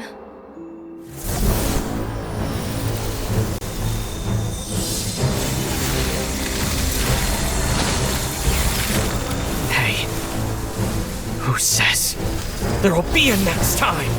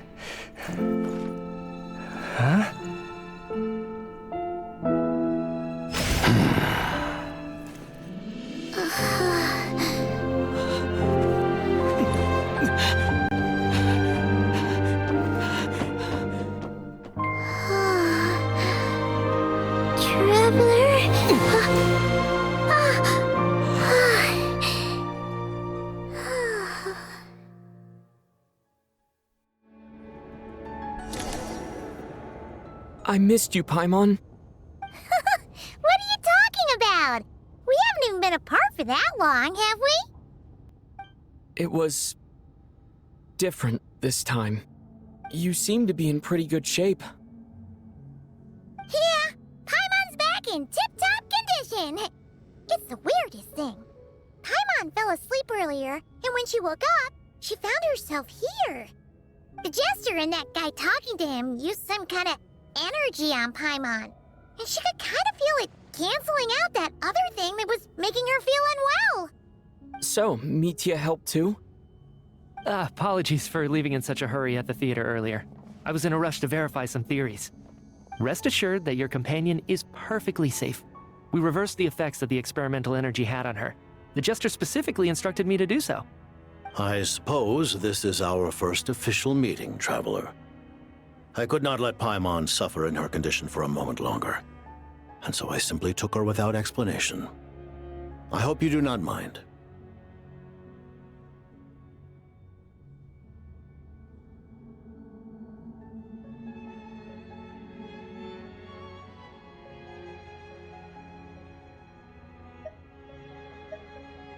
But why would a big shot like you care about what happens to Paimon? As I said when you first arrived in Snezhnaya, we once spent some time together in the distant past. Oh yeah, you did mention that. And Paimon did think you seemed strangely familiar the first time we met. I'm afraid the reminiscing will have to wait. Mitya, let us continue with the report. What conclusions, if any, did you reach from conducting the final experiment of our energy research ahead of schedule? The good news is, my hypothesis regarding the Ruler of Death has been verified. As for the bad news, I recommend we suspend the experiments and Project Mistleton until further notice. Currently, we have no means with which to make a breakthrough. I say this purely as a scientist, guided by reason alone. I will trust your judgment. We shall put the project on hold until the ruler of death has been eliminated.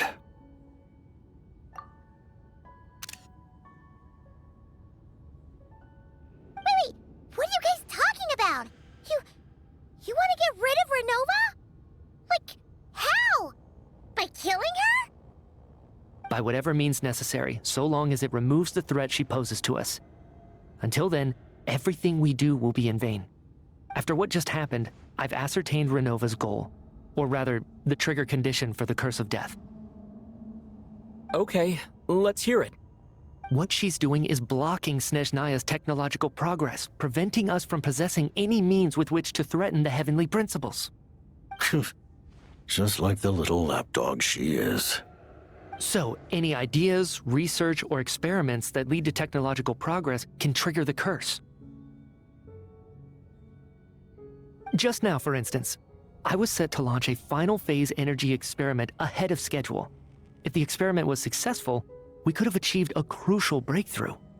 As expected, though, the moment the experiment began, all the researchers, technicians, and witnesses died from the curse. All that effort, not to mention the energy and materials we relied on Project Stuja to gather for us, went to waste. In the end, nothing was gained. Does that mean something similar happened when we were at the theater? That's right. During the performance, I thought of an important breakthrough regarding the experiment, and wound up dragging everyone into this. So the nature of the curse seems to be something like, when moments of technological progress occur, all life in the vicinity is taken away. What a violent method! Of course, that meant the curse was normally limited to the Armory Palace. Since outsiders are forbidden from entering, this mass death phenomenon went unnoticed. Until Odette came along. I believe she was the first witness. The Curse of Death was triggered just before she infiltrated the Armory Palace that day. But you mentioned something about a final stage experiment. Doesn't that mean you've actually made some progress? That's right. Even with the gods locking certain key components out of reach, humanity can still advance technology in incremental steps accumulated over time. But, as I'm sure Renova anticipated, even incremental progress has its limits, a point where the truth you're seeking must be put to the test in an experiment. You mean, the experiment you were just about to do? Yes, we were at a critical juncture, a moment where the quantitative was about to translate into fundamental qualitative change. With this single experiment, we could have brought everything we've worked for to fruition. But now, after already being forced to fumble around in the dark all this time, it feels like we've truly hit an impenetrable wall. As long as Renova's Curse of Death persists, we won't be able to advance the experiment or obtain any results. And with Project Stuja having been in effect all this time, at our nation's current strength, repeated trial and error is simply unsustainable. Only by eliminating Renova first will it be possible to continue advancing our plans. But she's the ruler of death! She can just kill whoever she wants, right? That's gotta be the scariest power ever! Is it even possible to beat her? We'll see. But one thing's for sure. She definitely can't just do whatever she wants. The best proof of that is me, standing here, very much alive.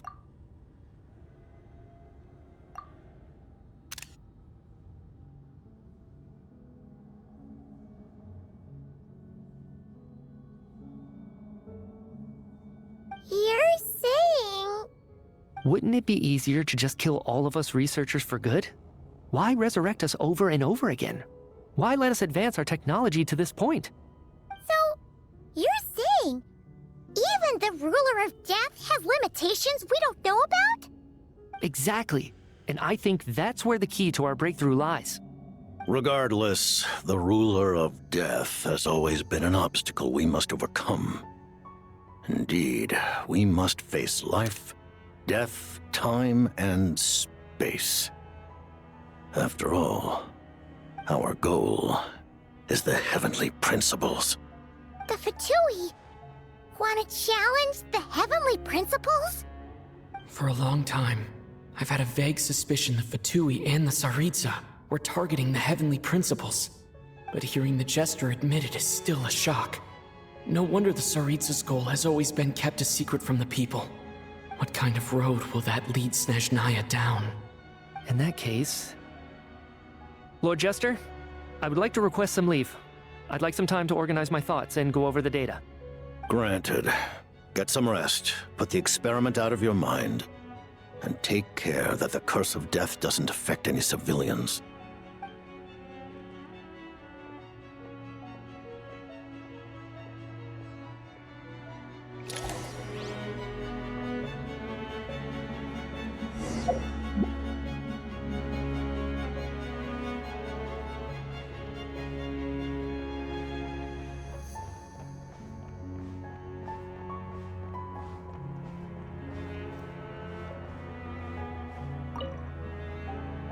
While there is yet time, allow me to offer you my hospitality, honored guest of Snezhnaya. Is there anything you wish to know?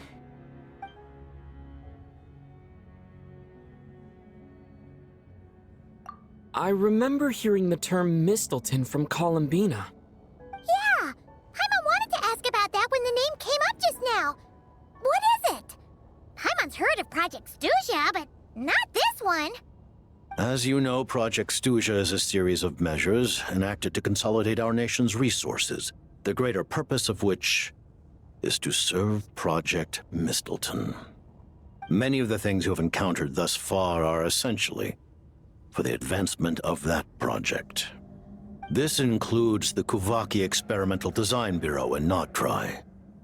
Researching Kuvaki was merely a facade. Its core objective was to use local resources and research findings to build Mistleton itself. And that's a weapon built for the final battle against the heavenly principles, isn't it? Huh? How did you know that? I was given some intel, and I made some deductions. Wait. You must mean that thing over there. Oh, Paimon's gotta take a closer look at this thing. Especially after you guys sent so many people to Nagrai to work on it. Kuvaki alone will not break through Celestia's defenses, let alone challenge the heavenly principles. The heavenly principles are no doubt accustomed to combating the power of the light realm, and elemental energy is simply the power of the human realm, converted to that form by the heavenly principles themselves. Any attempt to use this power against its creator would be a futile endeavor. For now, therefore, we have set our sights on the form of energy associated with the third descender and the stellar linchpins. This may hold the potential to allow Mistleton to contend with the heavenly principles.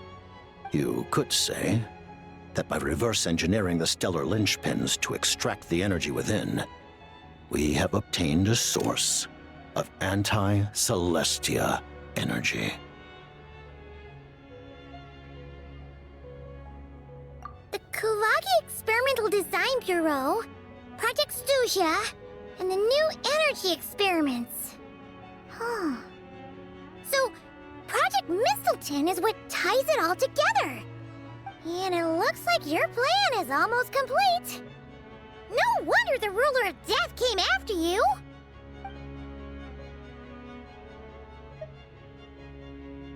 Her Majesty the Tsaritsa has embarked upon an expedition to vanquish a monster.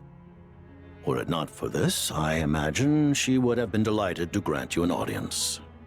Seems like the powers that be in Snezhnaya don't intend to hold my past conflicts with the Fatui against me. The Harbingers have been granted significant autonomy in retrieving the Gnosis. But by the same token, they do not completely represent Snezhnaya's official stance. You read my mind. Speaking of the Gnosis, Paimon's been dying to ask this question since forever. Why exactly does the Tsaritsa want to collect them? Is it something to do with the fight against the heavenly principles? The Gnosis will undoubtedly serve as a key bargaining chip when she confronts the heavenly principles. Beyond that, you had best ask the Tsaritsa herself. I am not sure if this information is mine to disclose. What do you mean, not sure? Don't you make the rules? You're the highest-ranking Harbinger! Ugh, never mind. Taking on the heavenly principles is something most people wouldn't even entertain in their wildest fantasies. Why is the Tsaritsa so fixated on this? Intervat today. Civilization is nothing but an illusion. Something whose very existence can be negated at any moment. Our civilization may very well be destroyed in the struggle, but as things stand, the heavenly principles could choose to negate our existence on a passing whim. And we must not sit back and accept that fate. Only by changing the state of affairs, only by overthrowing the heavenly principles, can our civilization truly be said to have taken root. Otherwise, the fate of the people of Conria and Hyperborea is a cycle doomed to repeat itself. Accepting potential destruction in return for getting to control your own fate. Furthermore, perhaps this is still somewhat difficult for you to understand. Are you aware that all the rules of this world are made up of curses? Huh? All of them? Paimon knows about the curse of death you mentioned, and the curse of immortality that you and Dainsleif have.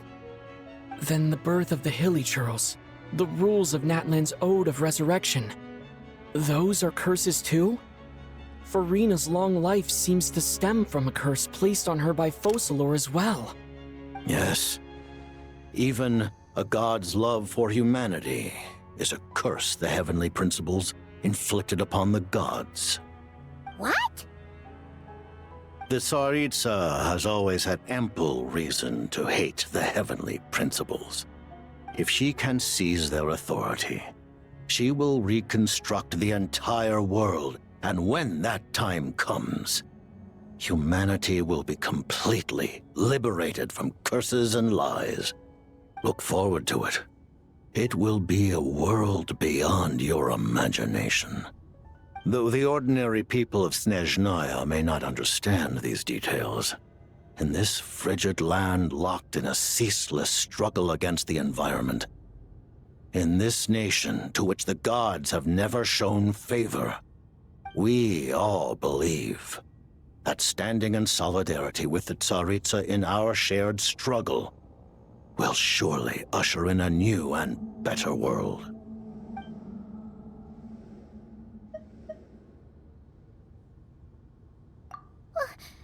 Paimon really doesn't remember! He's basically a stranger! You've gotta believe Paimon! Allow me to explain. The reason Paimon reacted to the anti-Celestia energy developed by the Armory Palace is because she comes from Celestia herself. More specifically, she is one of its creations. Paimon? A creation of Celestia? Oh, right. I was blinded by anger earlier, but thinking back on it, Renova also said that Paimon is a creation of Celestia. But she lacks Celestia's power or authority. As you know, the lunar fragments in Nodcry were pulled down from the sky using Fatui technology. But the first application of this technology was in Conria over 500 years ago. I used this technology upon the heavens, and the response I received was none other than Paimon descending from Celestia. I presented her to the Vinster King, but he took no interest in this gift, nor did it satisfy him.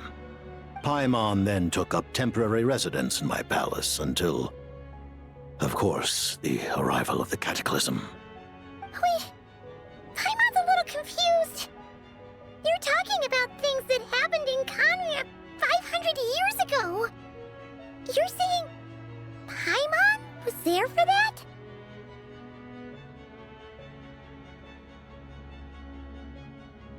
But Paimon doesn't remember any of that. Falling from the sky? Being given away as a gift? None of it! Having lived through the cataclysm, perhaps you too were burdened with some manner of curse. Although, losing your memories would indeed be the smallest price I've ever seen paid. But it's not just her memories from Conria. Paimon doesn't even know how she spent the last 500 years. She only has memories from the past few years. No matter how hard she tries to remember. What was Paimon like back in Conria? Did she know a whole lot because she came from Celestia? Was she super smart? Unfortunately, when you arrived in Conria, your consciousness was like that of a newborn infant. None could say what kind of being you once were in Celestia. During the time you lived in Conria, your personality was no different from how it is now.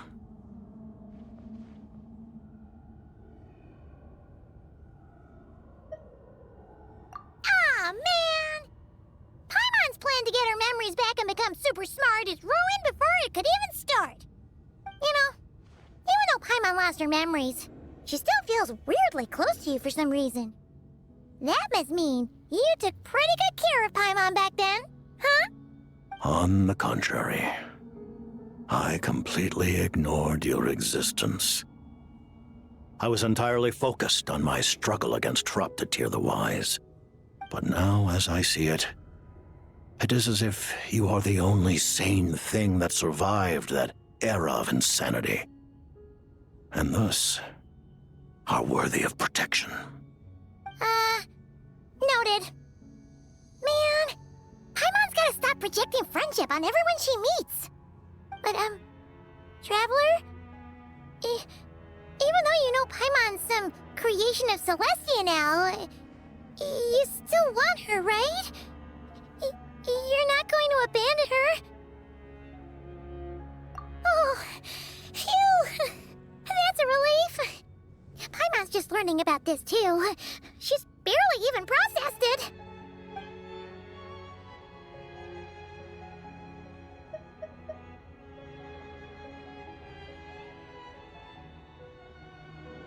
Thank you for telling me so much.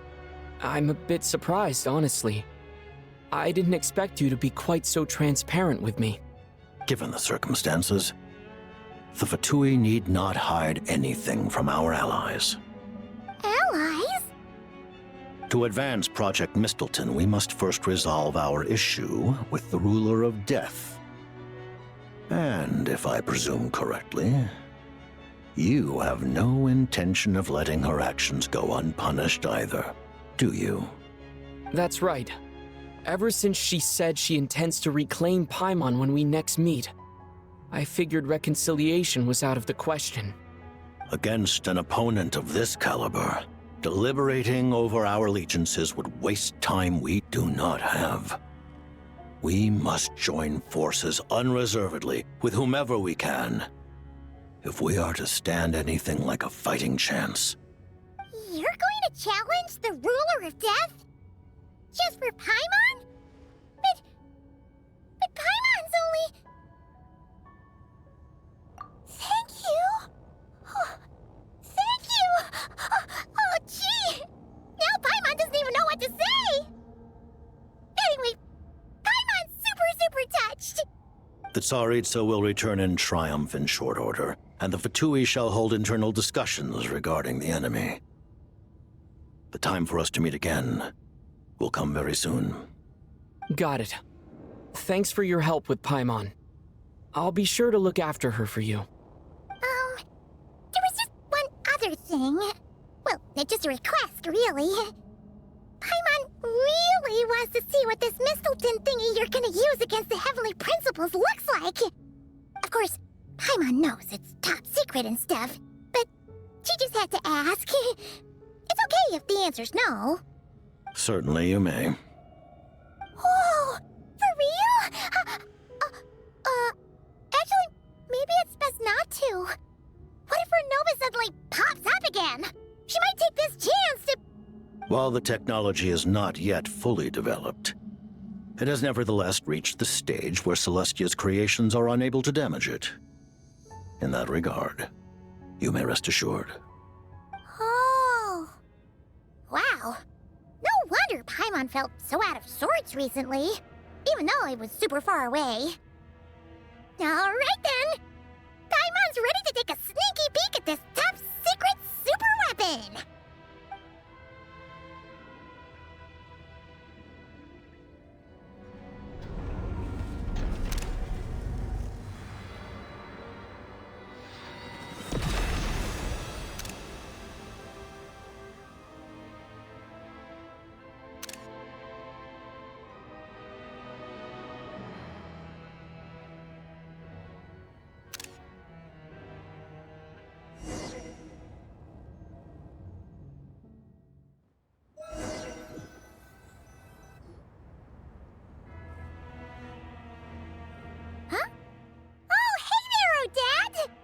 Paimon? You're okay. Thank goodness. You look well. Have you recovered? Long story short, yep, Paimon's all better. What are you doing here? Were you waiting for us? That's right. When I woke up, I wanted to go in after you, but the guards had woken up as well. It would have been tough to take them on alone, and there was no easy way to sneak past them. So I returned the way I came and waited for you here. It was thanks to you that my soul found its way back to my body so quickly. Thank you. Huh. That actually worked? Nice. I just figured I'd try my luck when that ominous feeling struck me. Really, you should be thanking this thing instead. Anyway, now that things here are all taken care of, I have other things I should get back to.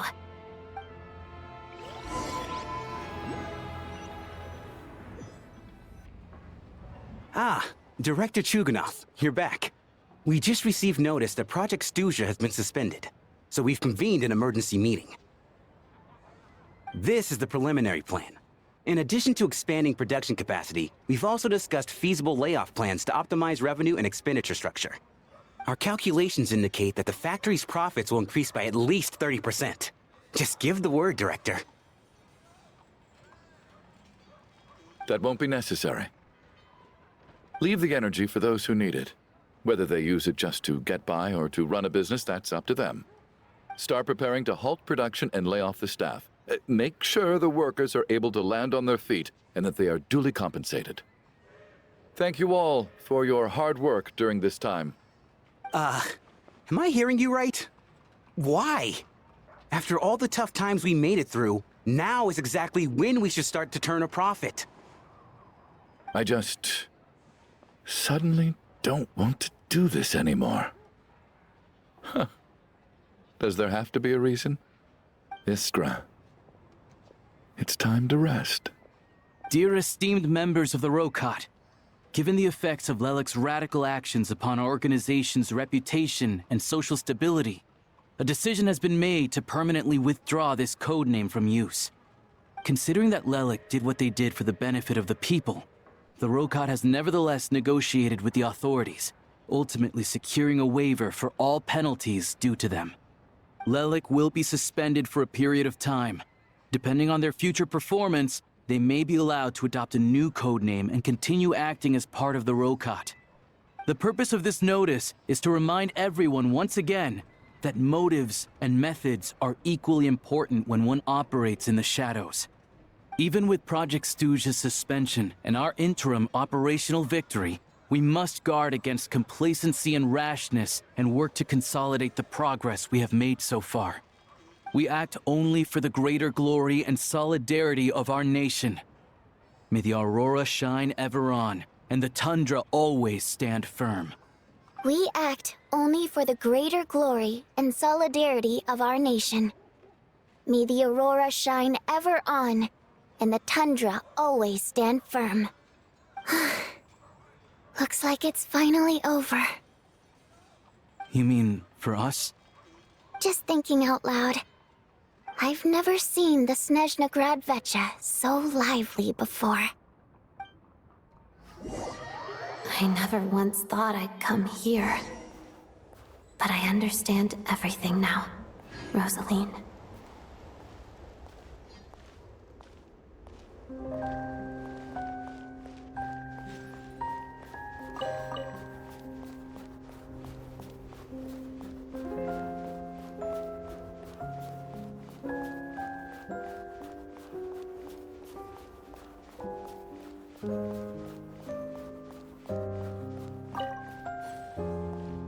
I've seen Spirit Seeker performed many times, including by your mother. Why do you bring that up all of a sudden? Even though the choreography is always identical, every dancer finds a way to make it her own.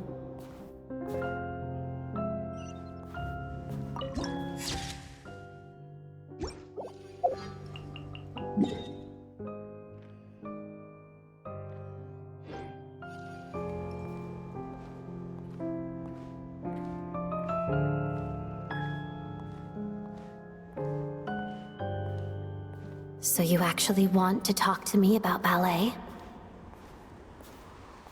I just think it would be a pity if the dance was lost to history. She didn't teach it to you, did she? That was an unusually subtle taunt for you.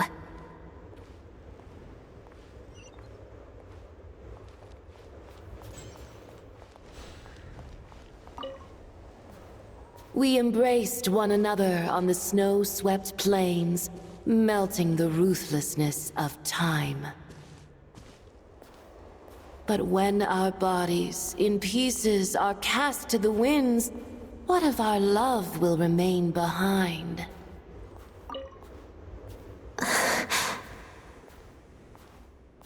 Don't tell me you can't sing. Shush.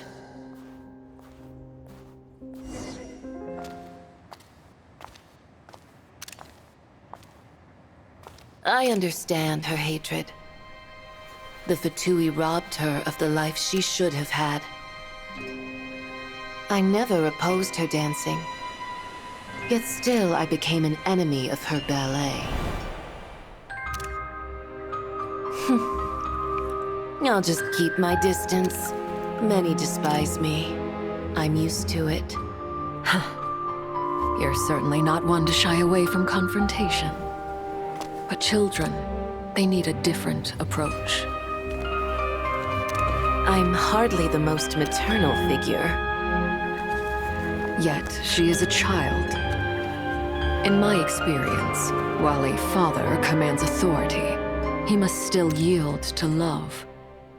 You should tell her what you think about her dancing.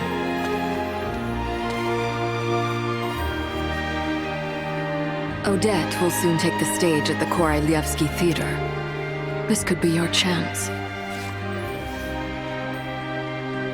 Geonosis secured. It went smoothly. I'll be there. Have them send me an invitation.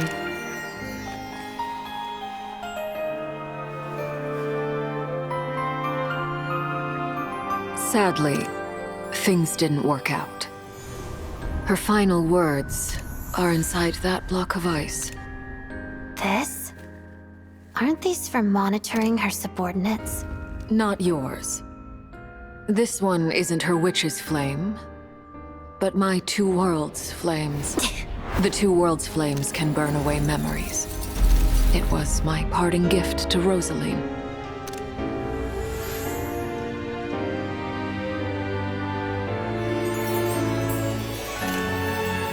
If all goes to plan, she and I will both live to see the Tsaritsa succeed. I believe she'll find peace. But if anything happens to me, she needn't follow in my footsteps. The cryo-energy will fade away in time. Then the two worlds' flames will burn away all memories of the Fatui. She'll be free to dance. She deserves this. I will handle the aftermath. The choice is yours, child.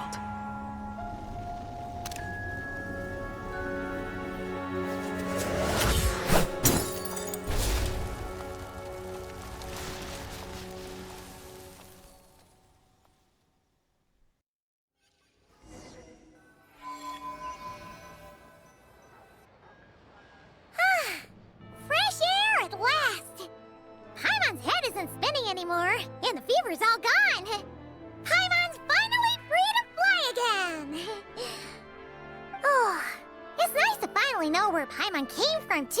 It did make Paimon a little nervous at first, but it's such a relief now. Like, who cares if Paimon's a creation of Celestia?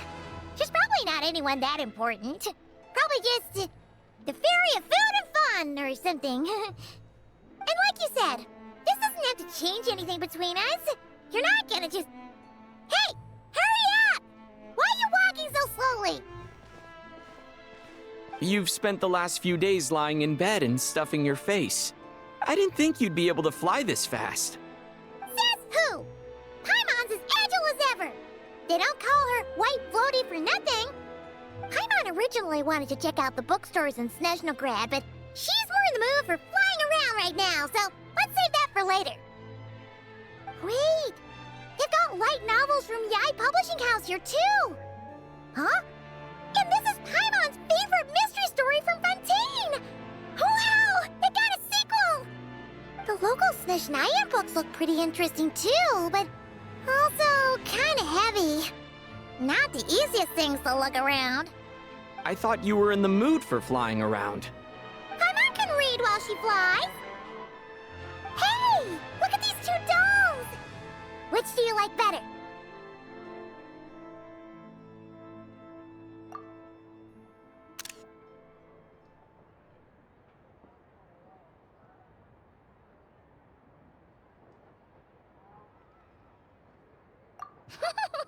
All right, boss. We'll take both. Paimon will have the other one. Oh, I thought we were only getting one. All right, fine. I'll pay. There you are. Thanks for visiting. Paimon will grab this and then... Huh? Huh? Huh? How many layers does this thing have? And what are you laughing at? Huh. You knew all along, didn't you? A whole bunch of people are gathered over by the plaza. Hey, look! That looks like Tartaglia! Hey, Tartaglia! I know that voice. Of course. If it isn't Paimon and my old comrade. You're looking well, Paimon. All better? Yeah! The Jester knew it was wrong and fixed Paimon right up! Thanks for sending someone to keep Paimon safe, too. Oh, yeah. About that. That was... kind of embarrassing. Who could have known that our director would go looking for you in person? So sorry for the misunderstanding. Oh, right. Let me introduce you. This is my little sister, Tonya. Hello, Tonya! Hello. Firstly, I'm really sorry about my brother. Sounds like he's caused you no end of trouble. Hey now, why'd you have to start with that? Not that it isn't true, of course. So she's the real Tonya. She said you two didn't manage to meet up at the theater. She waited ages for me, and when I didn't show, she got a little worried and went outside.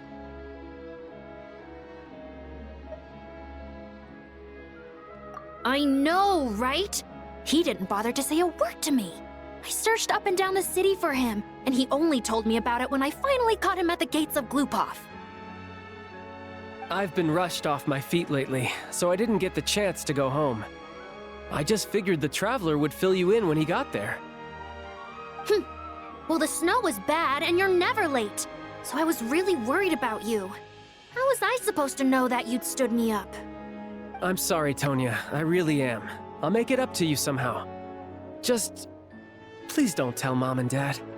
Although the mix-up led to a series of misunderstandings, it's probably for the best that the real Tonya didn't get caught up in that mess. Besides, it's obvious that Tartaglia isn't usually one to break a promise. He only gave his ticket to me because he had to look into Lelik. No, it's fine. It just meant I didn't get to see the show in the end. By the way, what did you think? You were one of the first people to see it, you know? I would say... the best is yet to come. Huh? What kind of review is that? Hey, look!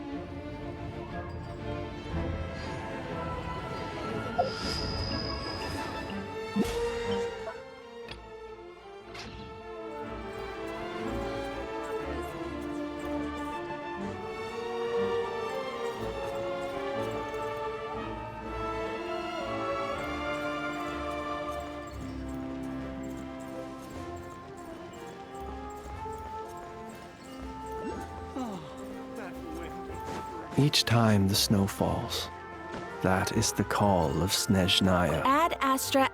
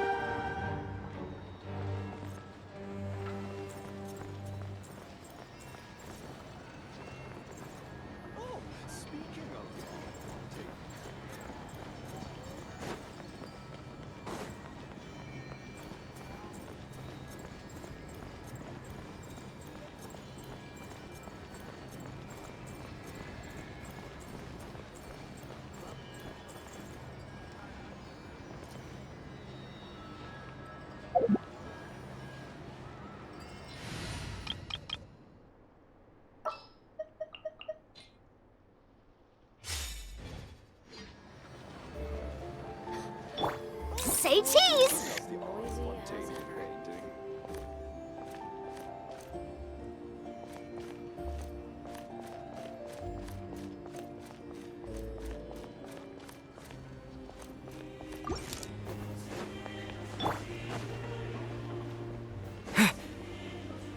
In the days when the Bielitsar still ruled.